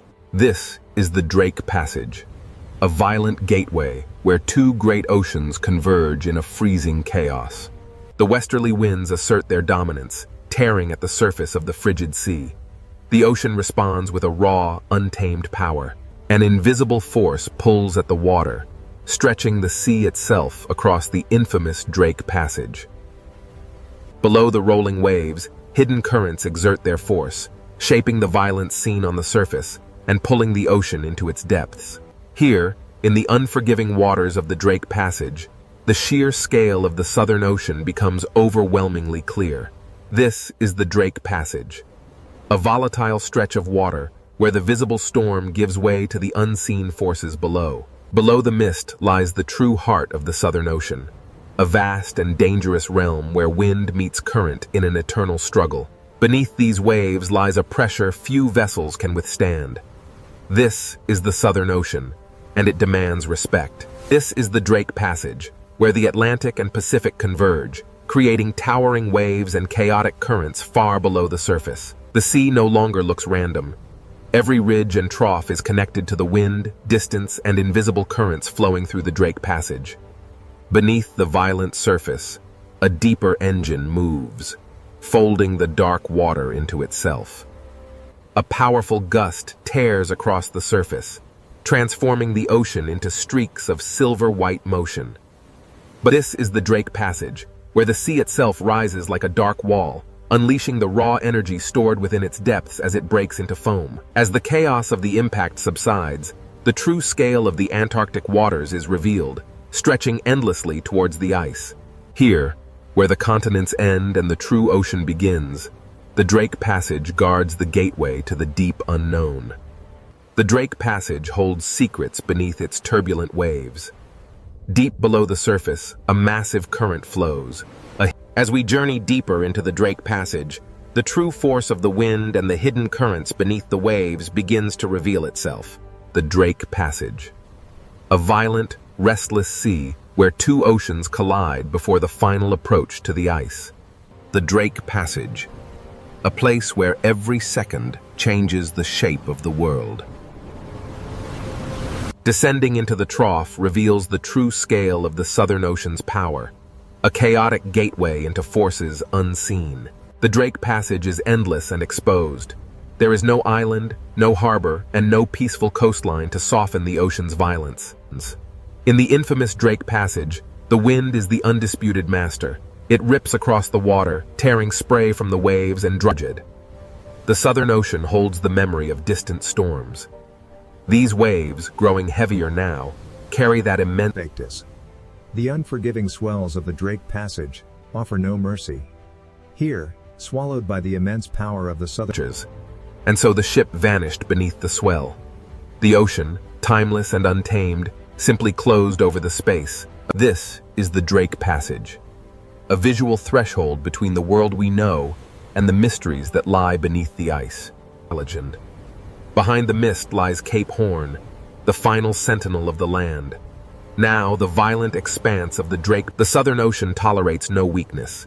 Here, the waves are the true masters, and the land merely a fragile witness to their power. Here, at the edge of Cape Horn, the Southern Ocean unleashes its full fury against the Black Rock, a violent prelude to the infamous Drake Passage. For countless millennia, the cliffs of Cape Horn have endured the ocean's endless assault, a testament to the raw, untamed power of the sea. This coastline offers no refuge. It is the final stone edge before the exposed, endless ocean swallows the horizon. As the cliffs of Cape Horn recede, the true scale of the Drake Passage begins to emerge. As the shelter of Cape Horn recedes, the true nature of the Southern Ocean reveals itself. Here, the swells run unimpeded toward Antarctica. Beyond the cliffs of Cape Horn, the ocean asserts its dominance. The small vessel is dwarfed by the immense. As the cliffs of Cape Horn vanished into the churning wake, the vessel pushed into a sea that grew darker, wider, and less forgiving with every passing moment. Here, in the unforgiving Drake Passage, the ocean demonstrates its power, quickly erasing the fleeting presence of the ship's passage. We leave the shelter of Cape Horn now, entering the infamous Drake Passage. Ahead lies the raw power of the Southern Ocean, Cape Horn, the very edge of the world's navigable waters. Beyond this churning chaos lies the frozen expanse of Antarctica, and the coastline stands as a warning. Every wave impact reminds us that even the land itself is shaped by the ocean's relentless force. The coastline ends here, swallowed by the mist. Southward, the ocean stretches like an open gate into unimaginable violence. This is Cape Horn, the gateway to the vast, untamed waters of the Drake Passage. As the swell travels outward, Cape Horn recedes into the mist, and the immense power of the open ocean takes control of the narrative. Here, between the continents, the wind blows unimpeded, driving the largest waves on Earth across the notorious passage. The wave crests move in long, organized rows, driven by an unseen force. What feels wide to us is... As the final coastline disappears, the sea becomes a complete world. A realm with no shelter, no returners. The last sight of land recedes into the mist, and the sea becomes more than water. It is a boundary, both physical. As the waves subsided, Cape Horn vanished. We were now truly exposed to the raw power of the Drake Passage. Now, with no continent or island left to break the force of the wind, the sea grows rougher. The waves rise unchecked across the open ocean. Here, in the Drake Passage, the sea is an exposed arena. Wind, water, and distance combine into a larger, relentless force. We push farther now from Cape Horn, drawn closer to the violent heart of the Drake Passage. Here, here, at the edge of the world, the Southern Ocean shows its true power. The small research vessel is merely a toy in the hands of the Drake Passage. The sea cares little for the machines of man.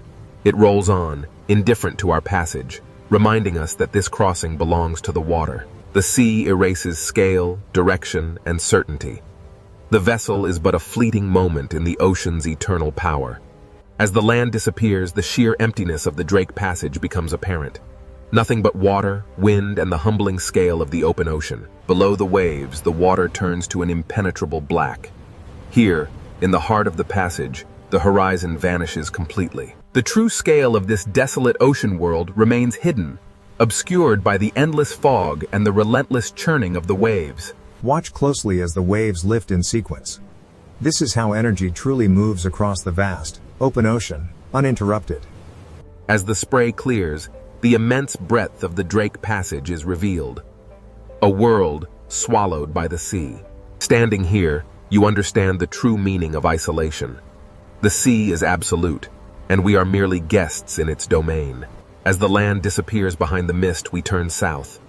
Now, there is only the sea, and the realization that we are truly alone. As we move south, away from the land, the sea grows colder, rougher, and more commanding with every passing moment. We leave the steep ridges behind as the crossing moves from geography into the raw power of the weather-driven ocean. We leave the shelter of the continent now, entering the infamous Drake Passage. Here, the Southern Ocean winds. Here, at the edge of the world, the Southern Ocean unleashes its full power. This is the infamous Drake Passage. Here, at the convergence of the Atlantic and Pacific, lies the infamous Drake Passage, a place where the ocean swells run unimpeded around the globe. With Cape Horn behind us, the wind pulls the sea into motion, a natural bridge toward the atmospheric engine ahead. These waves, bending under the immense pressure of the wind, carry an energy that travels across the vast expanse of the open sea. With Cape Horn now gone, the sea becomes the only landscape, the only road, and the only danger between us and Antarctica. As the clouds race overhead, the immense power of the Southern Ocean winds begins to organize the sea into massive, unstoppable rows. Without land masses to slow them, the westerly winds howl across the open water, turning this passage into Earth's most violent and unpredictable marine corridor. Now fully exposed to the Southern Ocean, the westerly winds begin their relentless assault on the Drake Passage.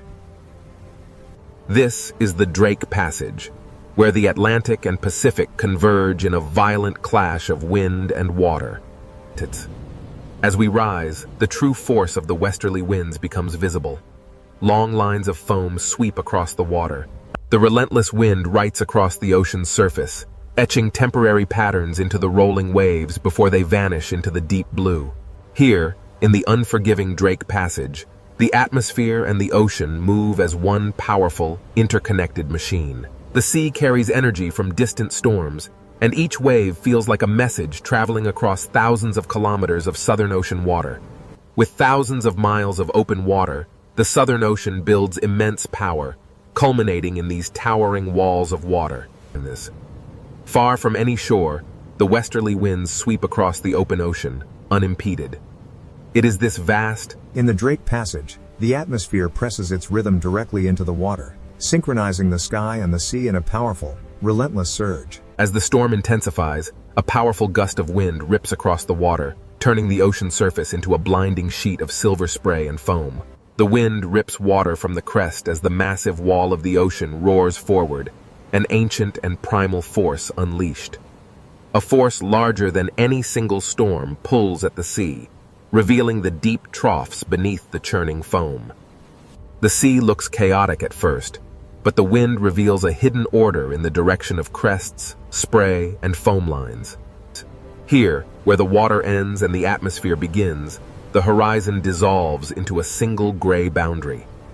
The truth, here, the westerly winds command the sea, reminding even the sturdiest vessels of nature's dominion. The ship departs, and the relentless wind-driven spray sweeps across the surface, allowing the sea to reclaim its untouched, powerful. The Drake Passage is infamous for its massive seas. Driven by the relentless westerly winds, these waves form endless ridges of raw, moving energy. Driven by the relentless circumpolar winds, the ocean surface is pulled eastward, a massive conveyor of energy linking these waves to the icy continent beyond. Here, the wind is not just a presence, it is the undisputed master, whipping the waves into a frenzy. Navigating the Drake Passage means facing some of the most treacherous waters on Earth, where waves emerge suddenly from the gray mist. Below the chaos of the storm layer lies the Drake Passage, where wind systems larger than continents shape the sea into these endless bands of power. Driven by winds that began far beyond this place, the swells carry that memory north, entering the unforgiving waters of the Drake Passage. As the storm intensifies, these colossal swells become mountains of water, revealing the true depth and fury of the Southern Ocean. The Drake Passage is known for its treacherous waters. Here, multiple wave directions collide, creating an unstable, churning sea. Here in the Southern Ocean, the sea appears violent. But every motion is connected to the wind, distance, and immense pressure. The ocean is a vast, complex system, driven by the atmosphere above it. Wind energy transfers to the water, powering the massive currents we see. As the gale intensifies, the crests are peeled away, strips of water racing across the surface like smoke. Here, at the Drake Passage, the powerful westerly winds sweep across the open marine corridor, driving the waves relentlessly eastward. With no land to block the storm, the wind imparts its energy directly into the sea. The waves grow longer and steeper, organizing in south of Cape Horn. The infamous Roaring Forties and Furious 50s unleash their full force across the unbroken expanse of the Southern Ocean. Here, in the notorious Drake Passage, the ocean moves not as individual waves, but as a single, enormous surface under the command of the wind. The ocean moves under atmospheric command. Following the foam scars twisting over dark water, subtle spiral motions reveal. The sea below answers with ripples, swells, spray, and troughs, turning the Drake Passage into a visible conversation between air and water. Observe how quickly a strong gust can reshape the open water, turning dark, rolling ridges into a chaotic expanse of bright foam. The wind's immense power literally shaves the tops from the waves, transforming the ocean surface into a violent spray.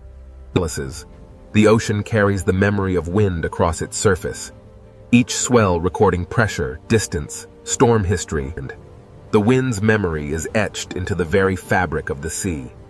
Here, in the immense Southern Ocean, westerly wind, the transparent currents, invisible to the naked eye, are the silent architects of the waves beneath the storm's fury. Here, in the infamous Drake Passage, atmospheric forces collide. This swirling vortex of pressure presses down, transforming the sea into a cauldron of violent waves. Driven by the relentless wind, the surface waters begin their eastward march, fueling the great current below. In this stormy corridor, the ocean reveals its true, untamed energy, constantly reshaped by the relentless westerly winds. Here, in the Drake Passage, the wind-shaped waves begin to synchronize, revealing the immense power of a deeper planetary circulation. Driven by the relentless wind, the sea exerts its raw power. We push onward toward the pale, ethereal glow of the... Driven by the relentless westerly winds, the Antarctic storm gathers strength, turning the ocean surface into a chaotic landscape of rising waves and sideways spray. While the wind tears at the surface, deep beneath the churning waves, a far larger, ancient power begins to rise. Below the storm-tossed waves lies a world unseen, where the ocean's deepest secrets flow in powerful, hidden currents. Here, at the surface, the storm rages, but beneath the churning foam, an ancient power stirs, waiting to be revealed. The camera plunges into the crushing darkness, where these colossal structures have stood undisturbed for millennia. Stabilized beneath the churning surface, the deep water of the Drake Passage moves with a slower, more powerful rhythm, far from the sun's reach. The Drake Passage Sea is not only waves, but a layered ocean system moving beneath the storm. Beneath the Drake Passage, the greatest ocean current on Earth begins its endless journey around the pole. The ocean. A river without banks, wide and powerful, flowing silently beneath the violent surface. Here in the Drake Passage, the wind whips the surface layers into a turbulent frenzy, while far deeper, the massive currents move steadily onward. The Drake Passage. A place where the vast Southern Ocean is sculpted by unseen forces, creating rivers within the sea itself. From this depth, we see the raw power of the Drake Passage. The wind-driven waves connect directly to the massive Antarctic circumpolar current flowing beneath. Here in the Drake Passage, different current layers slide past one another, carrying an immense, hidden force through the ocean depths. The Antarctic circumpolar current is not a single smooth line, but a living field of motion, creating massive underwater eddies that shape the global climate. The Drake Passage reveals the ocean's hidden architecture. As the eddy stretches, the water organizes itself into powerful moving zones. While the surface rages in chaos, down here, the deep, continuous circulation moves with undisturbed power. Stretching across the Drake Passage, these immense current ribbons are the ocean's invisible highways, moving heat, salt, and nutrients on a planetary scale. Here, in the violent waters of the Drake Passage, invisible highways carry the foundation of marine life. Following the current deeper, the light begins to fade. Below the surface storm, the Antarctic circumpolar current reveals itself as a vast... Here, in the tumultuous waters of the Drake Passage, the ocean is a single vertical world. From the deepest currents to the wind-whipped surface, everything moves together. The Drake Passage connects the Atlantic and Pacific, funneling an unimaginable volume of water, creating the most powerful current on Earth. Squeezing between South America and Antarctica, the Drake Passage acts as a narrow gate, funneling the immense power of the planetary current. As the current accelerates through this narrow passage, the water particles stream faster, compressed by the geography, yet the visible space remains vast. But as the current accelerates, following the deep shadowed slope far below, the immense pressure begins to bend the flow, disturbing the smooth ocean layers. In the open water column, the true scale of the Antarctic circumpolar current is revealed. Layers of cold water move past each other. As the camera moves through this seafront, we see how the current acts as a soft, invisible wall, connecting and separating ocean worlds. Here, in the tumultuous Drake Passage, the wind-driven waves on the surface are inextricably linked to the deep powers. The camera descends deeper now, revealing the hidden circulation of the ocean.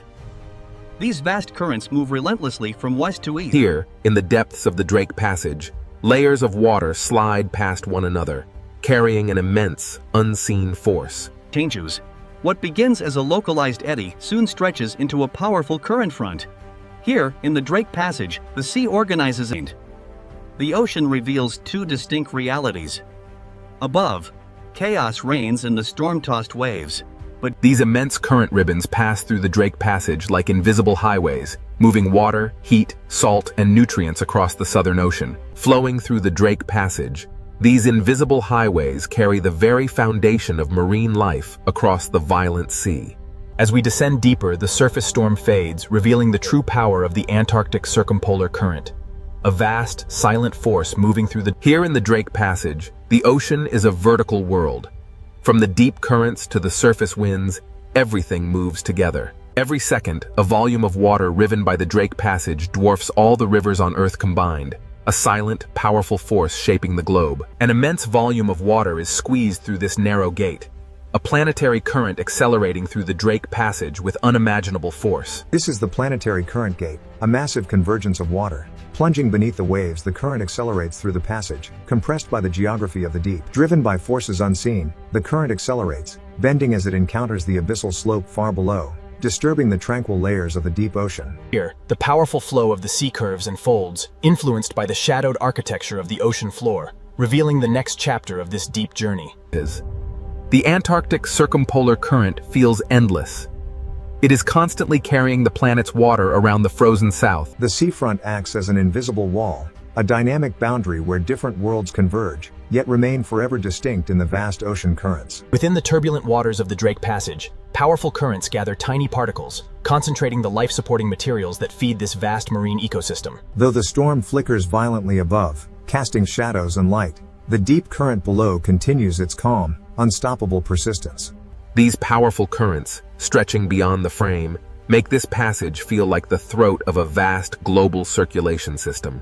Even here, in the cold depths of the Drake Passage, the violent sea creates highways of current, transporting the foundation of all marine life. Following the current into a darker zone, the ocean pressure grows heavier. The Antarctic circumpolar current is a vast, silent force beneath the surface storm. Emerging from the crushing darkness of the pressure zone, the Drake Passage reveals its vertical nature.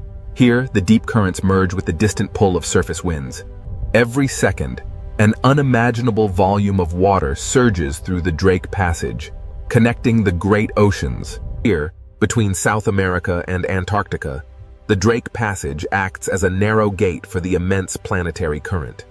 Here, the planetary current accelerates, a massive river of water compressed by the geography of the seafloor. Here, the accelerating current plunges deeper, disturbed and bent by the immense, shadowed slopes of the seafloor far below.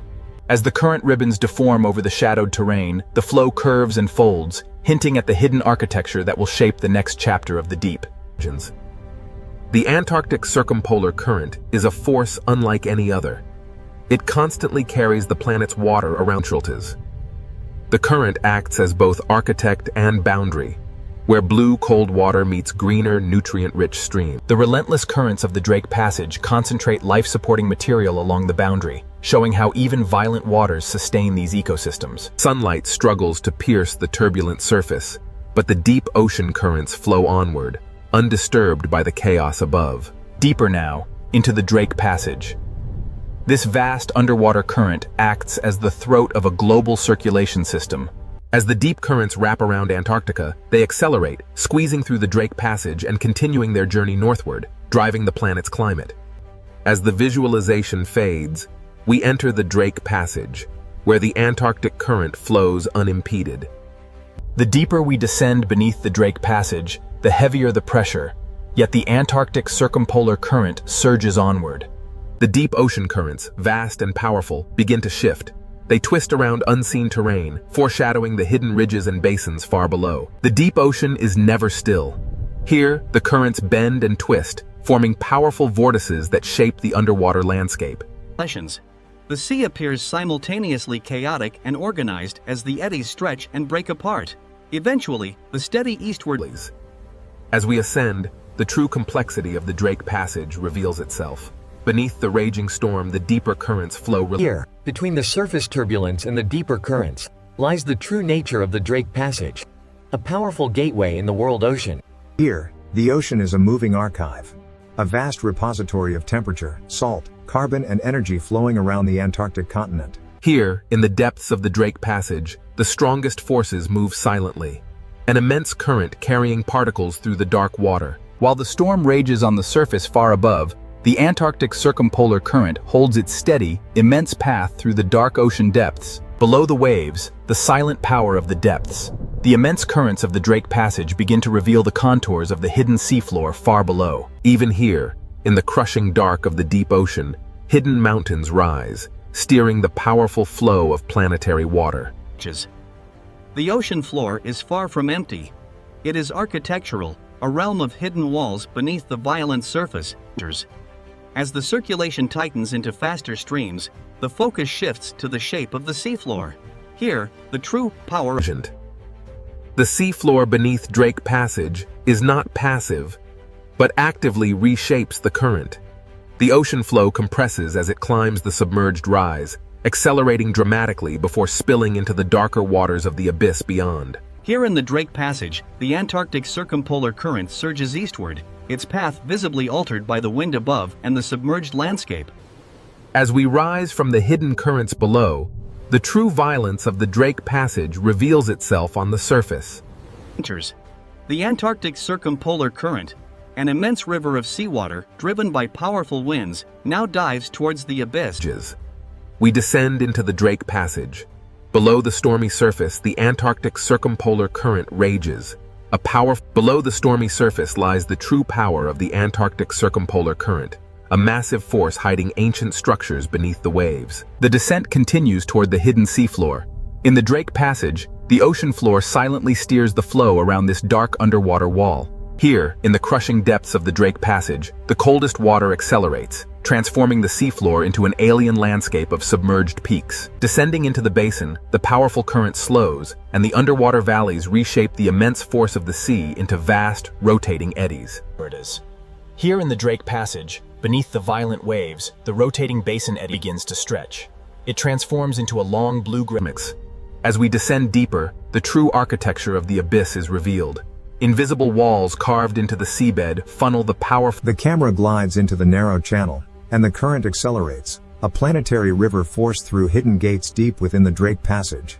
The camera watches as current ribbons bend sharply around this deep fracture zone. The seafloor proves that the chaos above has structure far below the surface. In the Drake Passage, the sea reveals itself as a deep mechanical system, where water, stone, pressure, and rotation work in powerful unison. As we ascend from the depths of the Drake Passage, the distinct boundaries between water masses become visible, driven by unseen forces.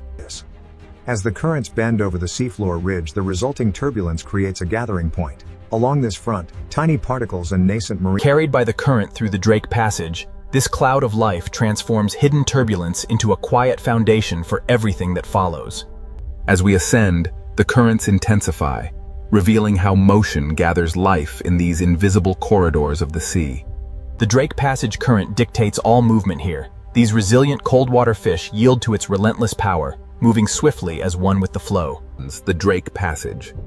Though the surface rages violently above, here in the depths, the powerful current carries food. Above the churning chaos of the waves, the albatross rides the gale, connecting the turbulent sea to the stormy sky. Here, in the roaring 40s, the albatross rides the breath of the storm, its wings locked against the violence of the great Southern Ocean.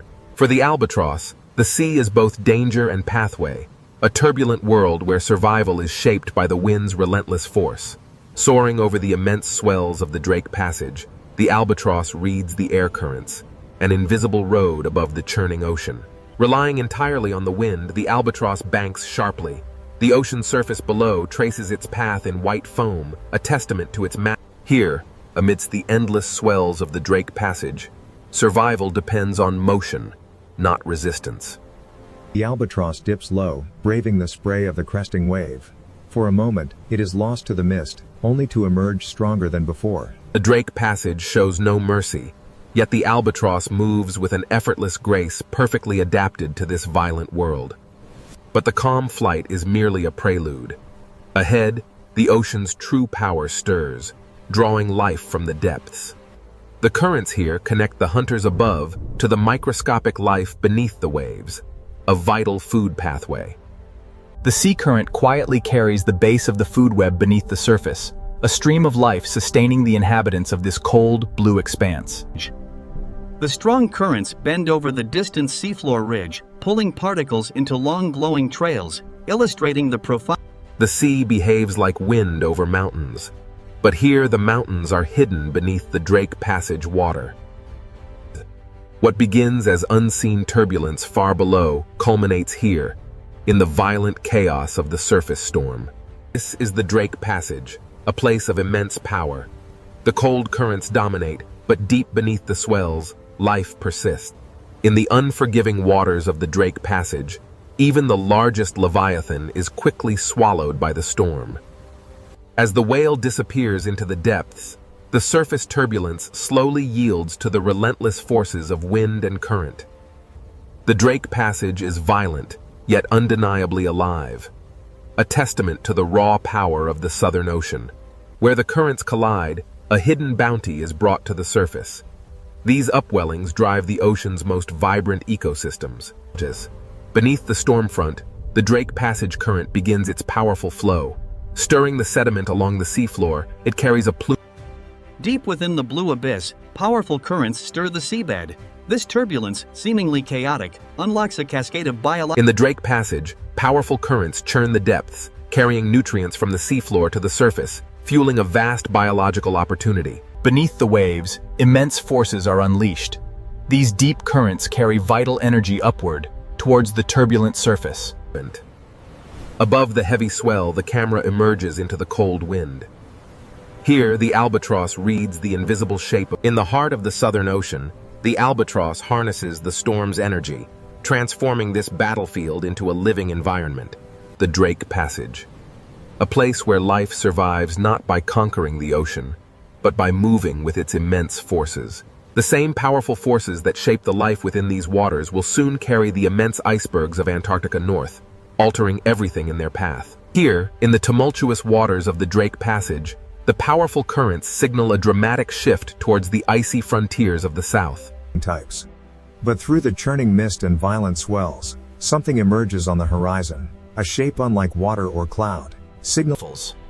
As the great ice sheets meet the warming ocean, they release ancient bubbles of air, trapped for millennia. The camera follows the faint freshwater ribbons as they mix into the darker seawater.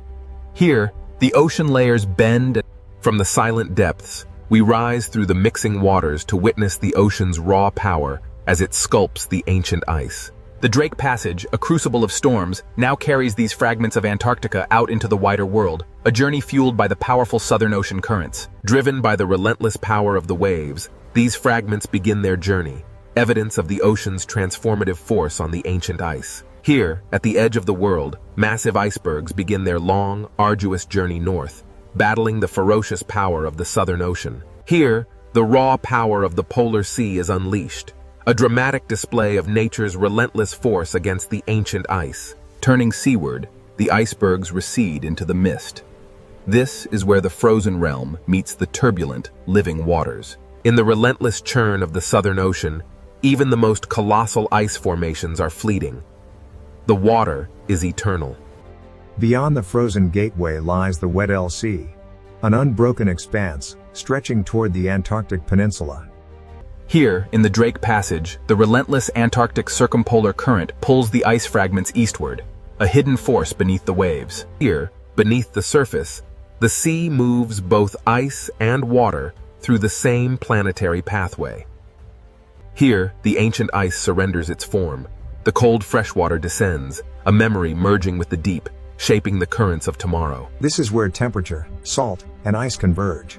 A visible climate space formed by the meeting of distinct ocean currents and freshwater plumes. Driven by powerful winds, the Antarctic circumpolar current relentlessly circles the frozen continent, accelerating as it is forced through the gauntlet of the Drake Passage.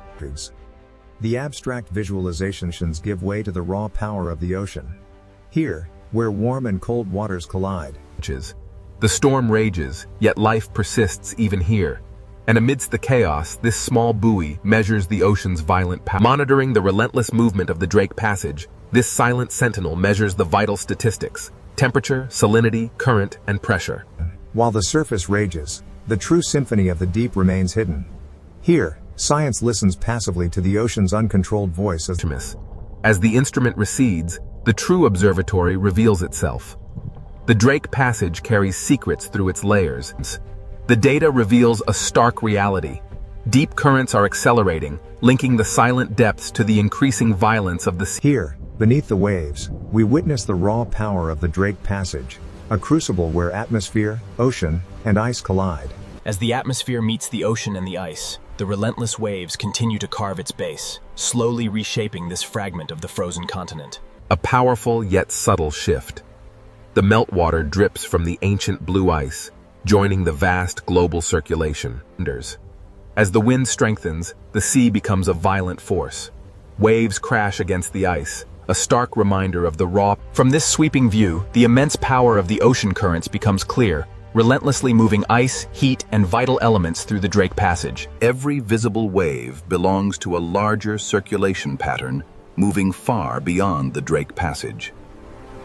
Down here, beneath the churn of the surface, the ocean currents move silently, carrying with them the clearest signals of our changing climate. The Drake Passage, where the immense physical power of the ocean converges with life, signaling profound planetary change. Rising from the depths, we witness the relentless power of the current. The ocean carries this fragment of ancient ice. Even the ice, once part of a towering glacier, now drifts aimlessly in the vast, cold expanse.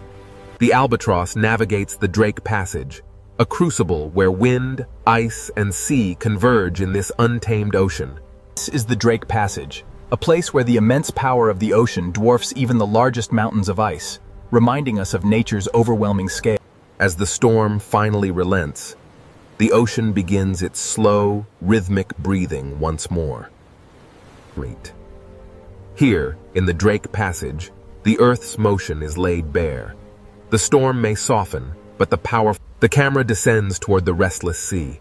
Here, the ocean remains ancient and unfinished, a corridor for the relentless currents of wind. The journey south reveals the immense power of the Antarctic, a vast reservoir of ice and cold water influencing every ocean on Earth. Turning north from the Antarctic glow, we enter the Drake Passage, a place defined by the immense scale of the pure ocean and the raw power of the wind. The journey north reveals the true scale of the oceanic realm, where every force, from the deep currents to the high winds, the Southern Ocean is a place of raw power, beautiful in its terror, indifferent to those who cross its path. Here, the waves roll endlessly into the mist, carrying the memory of the wind, the hidden currents, and the cold breath of Antarctica. Here, in the dark sea, the last iceberg drifts slowly, the memory of Antarctica carried on it. This is the Drake Passage, a place where the true power of the ocean is felt. No map between Cape Horn and the frozen continent, the Drake Passage reveals its true power, an untamable force where sky and sea merge. The Drake Passage, a fitting end to our journey, reminding us that this world remains wild, powerful, and utterly beyond our control. From above, the Pacific Ocean looks peaceful, endless, and almost motionless. But beneath this beautiful ocean surface, the planet is not still. The ocean hides a world of pressure, heat, stone, and movement. What seems like silence is only the surface of a much larger story. We now descend into the Pacific Ocean, where the hidden power begins. Above us, the ocean is bright. Below us, the earth begins to reveal itself. The deeper we go, the more the ocean changes from beauty into mystery. The Pacific Ocean is not only a body of water, it is a cover over a moving world. Below this ocean, entire plates of rock move slowly through time. They move too slowly for the eye to see, yet strongly enough to shape the planet. This ocean floor is not an empty place. It is a map written in stone. Every crack beneath the ocean tells us that Earth's crust is under pressure. Here, beneath the Pacific Ocean, pressure builds where no sunlight reaches. The surface above may be calm, but this hidden ocean floor is constantly changing. If the ocean water vanished, the Pacific would not look smooth at all. It would reveal mountains, trenches, fracture zones, and scars carved into the ocean floor. Some of these ocean trenches are deeper than mountains are tall. These are not empty holes in the ocean. They are places where Earth's crust bends downward. At the edges of the Pacific Ocean, one plate can be forced beneath another. This slow descent is the beginning of the Ring of Fire. The Ring of Fire is not a perfect circle of flames. It is a horseshoe of geological pressure around the Pacific Ocean. Around this ocean, tectonic plates meet, collide, slide, sink, and fracture. This hidden boundary crosses the edges of continents, island arcs, and deep ocean basins. Volcanoes rise here because the ocean floor is being recycled into the planet. Some volcanoes reach the sky as islands. Others remain hidden forever beneath the ocean. The ocean hides much of Earth's volcanic power from human eyes. Here, fire does not need the open air. It can build new rock beneath the sea. Under the Pacific Ocean, heat, water, and stone meet in darkness. The seafloor itself seems to breathe where Earth's interior reaches the ocean.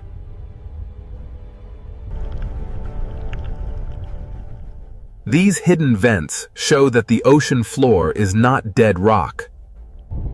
Even in darkness, the ocean can turn heat into life. The same force that creates life here can also store enormous danger. Along these boundaries, the ocean floor can become locked in place. The plates keep trying to move, but friction can hold them together.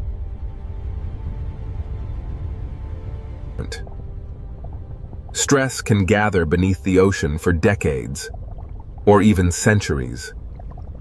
The quiet years are not proof that nothing is happening.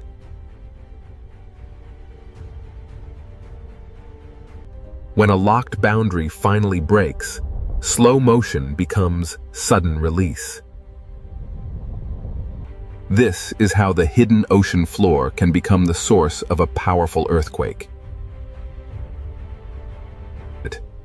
If the movement is strong and shallow beneath the ocean, the water above can be displaced.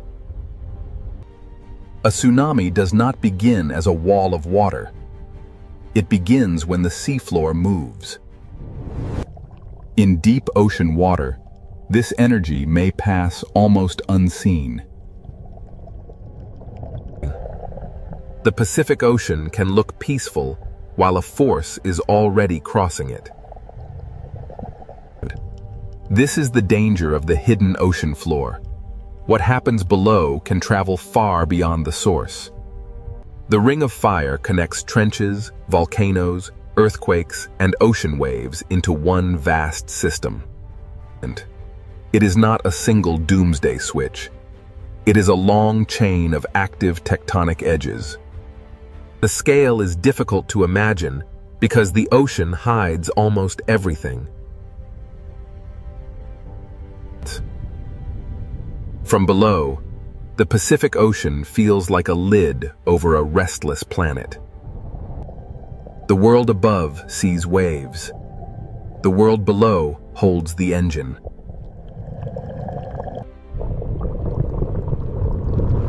Now we understand why the calm ocean surface can be misleading. Beneath the Pacific Ocean, stone descends, melts, rises, locks, and waits. To understand this hidden power, we must follow the ocean floor downward into the process that drives it all. The Ring of Fire begins not with flame, but with descent.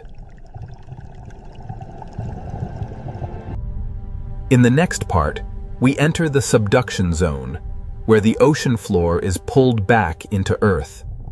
Here, beneath the Pacific Ocean, the Ring of Fire begins not with flame, but with descent. At the edge of the Pacific Ocean, one massive plate is being pulled beneath another. This process is called subduction, the slow return of the ocean floor into Earth. Oceanic crust is colder and denser than the rock above it, so gravity helps pull it down. The movement is slow, often only a few centimeters each year, but its power is enormous. A motion too slow to watch can still reshape the entire ocean basin. As the ocean floor sinks, it drags sediment, water, and ancient rock downward with it. Water trapped inside minerals begins a journey deep beneath the Pacific Ocean. As the slab sinks, pressure rises, temperature increases, and the hidden chemistry begins to change. The ocean floor does not simply disappear. It transforms the world around it. Water released from the descending ocean plate lowers the melting point of surrounding rock. This is where magma begins, not from random fire, but from pressure, water, and heat. Above the sinking slab, the deep earth starts to melt. The magma rises because it is hotter and lighter than the rock around it. Over time, these rising paths can feed volcanoes beneath the Pacific Ocean. This is why the Ring of Fire is lined with volcanoes. The fire begins deep below, but the ocean hides its first signs. Some magma builds new seafloor without ever touching the sky. When lava meets cold ocean water, it cools quickly and hardens into new stone. The Pacific Ocean floor is not only being destroyed at trenches, it is also being created by volcanic heat. Subduction destroys old crust, but it also gives birth to volcanic arcs and new terrain. This hidden engine creates seamounts, volcanic islands, and entire underwater mountain chains. A seamount may look still, but its origin is written in the movement of plates. Where heat escapes into the ocean, the seafloor begins to breathe.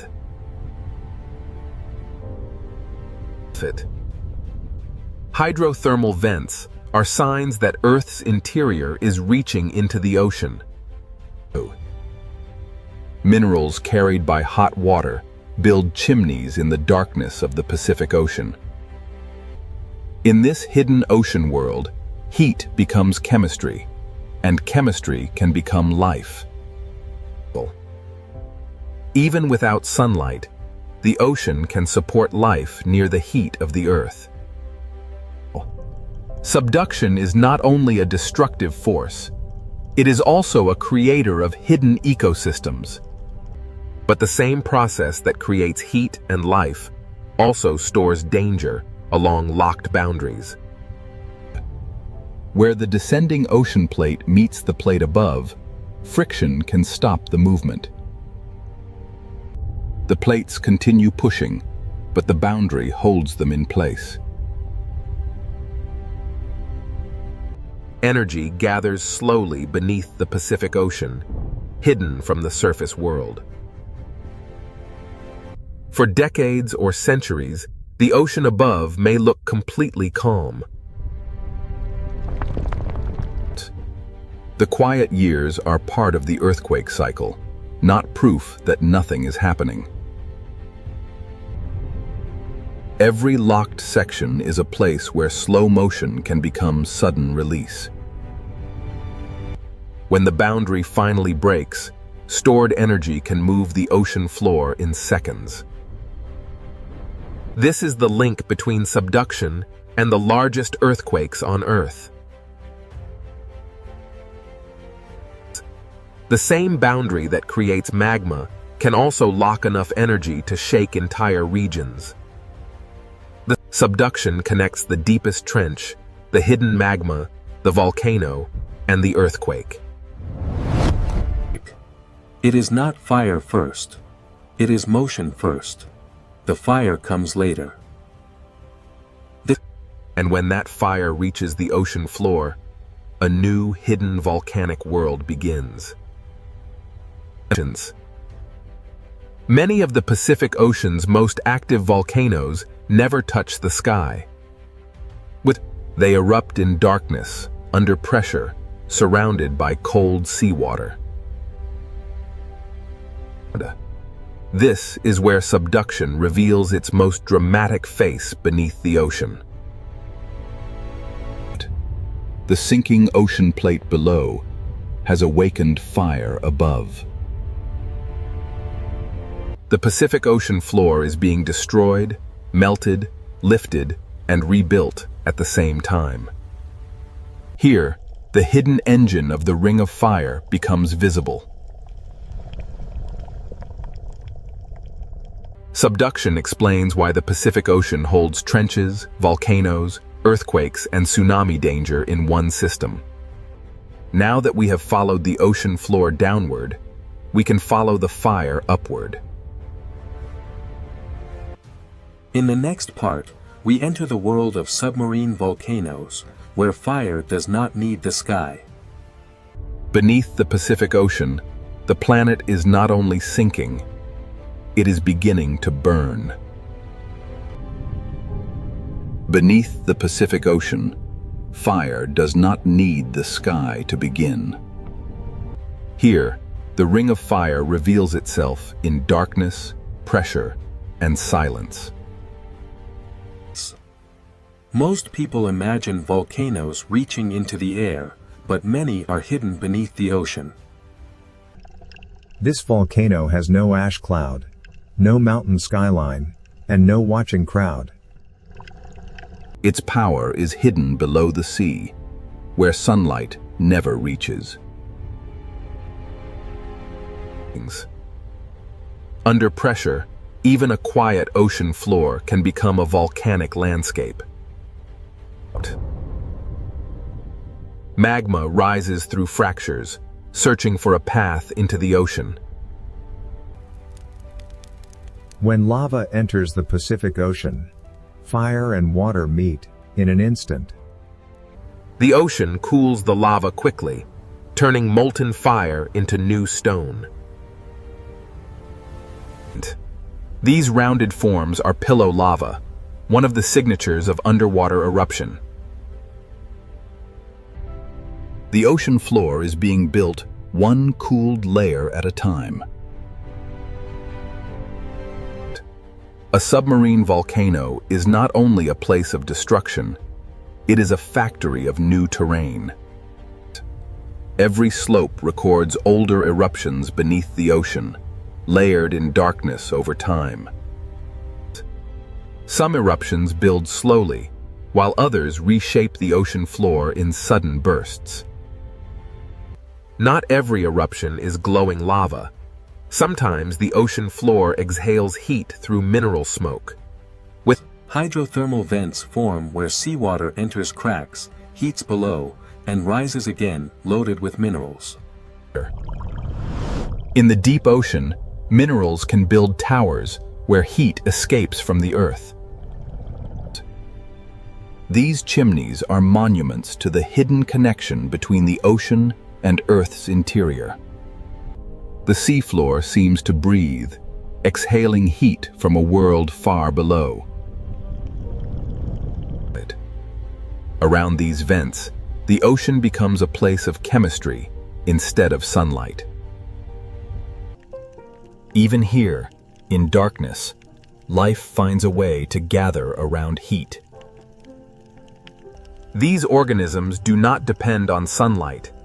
They depend on chemical energy rising from the ocean floor. Microbes turn minerals into energy, and that energy supports an entire community. The same heat that can destroy also creates a place where life can survive. This is the great contrast of the Ring of Fire beneath the ocean.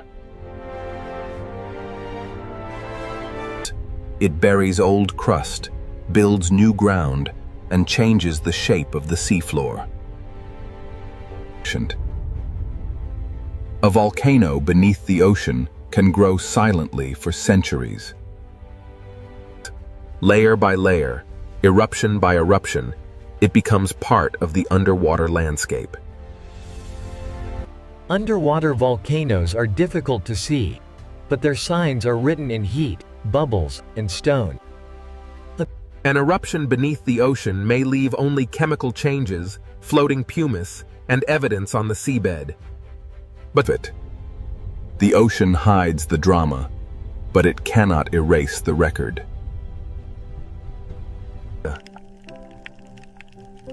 After the heat passes, the ocean floor keeps the memory of eruption. New rock is born hot, then sealed quickly by the cold Pacific Ocean.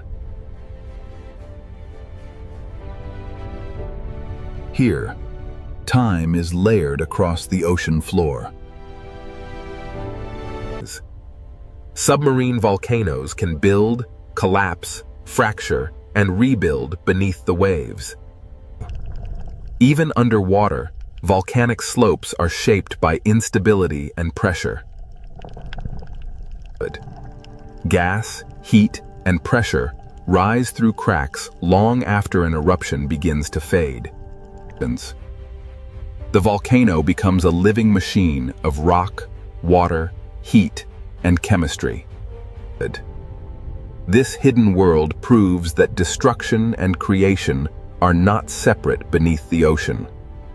Life gathers at the edge of heat, where the deep ocean should seem impossible. Above the vents, the Pacific Ocean remains cold and silent, hiding everything below. From the surface, none of this fire can be seen. The ocean hides not just one eruption, but a long history of volcanic change. Across the Pacific Ocean, countless volcanic worlds rise from the seafloor. Some will never become islands, but they still shape the ocean around them.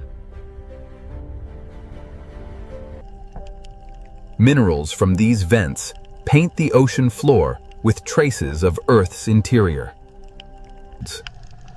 Old vents die, new vents open, and the volcanic system keeps changing. But even in the deep ocean, nothing here is truly frozen in time. The same heat that feeds the vents also reminds us that pressure is still rising below. A submarine volcano is connected to forces much larger than the vent itself. Behind the lava and vents lies the same tectonic engine that bends the ocean floor downward. The volcano is the visible breath of a hidden system beneath the Pacific Ocean. But the same boundary that creates volcanic fire can also lock dangerous energy in place. The Ring of Fire does not separate volcanoes from earthquakes. It connects them. Where the plates become stuck, the next story begins. The hidden fire builds new worlds, but the locked boundary stores the power to shake them. In the next part, we enter the locked boundary, where a megathrust earthquake can begin. Here beneath the Pacific Ocean, the hidden fire gives way to a different kind of power. This is where the ocean floor can become locked by friction. The plates continue trying to move, but the boundary resists. The movement does not stop. It becomes stored energy. Over decades or centuries, the upper plate can bend like a spring. The ocean above may look calm, while stress gathers below. A megathrust fault can extend for hundreds of kilometers beneath the ocean. Its scale is difficult to imagine because the ocean hides almost everything. The same system that builds volcanoes can also store earthquake energy. Nothing dramatic may happen at the surface for a long time. The quiet years are part of the earthquake, not proof that the ocean floor is still. Stress leaves small signs before the great release. Gas, pressure, and motion reveal that something deep below is changing. The boundary is locked, but the force behind it keeps pushing. This is the silent tension of the Pacific Ocean. Like a compressed spring, the ocean floor holds energy until the locked section can no longer resist. Then, in seconds, the locked boundary begins to fail. The release starts in one place and races through the boundary. A vast section of Earth's crust can move in moments. This sudden movement is the heart of a megathrust earthquake. The shaking begins below the ocean, where no city lights can see it. The rupture can travel across an enormous fault surface.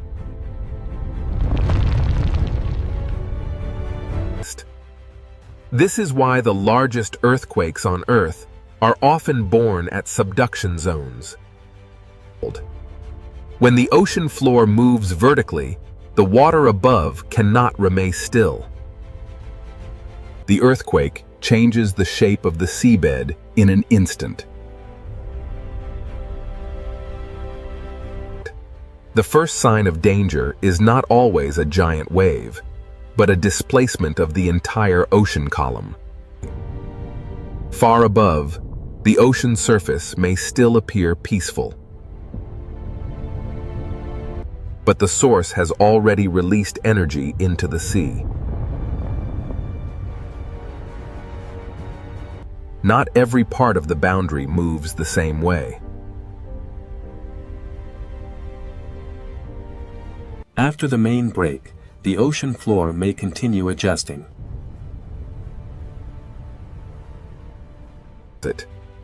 Each adjustment reminds us that an earthquake is not a single simple moment. The surface can hide the scale of what has happened below. The earthquake leaves behind a landscape of broken rock, lifted sediment, and changed pressure. A fault scar on the ocean floor is the visible wound of hidden energy release. If enough seafloor moves upward or downward, the ocean itself begins to respond. This is the moment when an earthquake can become something more than shaking. The entire column of ocean water can be disturbed from seafloor to surface. A movement in darkness can send energy toward distant coastlines. In deep water, this energy may travel almost unseen. The rupture may last only moments, but the consequences can travel across the ocean. Subduction, friction, rupture, and displacement are linked in one hidden chain. Even after one section breaks, other parts of the ocean boundary may continue to store energy. This is why the Ring of Fire must be understood as a long-term system, not a single event. The Earth is not angry. It is releasing stress stored in stone.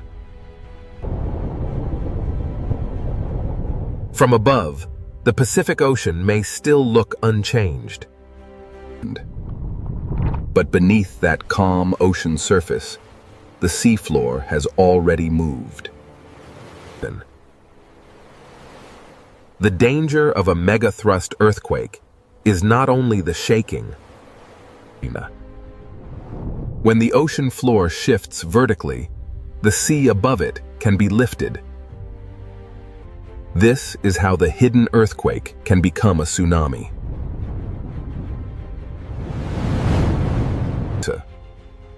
A tsunami begins not as a towering wave, but as the ocean being displaced. In deep water, the first movement may be almost impossible to see. In the next part, we follow that energy as it crosses the Pacific Ocean and becomes a tsunami. Beneath the ocean, the boundary has broken. Now the water begins to move. Beneath the Pacific Ocean, the boundary has broken, and now the water begins to move. A tsunami begins when the ocean floor moves and displaces the water above it. But this is not a wind wave. It is the movement of the ocean from bottom to surface. The entire ocean column is disturbed, and the energy begins to travel.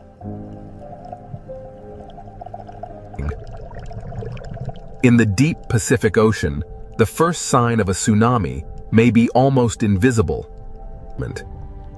The source may be hidden beneath the sea, but the energy does not stay there. A tsunami can cross enormous distances while the ocean surface still looks calm. But far from shore, the Pacific Ocean may show almost no dramatic height. The danger is not always in what the eye can see.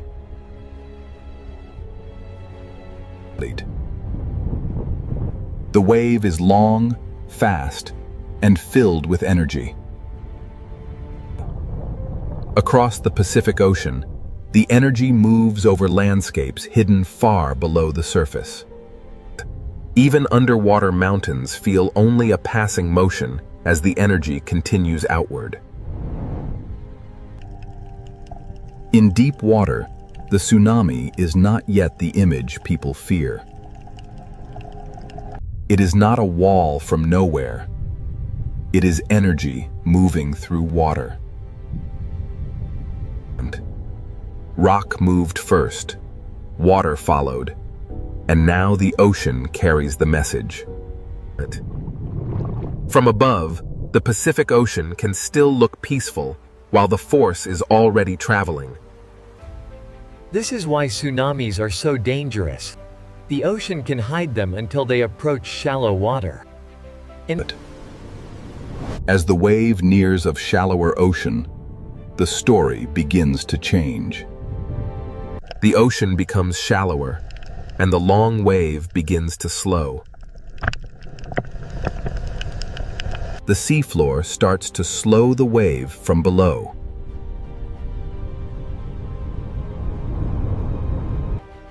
As the wave slows, its energy is squeezed into a smaller space. The hidden motion begins to grow into visible force. Near shore, the ocean floor feels the change first. The energy that was almost invisible in deep water now begins to rise. The ocean surface changes because the whole water mass is being forced upward. What was low and fast in deep water becomes higher and more dangerous near shore. A tsunami near shallow water is not just a wave. It is a moving mass of ocean. Sometimes the first warning is a strange retreat of the sea. When the ocean pulls away suddenly, it can be a sign that a stronger surge is coming. The ocean does not always announce danger with height. Sometimes it begins with motion.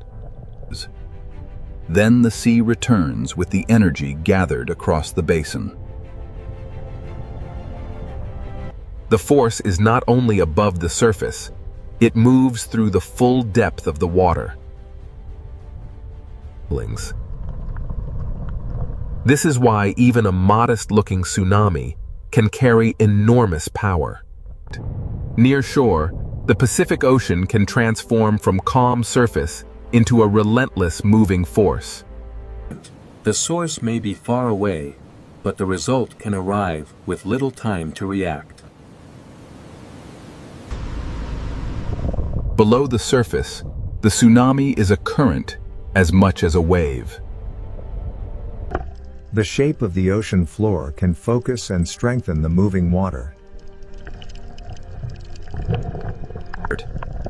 Every coastline receives the energy differently because every seafloor is shaped differently. A tsunami is physics. Rock moves, water is displaced, and energy spreads. The chain begins at the ocean floor and ends wherever the energy reaches shallow water. To understand a tsunami, we must connect the quiet surface to the hidden seafloor. The ocean remembers the movement long after the first rupture has passed. One movement in darkness can send waves across thousands of kilometers of ocean. This is why the Pacific Ocean demands understanding, not panic. Fear alone does not save lives. Understanding the mechanism does. Science cannot stop the ocean floor from moving, but it can listen. Warnings begin with measurement, observation, and respect for the ocean. The more we understand the deep ocean, the better we can live with an active planet. The Pacific Ocean is dangerous because it is alive with movement, but it is also readable. After the surge, the ocean may look peaceful again. But beneath that calm blue surface, the same geological system continues to work. The tsunami is not separate from the volcano, the trench, or the earthquake. It is one chain of motion beneath the Pacific Ocean.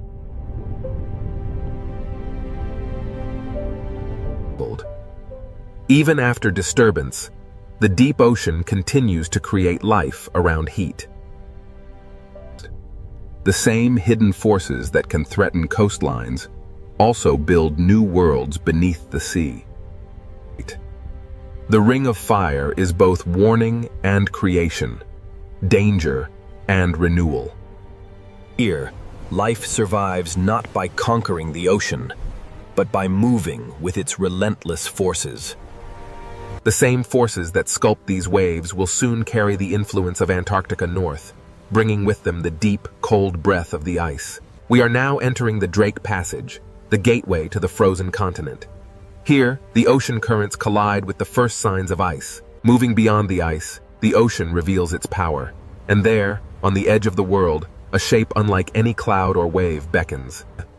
As we push through the swirling mist of the Southern Ocean, the first signs of the Antarctic ice begin to emerge. Plunging beneath the surface reveals the true architects of this world. Immense ribbons of current flow across the seabed, moving mountains of ice unseen. Rising from the depths, the ocean reveals its true power. The living wind of the Drake Passage gives way to the silent majesty of Antarctic ice. Here, the Drake Passage reveals itself as a living system. We move now towards the story of the ice. Emerging from the mist of the violent Southern Ocean, the first giants appear. Blue and white sentinels, beginning their long voyage north. Emerging through the mist, the great glacier stands silent, a wall of frozen history, while the dark waves crash below. Against these walls of blue ice, the waves of the Southern Ocean spend their fury, a timeless battle between water and frost. Antarctica holds its secrets in the ice, a vast, frozen memory, contrasted by the restless sea. Adrift in the formidable swells of the Drake Passage, this solitary iceberg begins its final voyage. a silent messenger from the deep south. Rising from the turbulent ocean, the iceberg's visible peak suggests the immense mass hidden beneath the waterline. Below the turbulent surface, the true scale of the iceberg is revealed, a colossal structure of ancient ice extending deep into the dark ocean abyss. Here, beneath the waves, the ancient ice begins its slow, inevitable return to the sea. Meltwater streams carry... Here, frozen land meets the moving sea. This quiet exchange of meltwater fundamentally alters the ocean's chemistry and currents. Rising from the depths, we witness the sheer magnitude of the iceberg. Here, wind and wave collide with millennia of compressed ice. The Drake Passage possesses a raw power unmatched anywhere on Earth, constantly reshaping the Antarctic coastline. The ocean slowly breaks, moves, and transforms the frozen landscape, demonstrating an unstoppable force. Wonders. Here, at the edge of the Antarctic, the Drake Passage lives up to its fearsome reputation. A place of raw power. Between these towering monoliths, the ocean's fury is trapped, a violent contrast to the stillness of the ice. Leaving the icy embrace of the bergs, the open ocean beckons. Here, the world of ice merges with the dark, The Drake Passage is a place of immense power. Here, the ocean's ceaseless current demonstrates that even the most ancient... Passing through the arch, the true scale of the Southern Ocean reveals itself.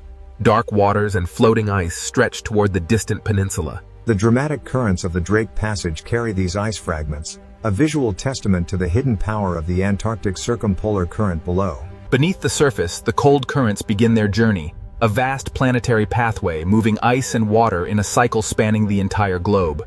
As the meltwater trails sink and spread, the ocean absorbs the cold freshwater memory, fundamentally altering the deep currents. Here, the ocean reveals its true complexity. Layers of temperature, salt, and melting ice converge in a dynamic, global climate space. Emerging from the depths, the visualization reveals the vast currents circling Antarctica, accelerating as they funnel through the narrow Drake Passage.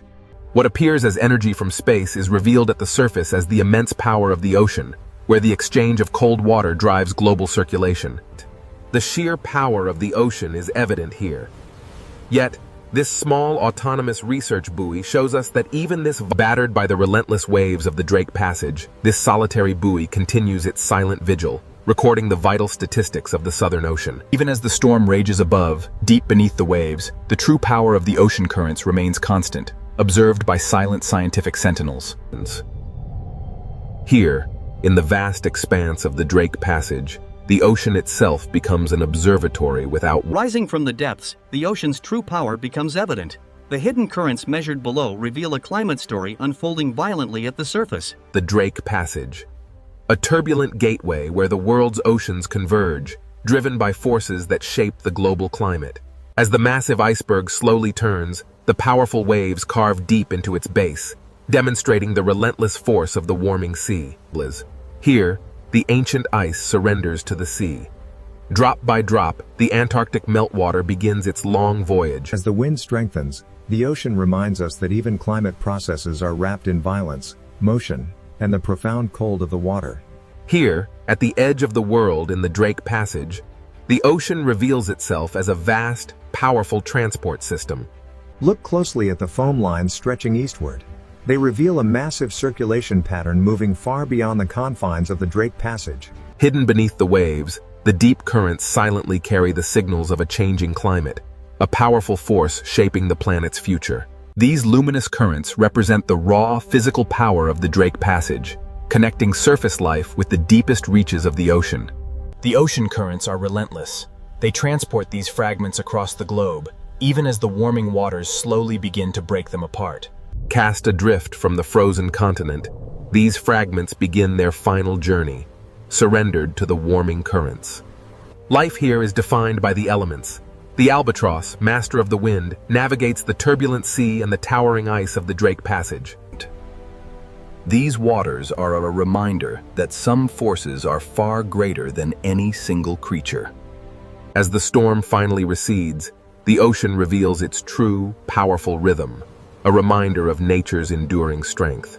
In the Drake Passage, where Earth's motion becomes visible, the softening storm reveals the relentless drift of ancient ice.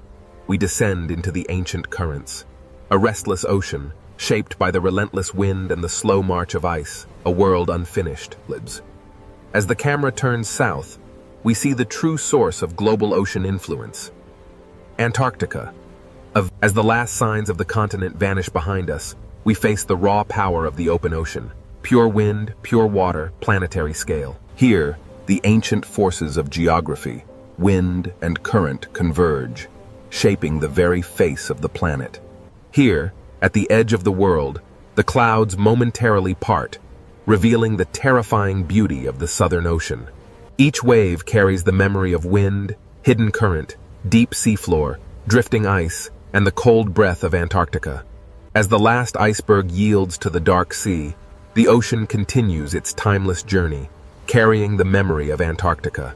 Here, in the vastness of the Drake Passage, no map, no ship, no instrument, and no human voice can truly tame this waterway. The immense power of the Southern Ocean is revealed as storm clouds and drifting ice merge with the dark sea of the Drake Passage. As this 6-part journey concludes, the Drake Passage reminds us that the ocean is still alive, still violent, and still beyond human control.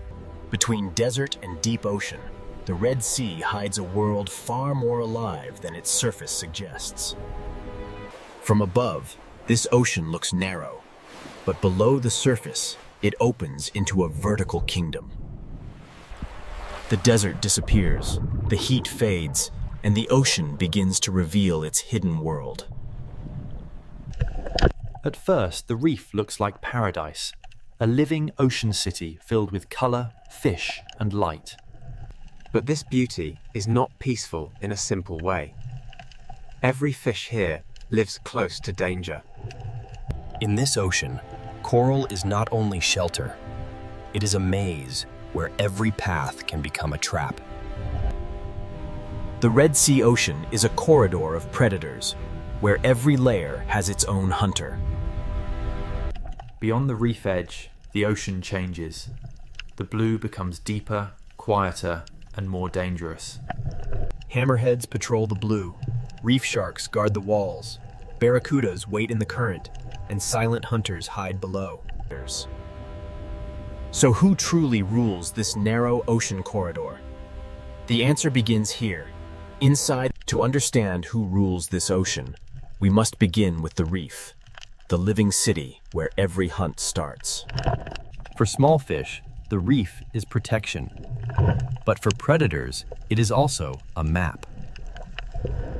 Every shape has meaning here. A narrow branch can save a fish, and a narrow passage can guide it toward danger. In this ocean, fear moves faster than teeth. One shadow can change the entire reef. The reef does not simply hold life. It organizes life, forcing fish, hunters, and currents into patterns. Even the open sand is part of the ocean's design. It looks empty, but hidden hunters may be waiting below. Power in the ocean does not always come from above. Sometimes it waits silently beneath the floor.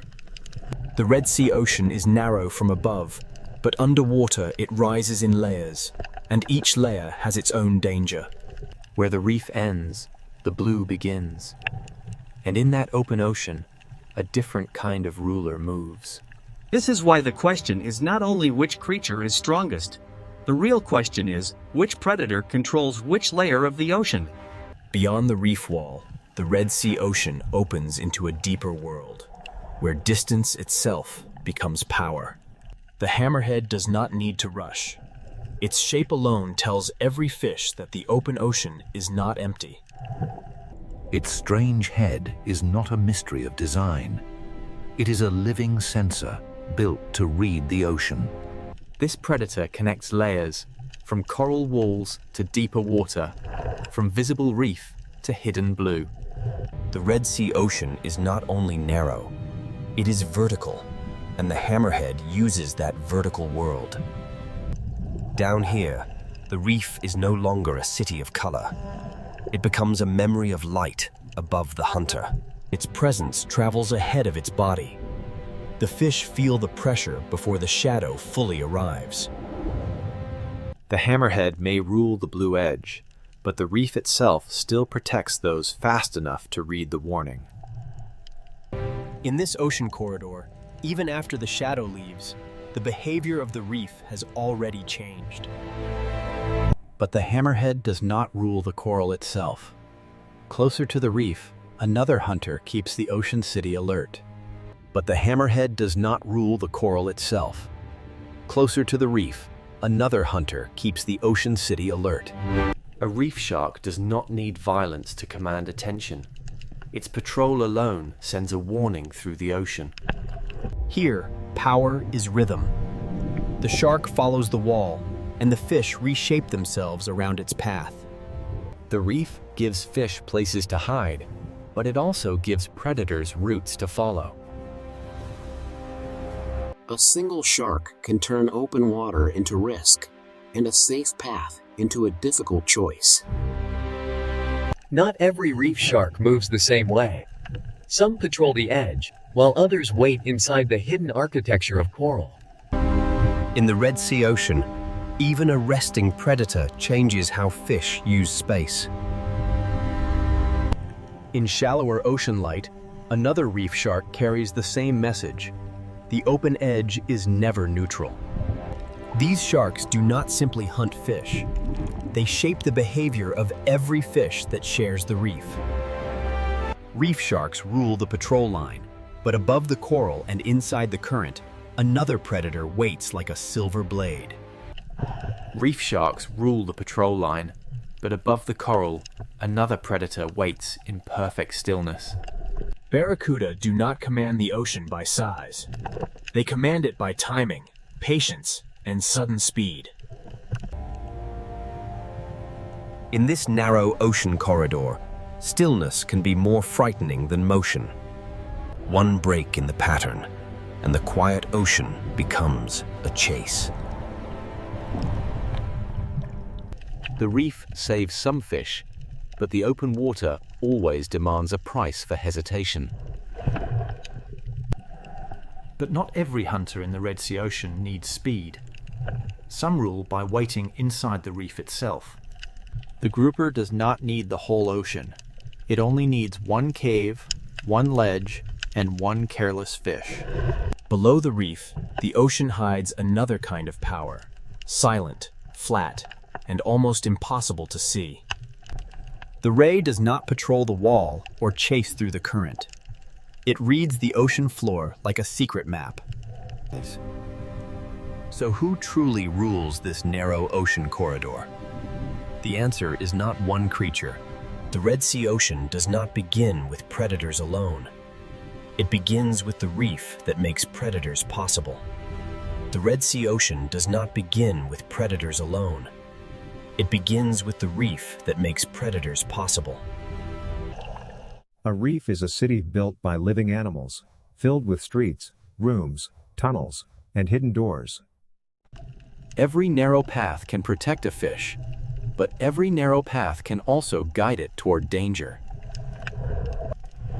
In this ocean, danger often arrives first as pressure, not as teeth. The reef creates choices, and in a predator's ocean, every choice has a cost. Grazing fish feed in the open, but they never forget the shelter behind them. Small fish survive by reading space, current, shadow, and distance to coral. A school can disappear into coral in a heartbeat, leaving the ocean above it silent. The reef protects life by hiding it, releasing it, and hiding it again. But the same shelter that protects prey can also conceal a hunter. Predators learn these paths because the reef teaches fish where they must pass. A gap that lasts only a second can become the most dangerous place in the ocean. Safety is never permanent here. It is borrowed from the shape of the reef. This is why the Red Sea Ocean feels larger than it looks. It is narrow, but it is layered. Between coral walls, even sand becomes part of the hunting system.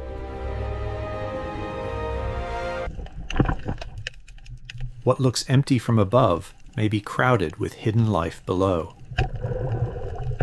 The reef connects the bottom, the wall, the current, and the blue water beyond. A shallow coral garden can become a deep wall in only a few meters. At this edge, the ocean is divided into those who hide and those who hunt. Current turns the reef into motion, and motion reveals where fish must go. To feed in the current, fish must risk exposure.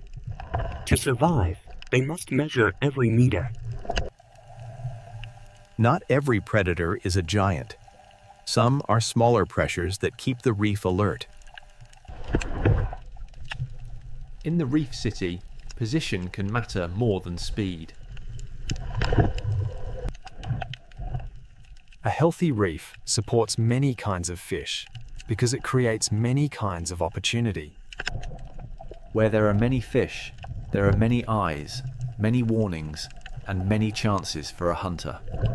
The reef can look peaceful until every fish vanishes at once.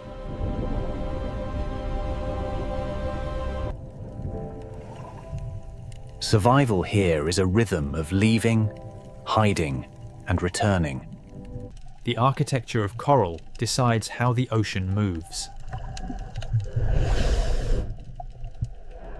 At the slope, the reef becomes a border between the crowded city and the unknown blue.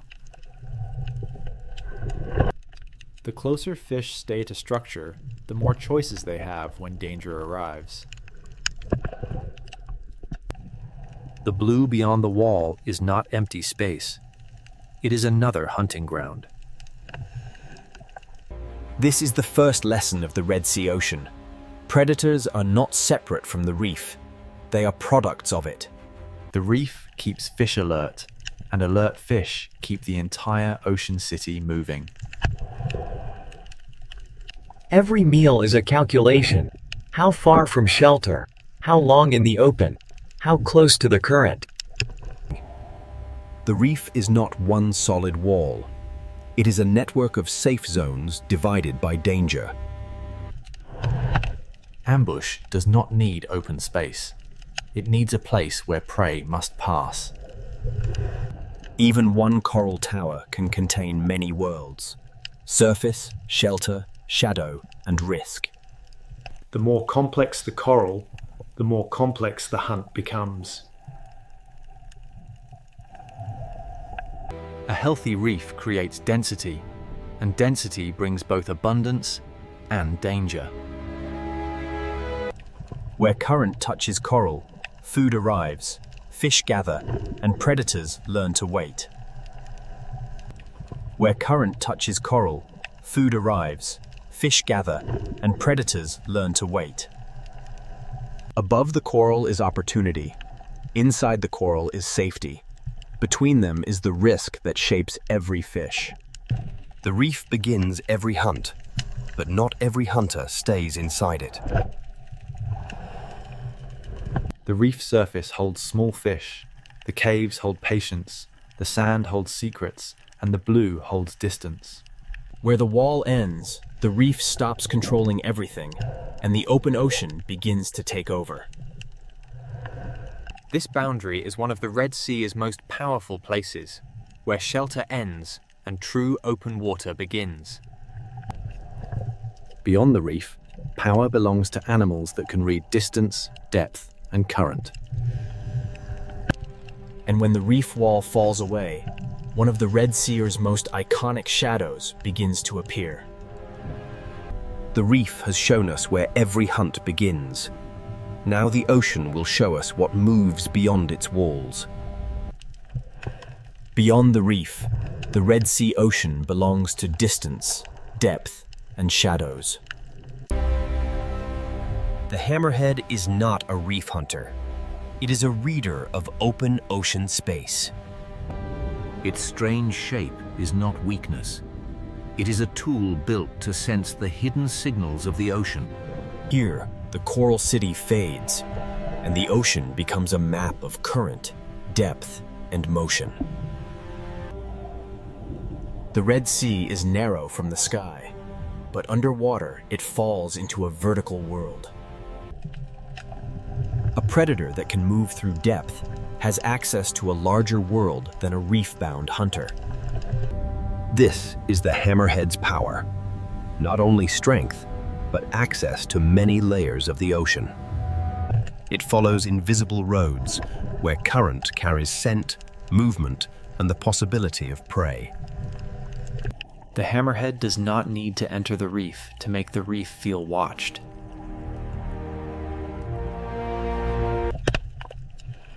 Small fish answer the shark with distance, shelter, and sudden silence. This is not the rule of constant attack. This is the rule of presence. Its body is built to search, to sense, and to move across ocean space with patience. Farther from coral, the ocean becomes less visible, but not less alive. Out here, the hunter belongs to the space between what can be seen and what can only be sensed. When it returns toward the reef, the ocean reacts before the shadow reaches the wall. The hammerhead rules the open edge, but coral still gives smaller fish a chance. From inside the reef, the blue ocean is not empty beauty. It is exposure. A single passing shadow can freeze a reef more completely than a sudden strike. When the hammerhead leaves, the fish move again, but the memory of the open blue remains. When the hammerhead leaves, the fish move again, but the memory of the open blue remains. But the hammerhead does not rule the coral itself.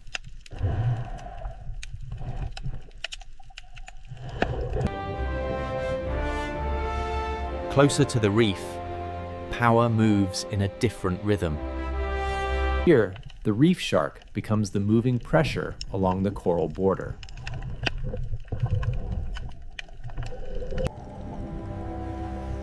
It does not need to be the largest predator to change the order of the reef. The reef gives fish shelter, but the shark turns every open lane into a decision. A channel is not just a passage.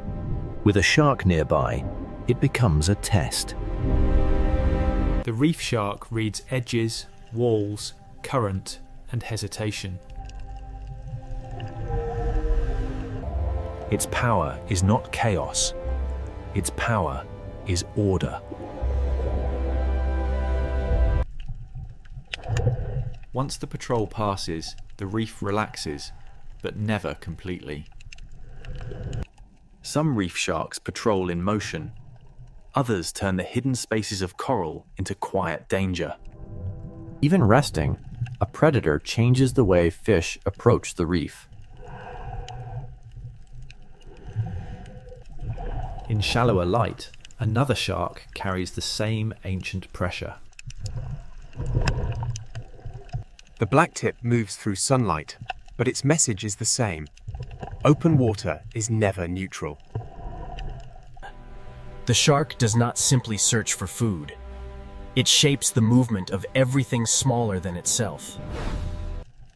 From inside the coral, even a passing shark becomes the sky of danger. Predators create caution, and caution shapes where fish feed, hide, and travel.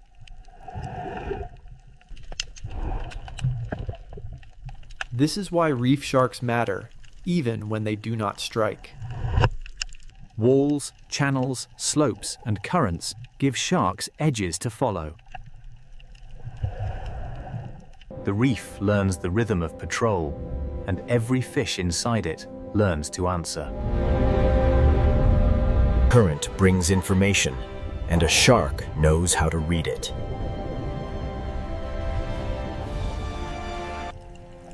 Here, the Red Sea's narrow shape does not limit life, it compresses it. Reef sharks rule not by owning every space, but by making every space matter. But the patrol line is not the only zone of power.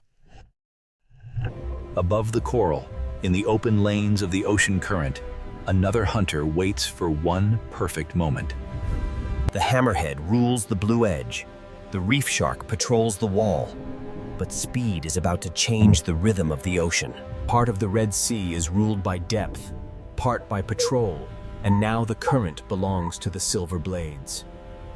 In the current above the reef, the Red Sea Ocean changes rhythm again.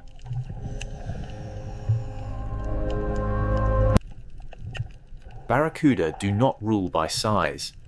They rule by stillness before speed. The ocean looks calm, but every fish beneath them is calculating distance to shelter. For prey, the reef is safety. For barracuda, the space just outside it is opportunity. A current can become a corridor, and a corridor can become a trap. One instant of hesitation, and still water becomes a chase. The reef saves the quick, but the open ocean punishes the separated. Barracuda power lives in contrast. Long patience, then one precise explosion of speed. Where current touches coral, food gathers, fish gather, and predators learn the timing. The current feeds the reef, but it also exposes every fish that moves too far from shelter. In this layer of the ocean, power belongs to the animal that knows when not to move. A school survives by becoming one body, one turn, one warning. Barracuda do not chase chaos. They look for the one place where order breaks. A few meters of separation can turn a bright ocean lane into danger.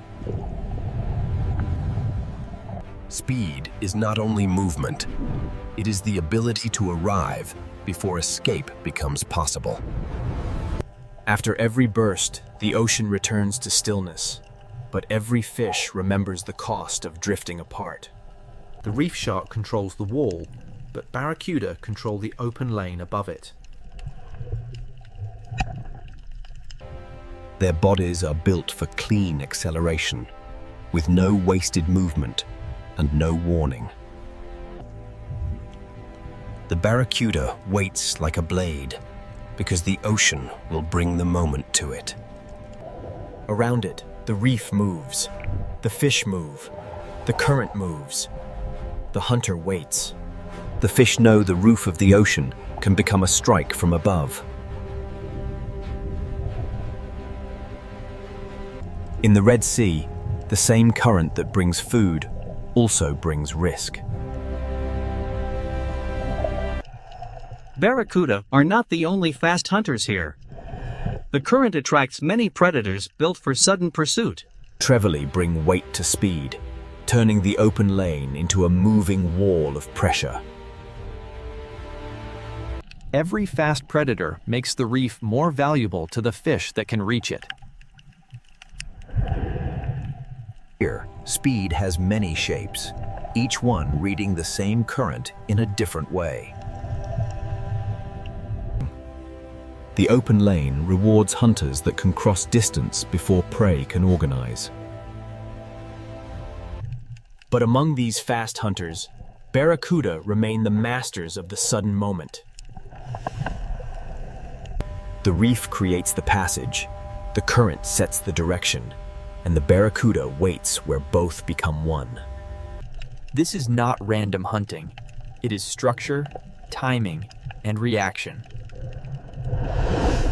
In the rule of reaction time, survival belongs to those who turn first. Speed rules the open lane, but coral still rules the final refuge. This is why no predator controls the whole ocean.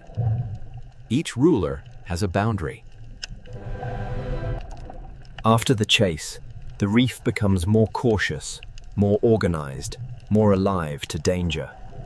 Predators shape the ocean even when they do not feed.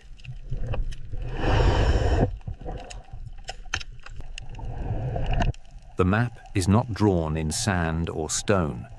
It is drawn in movement. For the viewer, they are beautiful. For the reef fish, they are the shape of the open water's danger. The Red Sea Ocean gives them a perfect stage.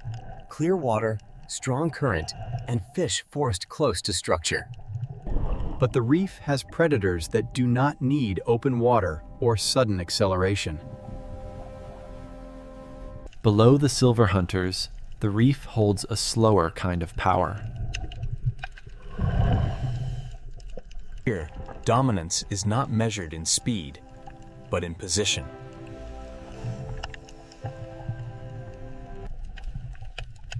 A cave can be shelter. It can also be a mouth in the architecture of the reef. After the speed of the current, the Red Sea Ocean now reveals the power of waiting. The current belongs to the silver blades, but the caves belong to hunters that never need to chase.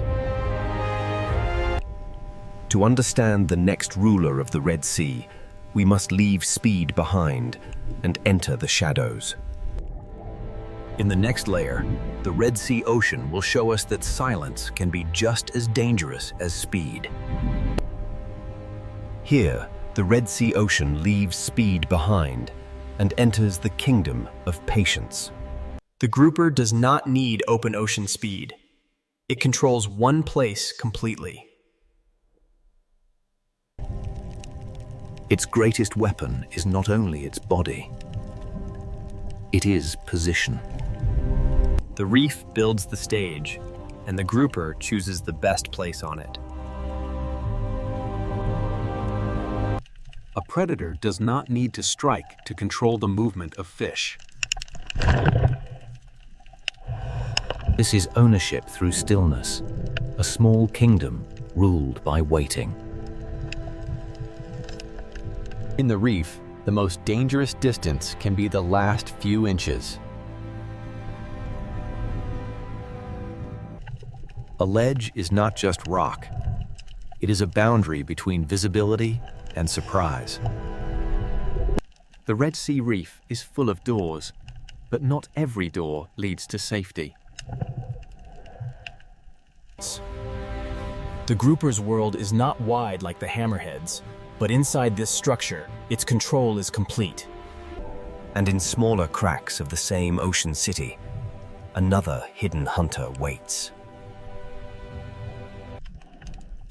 The moray does not need a wide territory. It turns a crack in the reef into danger. In this layer of the ocean, visibility belongs to prey, but concealment belongs to the hunter. The reef does not only create shelter for fish, it creates invisibility for predators. Every fish that passes this crack must decide how close is too close.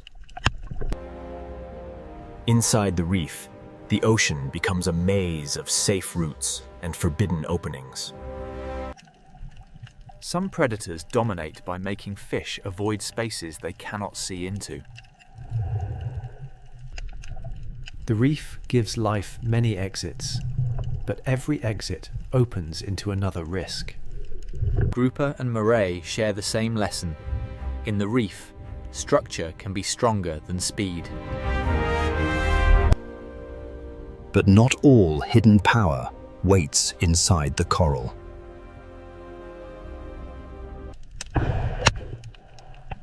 Below the reef, the ocean floor hides a quieter kind of hunter.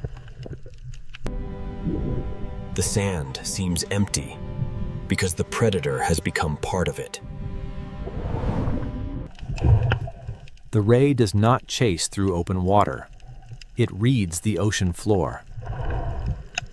Its body is built for the lowest layer, where pressure, scent, and movement leave quiet traces. To larger predators, the sand may look empty. To the ray, it is full of signals. A small movement under the sand can become a message only the bottom hunter understands. The cave, the crack, and the sand are different worlds, but all belong to the same ocean system. Power does not always cast a shadow overhead. Sometimes it waits beneath a thin layer of sand. The danger disappears not because it leaves, but because it becomes invisible again. The sand is not a gap between important places. It is an entire layer of the hunt. In this lower world, the hunt happens through contact, pressure, scent, and patience. Each hidden predator controls a different part of the reef's lower architecture. The grouper holds the cave, the moray holds the crack, and the ray reads the sand. For a small fish, one journey across the reef can pass through several kingdoms of danger. This is not chaos. It is a layered order built by coral, sand, and patience. The Red Sea is not ruled from one throne. It is divided into many small territories. Some rulers move across great distance. Others make one small place dangerous every day. But none of these hunters owns the whole ocean. Each rules only the layer it understands best. Now the answer becomes clearer. The Red Sea is not a kingdom of one predator, but a system of many layers. The hammerhead owns the blue edge, the reef shark patrols the wall, the barracuda controls the current, and the hidden hunters rule the structure below. Above all of them, the reef itself writes the rules. It creates shelter, ambush points, current breaks, sand borders, and the density of life that makes predators possible. To ask who rules the Red Sea is really to ask who controls which layer. The final answer is not hidden in one bite, one cave, or one shadow. It is hidden in the balance between them. In the final layer, the Red Sea Ocean will reveal that dominance is not a crown. It is balance. After all these layers, the answer begins to emerge. The Red Sea is not ruled by one creature. It is ruled in layers. It owns the open edge, but it does not own the reef itself. The reef shark rules the patrol line, making the coral edge a place of constant calculation. Its power is not only what it eats, but how every fish moves when it appears. Above the coral, the barracuda rules the moment when stillness becomes speed. In the open lane, reaction time can become the difference between survival and disappearance. Inside the reef, the grouper rules by patience and position. It does not need to cross the ocean. It makes one cave dangerous every day. The moray rules the cracks, where invisibility becomes control.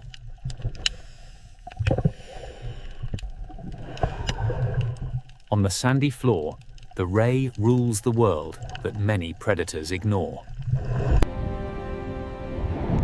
It reads the floor the way a shark reads open water. Each predator rules a place, but none of them rules the entire ocean alone. The real structure is not a throne. It is a map of layers. For small fish, survival means knowing which layer belongs to which hunter. Predators create caution. Caution shapes movement. Movement shapes the reef. A reef is more than coral. It is coral plus fish, grazers, predators, current, sand, depth, and time. When predators disappear, the ocean does not simply become peaceful. It becomes different. A reef may still look alive, but one invisible layer of control can be missing. A predator's presence is part of the reef's rhythm. The grouper changes how fish use the cave.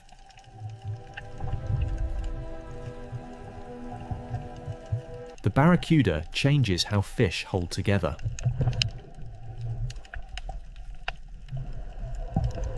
The ray changes how life moves across the bottom.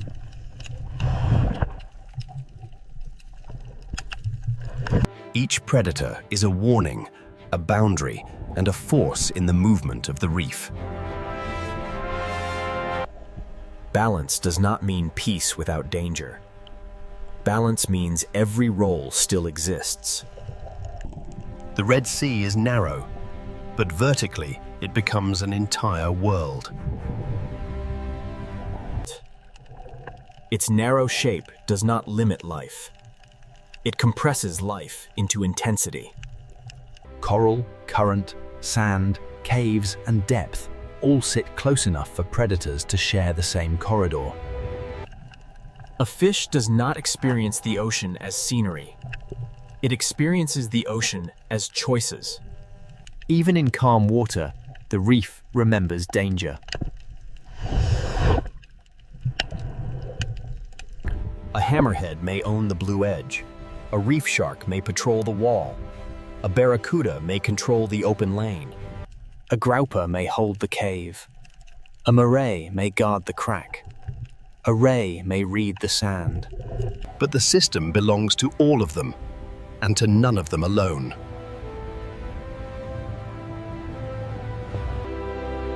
Above all predators, the reef itself rules the rules. It builds the shelters, the hunting lanes, the current breaks, and the density of life. Without the reef, the predators lose the structure that gives their power meaning. Without predators, the reef loses part of the pressure that keeps it dynamic. Caution shapes movement. Movement shapes feeding. Feeding shapes coral. Coral shapes shelter. And shelter shapes the next generation of reef life.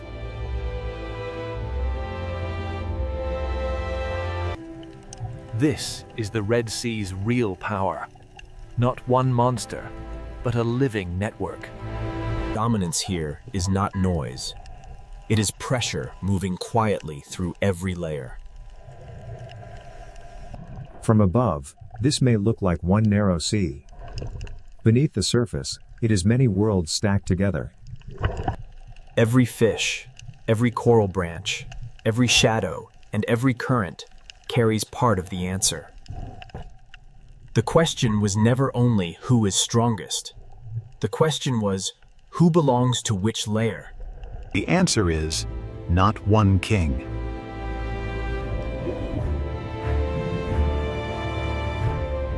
The Red Sea is ruled by balance, fragile, ancient, and moving quietly through every layer of the reef.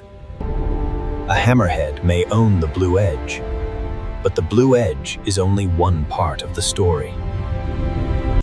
A reef shark, a barracuda, a grouper, a moray, and a ray each hold a different piece of power.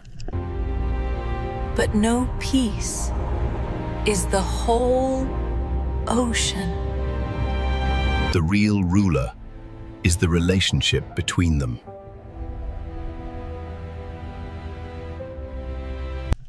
In a world so narrow, steep, and alive, dominance is not a crown. It is balance.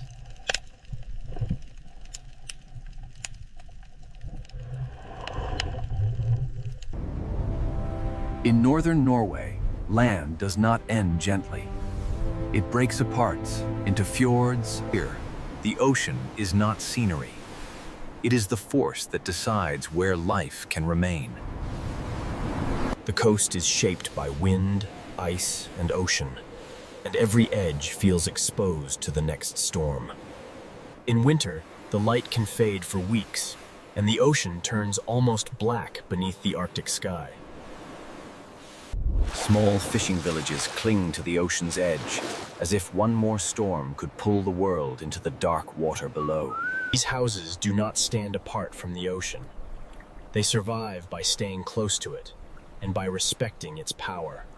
The ocean gives fish movement, memory, and danger. It feeds the coast, then tests it without warning. This is not the soft coastline of a warm sea.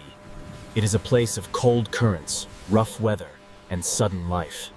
The ocean cuts into the land through fjords, carrying salt, cold, food, and the rhythm of survival. From above, the coast looks frozen and severe. But beneath the ocean's surface, nothing is still.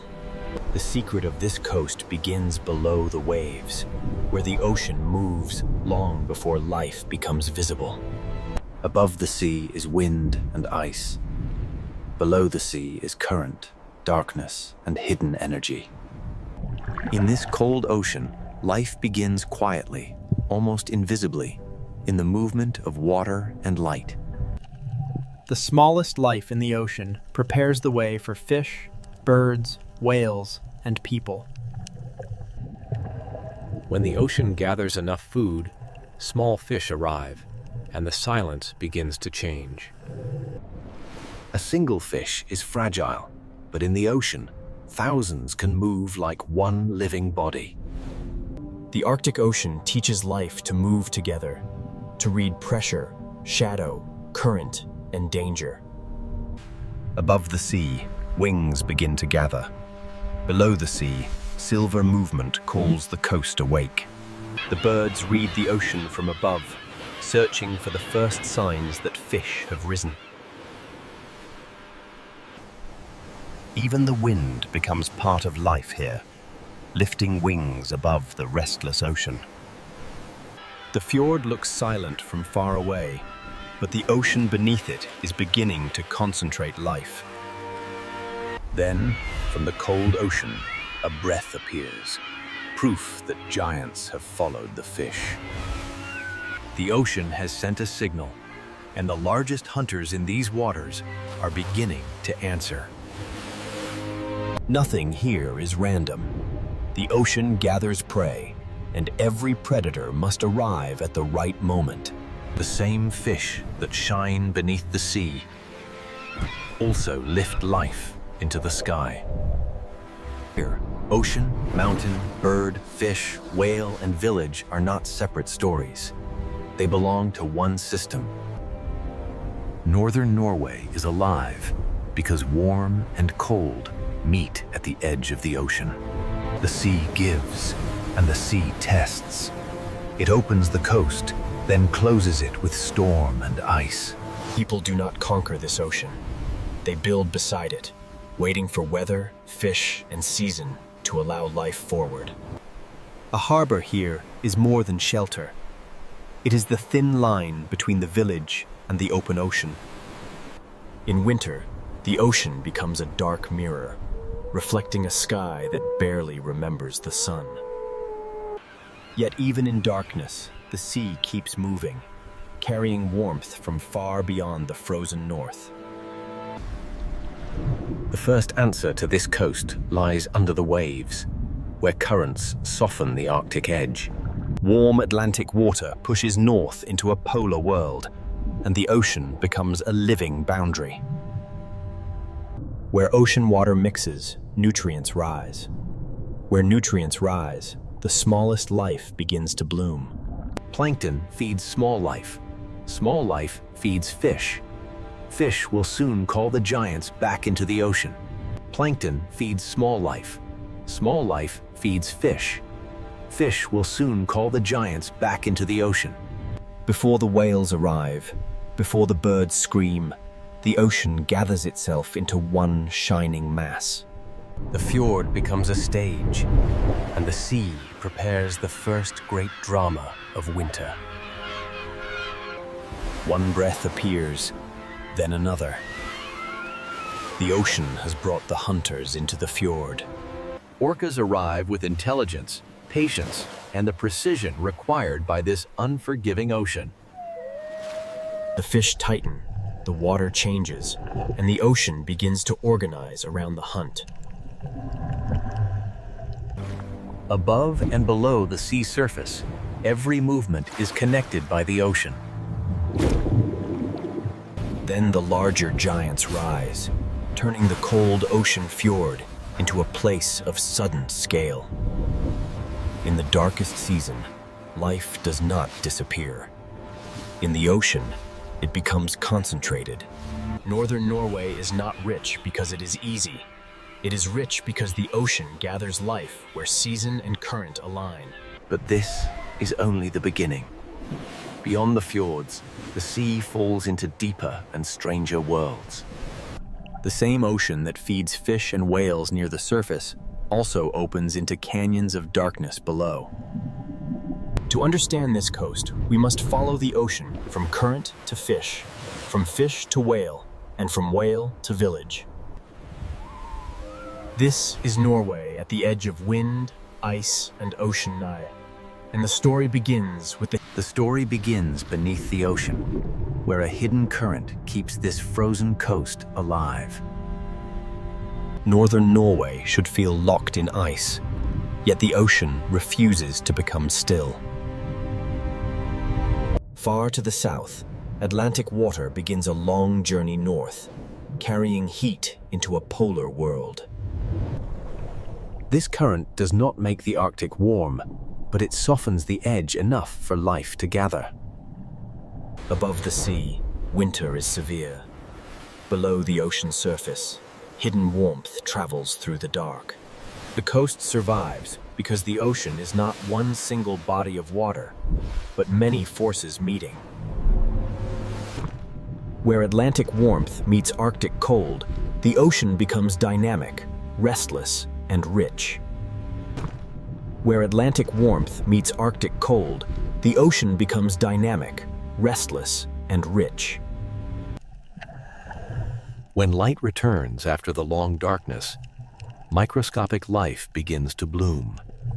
A bloom this small can change everything, because the entire visible drama begins with the invisible. Plankton feeds smaller animals, and those smaller animals become the first bridge toward fish. Small fish follow the bloom, and the cold ocean begins to concentrate energy. In this ocean, survival often begins with gathering. The season is short, the light is limited, and every creature must arrive when the ocean allows it. The fjord becomes more than a landscape. It becomes a corridor where the ocean gathers life. One fish is almost invisible in the sea. Thousands can change the shape of the water. When the school turns, the ocean flashes. When it tightens, it becomes a living mass. The ocean does not keep its secrets for long. What gathers below is soon read from above. Birds begin to circle because the sea beneath them has changed. They watch the water, reading ripples, flashes, and the movement of fish beneath the ocean skin. Below the birds, the fish are no longer scattered. The ocean has begun to build a winter feast. This movement is not random. It is timing made visible inside the ocean. Across the cold sea, scattered life begins to come together. In winter, abundance in the Arctic does not spread gently. It gathers in dense, fragile places. This is how the ocean turns invisible energy into visible life. Plankton becomes fish, Fish becomes movement, and movement begins to call the giants of the sea. A fjord can shelter life, but it can also concentrate it until every predator notices. From above, the signs are small. A circle of birds, a change in the sea, a pulse beneath the surface. The land remains silent, but the ocean below it is full of decisions. Air and sea are linked by fish, and every wing above the water depends on what the ocean provides. The power of this school is not aggression. It is concentration. A scattered fish is difficult to find. A dense school changes everything. The ocean compresses life into a shape that birds can follow and whales can find. The first hunters are already reading the surface, but the greatest hunters are still beyond the frame. Far across the ocean, another sign appears and looms. A breath, a ripple, a giant turning toward the feast. The fish do not know the whole story, but the ocean around them is changing. The current began this story. The fish made it visible. Now the sea is ready to summon larger life. Sometimes the entire fjord feels organized around one movement beneath the waves. The mountains look still, but the ocean below them is preparing the first great winter spectacle. Herring are not the largest animals in this story, but in the winter ocean they may be the most important. A transfer of energy, carrying the bloom of the ocean into bodies large enough to feed giants. Individually, each fish is small. Together, they become a living storm beneath the sea. This is the moment when the Arctic coast begins to wake in the coldest part of the year. The ocean has gathered its silver bloodline, and the giants have begun to arrive. Soon, intelligence will enter the dark water, and the fjord will become a hunting theater. The entire drama of northern Norway begins with invisible changes in water. The land may be frozen, the sky may be dark, but the ocean continues to carry energy north. Fish feed whales, seabirds, seals, and people. The ocean connects them all. A current alone does not create a winter spectacle. For that, the sea needs a smaller creature. It needs herring, the silver bloodline of the Arctic winter. And when the herring are forced upward beneath the cold ocean surface, one of the most intelligent hunting scenes in the sea is about to begin. Now, beneath the cold ocean surface, one of the most intelligent hunting scenes in the sea begins. In the winter fjords of Norway, the herring become the center of the season. Orcas do not enter this ocean as random hunters. They arrive with memory, coordination, and purpose. They begin to work around the school, reading its shape and guiding its movement. The herring respond as one body, folding inward as pressure builds from every side. The power of the orca is not speed alone. It is strategy. Above the water, birds follow the signs. Below the sea, the hunt is being arranged. The fjord becomes a single connected world, with fish, whales, birds, and mountains in one frame. Movement, bubbles, and pressure turn the open ocean into a carefully shaped trap. To the viewer, it may look chaotic, but inside the sea, every movement belongs to a pattern. A tail strike breaks the order for a moment, and the silver wall shivers through the ocean. The school tightens again, because in this ocean, scattered life is fragile. At the surface, black fins cut through the cold ocean, like signals from another intelligence. The birds know what the ocean is hiding, and the orcas know how to bring it within reach. The scene becomes almost architectural, a structure built from pressure, movement, and fear.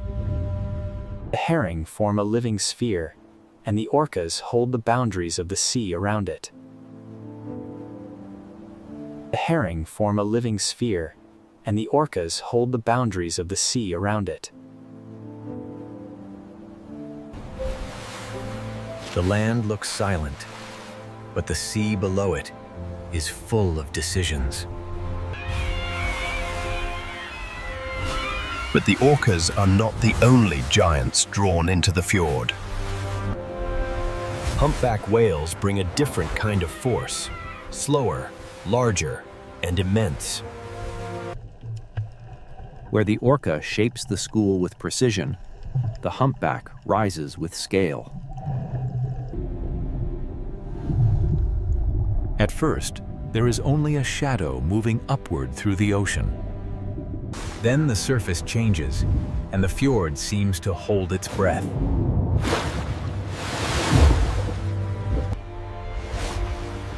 For 1 second, the ocean opens, and a giant becomes visible.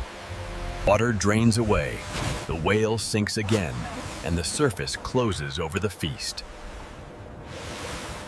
The school breaks, then gathers again, because the ocean keeps forcing life back into motion. Orcas and humpbacks do not hunt in the same way, but both reveal the same truth. Northern Norway's winter sea is not dead. It is concentrated. The cold does not stop life. It compresses life into moments of intensity. Under this different light, every animal must use the season before the season closes. Breath turns white in freezing air, fins cut the dark ocean, and birds scream over the waves. Below it all, the herring flash like a hidden silver storm. The fjord becomes a feeding theater, and the small village beyond it becomes part of the same ocean story. The sea that gathers whales also sustains the people who live beside it. After each surge of motion, the ocean settles, but the current keeps the story moving. The hunt is never permanent.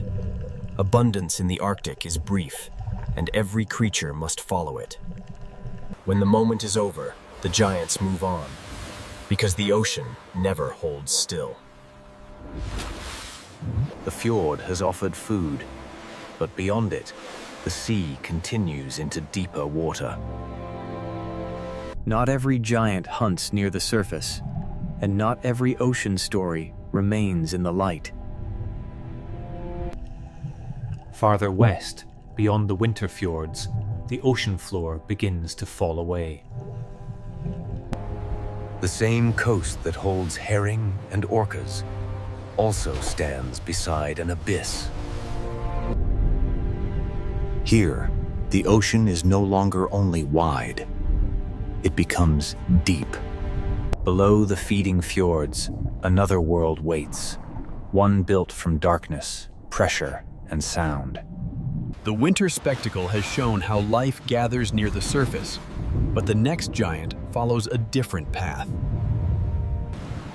Beyond the fjords, the seafloor drops, and another whale enters the unseen ocean. The next chapter belongs not to the Silver School, but to the deep diver that follows darkness itself. From the hunting fjords of winter, we now descend toward the deep ocean canyons, where sperm whales search with sound. From the hunting fjords of winter, we now descend toward the deep ocean canyons, where another giant follows darkness itself. Farther west, the coast reveals one of its greatest secrets. Deep ocean water comes close to land. Here, the sea does not remain shallow for long. The ocean drops beside the shore. Beneath the waves, slopes and submarine canyons open a doorway into a deeper world. For humans above, the horizon may look simple. For a deep diver, it is an entrance. The sperm whale rises from this hidden depth to breathe at the surface.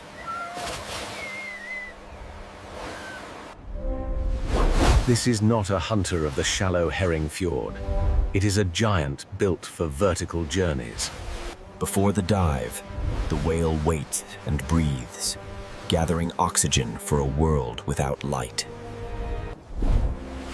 Its body seems almost still, but every breath prepares the descent. Then the back arches, and the surface moment becomes a doorway.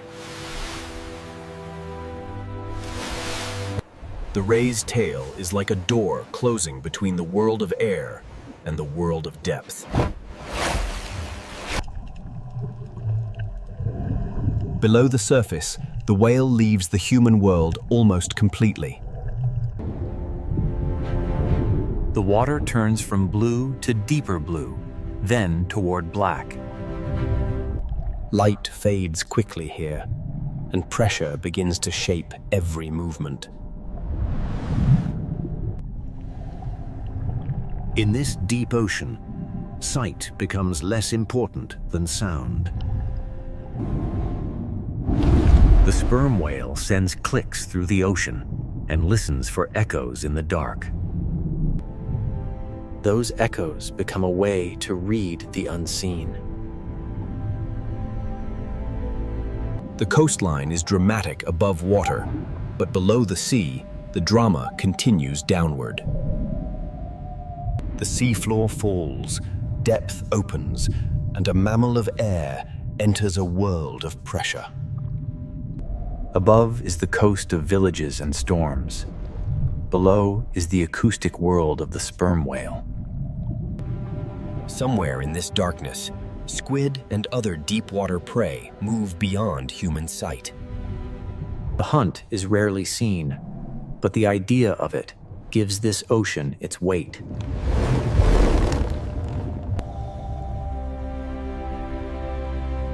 In this layer, the sea does not reveal everything. The sperm whale carries one of the ocean's most powerful natural sonar systems. Each click searches the darkness, returning fragments of shape, distance, and direction. This is not the fast silver chaos of the herring fjord. It is slower. In northern Norway, the village and the abyss can be neighbors.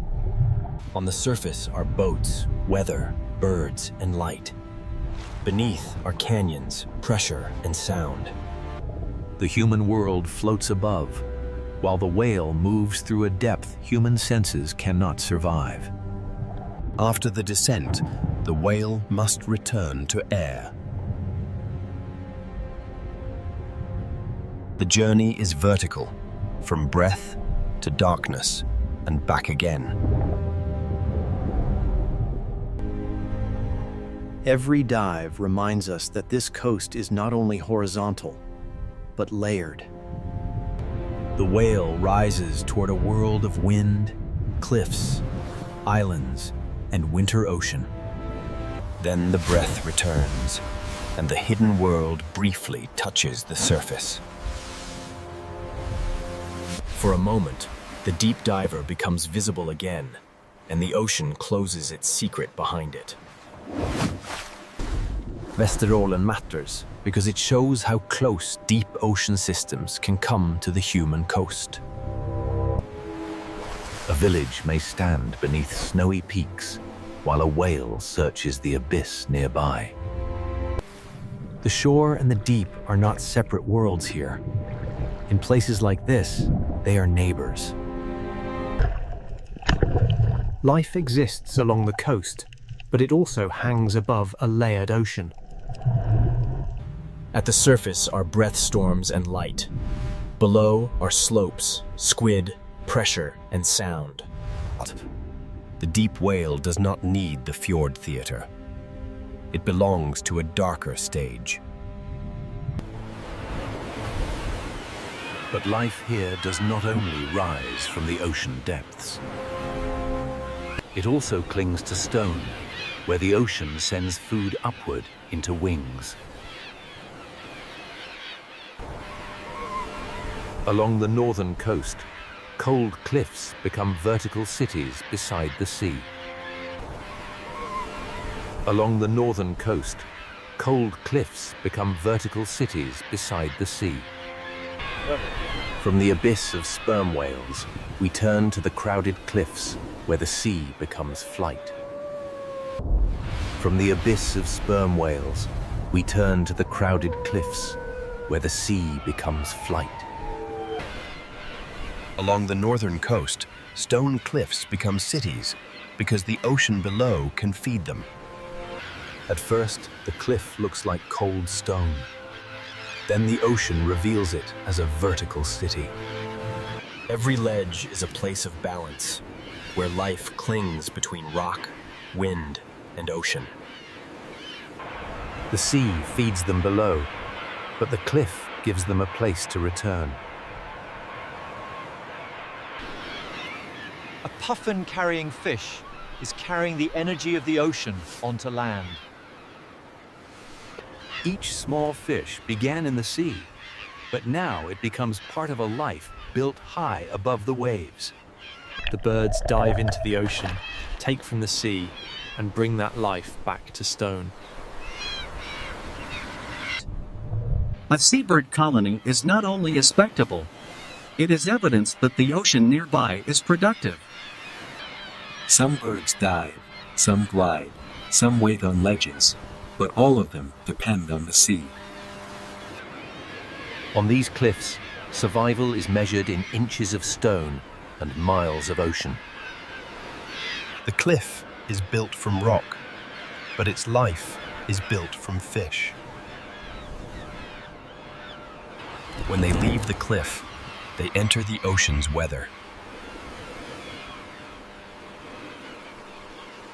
When they leave the cliff, they enter the ocean's weather. When fish shift, birds must search farther, and the ocean becomes harder to read. A cliff can roar with life, but a quieter ledge can also tell a story from the sea. When birds vanish from a place like this, it is not only a loss of sound, it is a signal from the ocean. Seabirds make absence visible because they return from the sea to land. If food becomes harder to find, the cliff feels it long before the viewer understands why. The bird reads the surface. The fish reads the current. The cliff records the result. Yet the cliffs remain alive because the ocean still sends food into the air. Every returning bird is a small proof that the sea can still provide.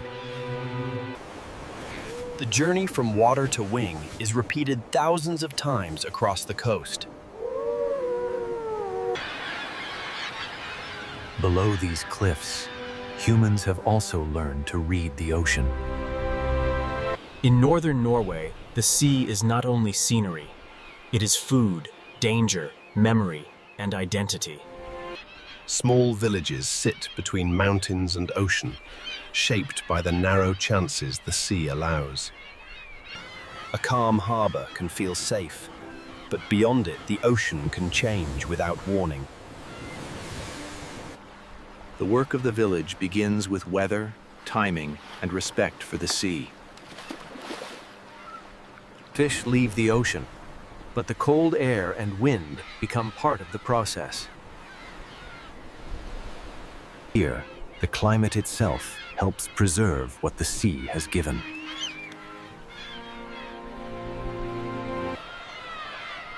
The village is not separate from nature. It is woven into the ocean's rhythm. People here have not lived by conquering the ocean. They have lived by negotiating with it.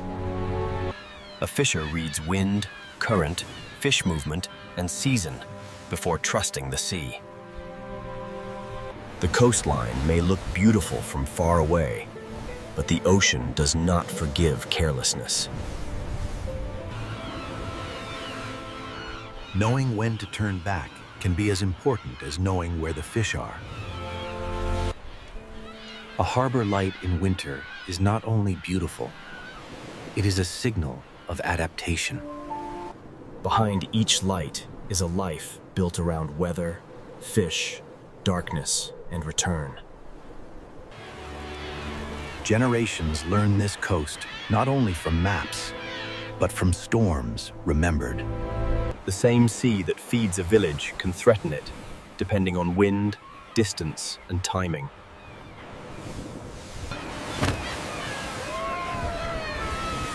The ocean gives and tests in the same breath. Birds, fishes, whales, and villages all read the same water in different ways. Beneath the harbour, the food web continues, quiet and essential. The village survives because the ocean remains alive beyond what the eye can see. To live here is to know when to leave, when to wait, and when to return. The return to harbor is part of the rhythm, as important as the journey out. This human layer keeps the coast from becoming only a wilderness postcard. The birds return to ledges, the boats return to harbor, and both returns depend on the sea. Northern Norway is a coastal system where ocean productivity climbs into wings and settles into villages. Everything here depends on reading the ocean accurately. The whale reads fish. The bird reads the surface. The fisher reads the wind. But this relationship is changing because the Northern Ocean is changing its rhythm. Fish may shift, seasons may move, and old knowledge must adapt to a sea that no longer behaves exactly as before. For the birds, for the whales, and for the people, survival depends on the ocean's pattern. And now, across the far north, ice is retreating, seasons are shifting, and the Arctic Sea... Across the far north, ice is retreating, seasons are shifting, and the Arctic Sea is beginning to change its rhythm. Less ice does not simply mean more open ocean. It changes the boundary between Arctic cold and Atlantic warmth. Warmer, saltier water can move farther north, reshaping where life can gather. The change is not always dramatic in a single frame, but the ocean remembers every small shift. This is not a simple disaster scene. It is a rhythm slipping out of its old timing. This is not a simple disaster scene. It is a rhythm slipping out of its old timing. For fish, temperature can influence movement, growth, spawning, and where the next meal will be found. If the fish move, everything that follows them must also move. For seabirds, the question becomes how far they must fly before the ocean offers food. A quieter cliff is not only a quieter cliff. It may be a message from the sea. A quieter cliff is not only a quieter cliff. It may be a message from the sea. When the food web shifts beneath the surface, the change rises into the air. For whales, the location of prey decides where the journey must go. If herring gather differently, the giants must search differently. For fishing communities, these changes are not abstract. They arrive as questions at the harbor. Where will the fish be? When will they come? Will the old calendar still work? Knowledge built over generations must now listen to an ocean that is changing its behavior. Life here was always difficult, but it was difficult within patterns animals and people could learn. When the timing changes, the challenge becomes deeper than storm or cold. For herring, the question is where to gather. For whales, where to feed. For seabirds, the question is how far to fly before the sea gives enough. For the coast itself, the question is how to remain a living edge as the Arctic becomes less predictable. The retreat of ice does not erase life at once. It changes the stage on which life must act. When the stage moves, every actor must adjust. Warm currents, cold seas, herring, whales, seabirds, fishing villages, and retreating ice all belong to one story. Northern Norway is not the edge of life. It is one of its most delicate centers. Northern Norway is not the edge of life. It is one of its most delicate centers. Everything depends on reading the edge correctly, Astokli, the edge between land and sea. The edge between Atlantic warmth and Arctic cold still shapes the life above it. The edge between winter darkness and returning light decides when the ocean can bloom. The edge between abundance and hunger may begin with light no wider than a season. Whales do not come because people hope to see them. They come when the ocean gathers food. Orcas follow herring. Humpbacks arrive when the season offers enough prey. Sperm whales use deep ocean waters where sound can find what sight cannot. Sperm whales use deep ocean waters where sound can find what sight cannot. Humans are part of this system too, reading weather, current, fish movement, and season. A family drying fish in cold air is using the climate as part of the process.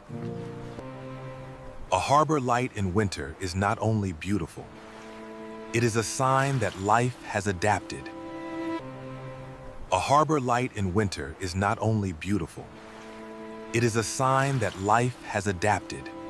Edges are where forces meet. Warm water and cold water, mountains and fjords, birds and cliffs, whales and herring. Life here becomes precise because it must. A whale must be where the fish are. A bird must find food before the season turns. A fisher must choose the right day to leave harbor, because the ocean remembers every mistake. This precision is not weakness. It is wisdom. The animals do not fight the Arctic Ocean as if it were an enemy. They use what it gives.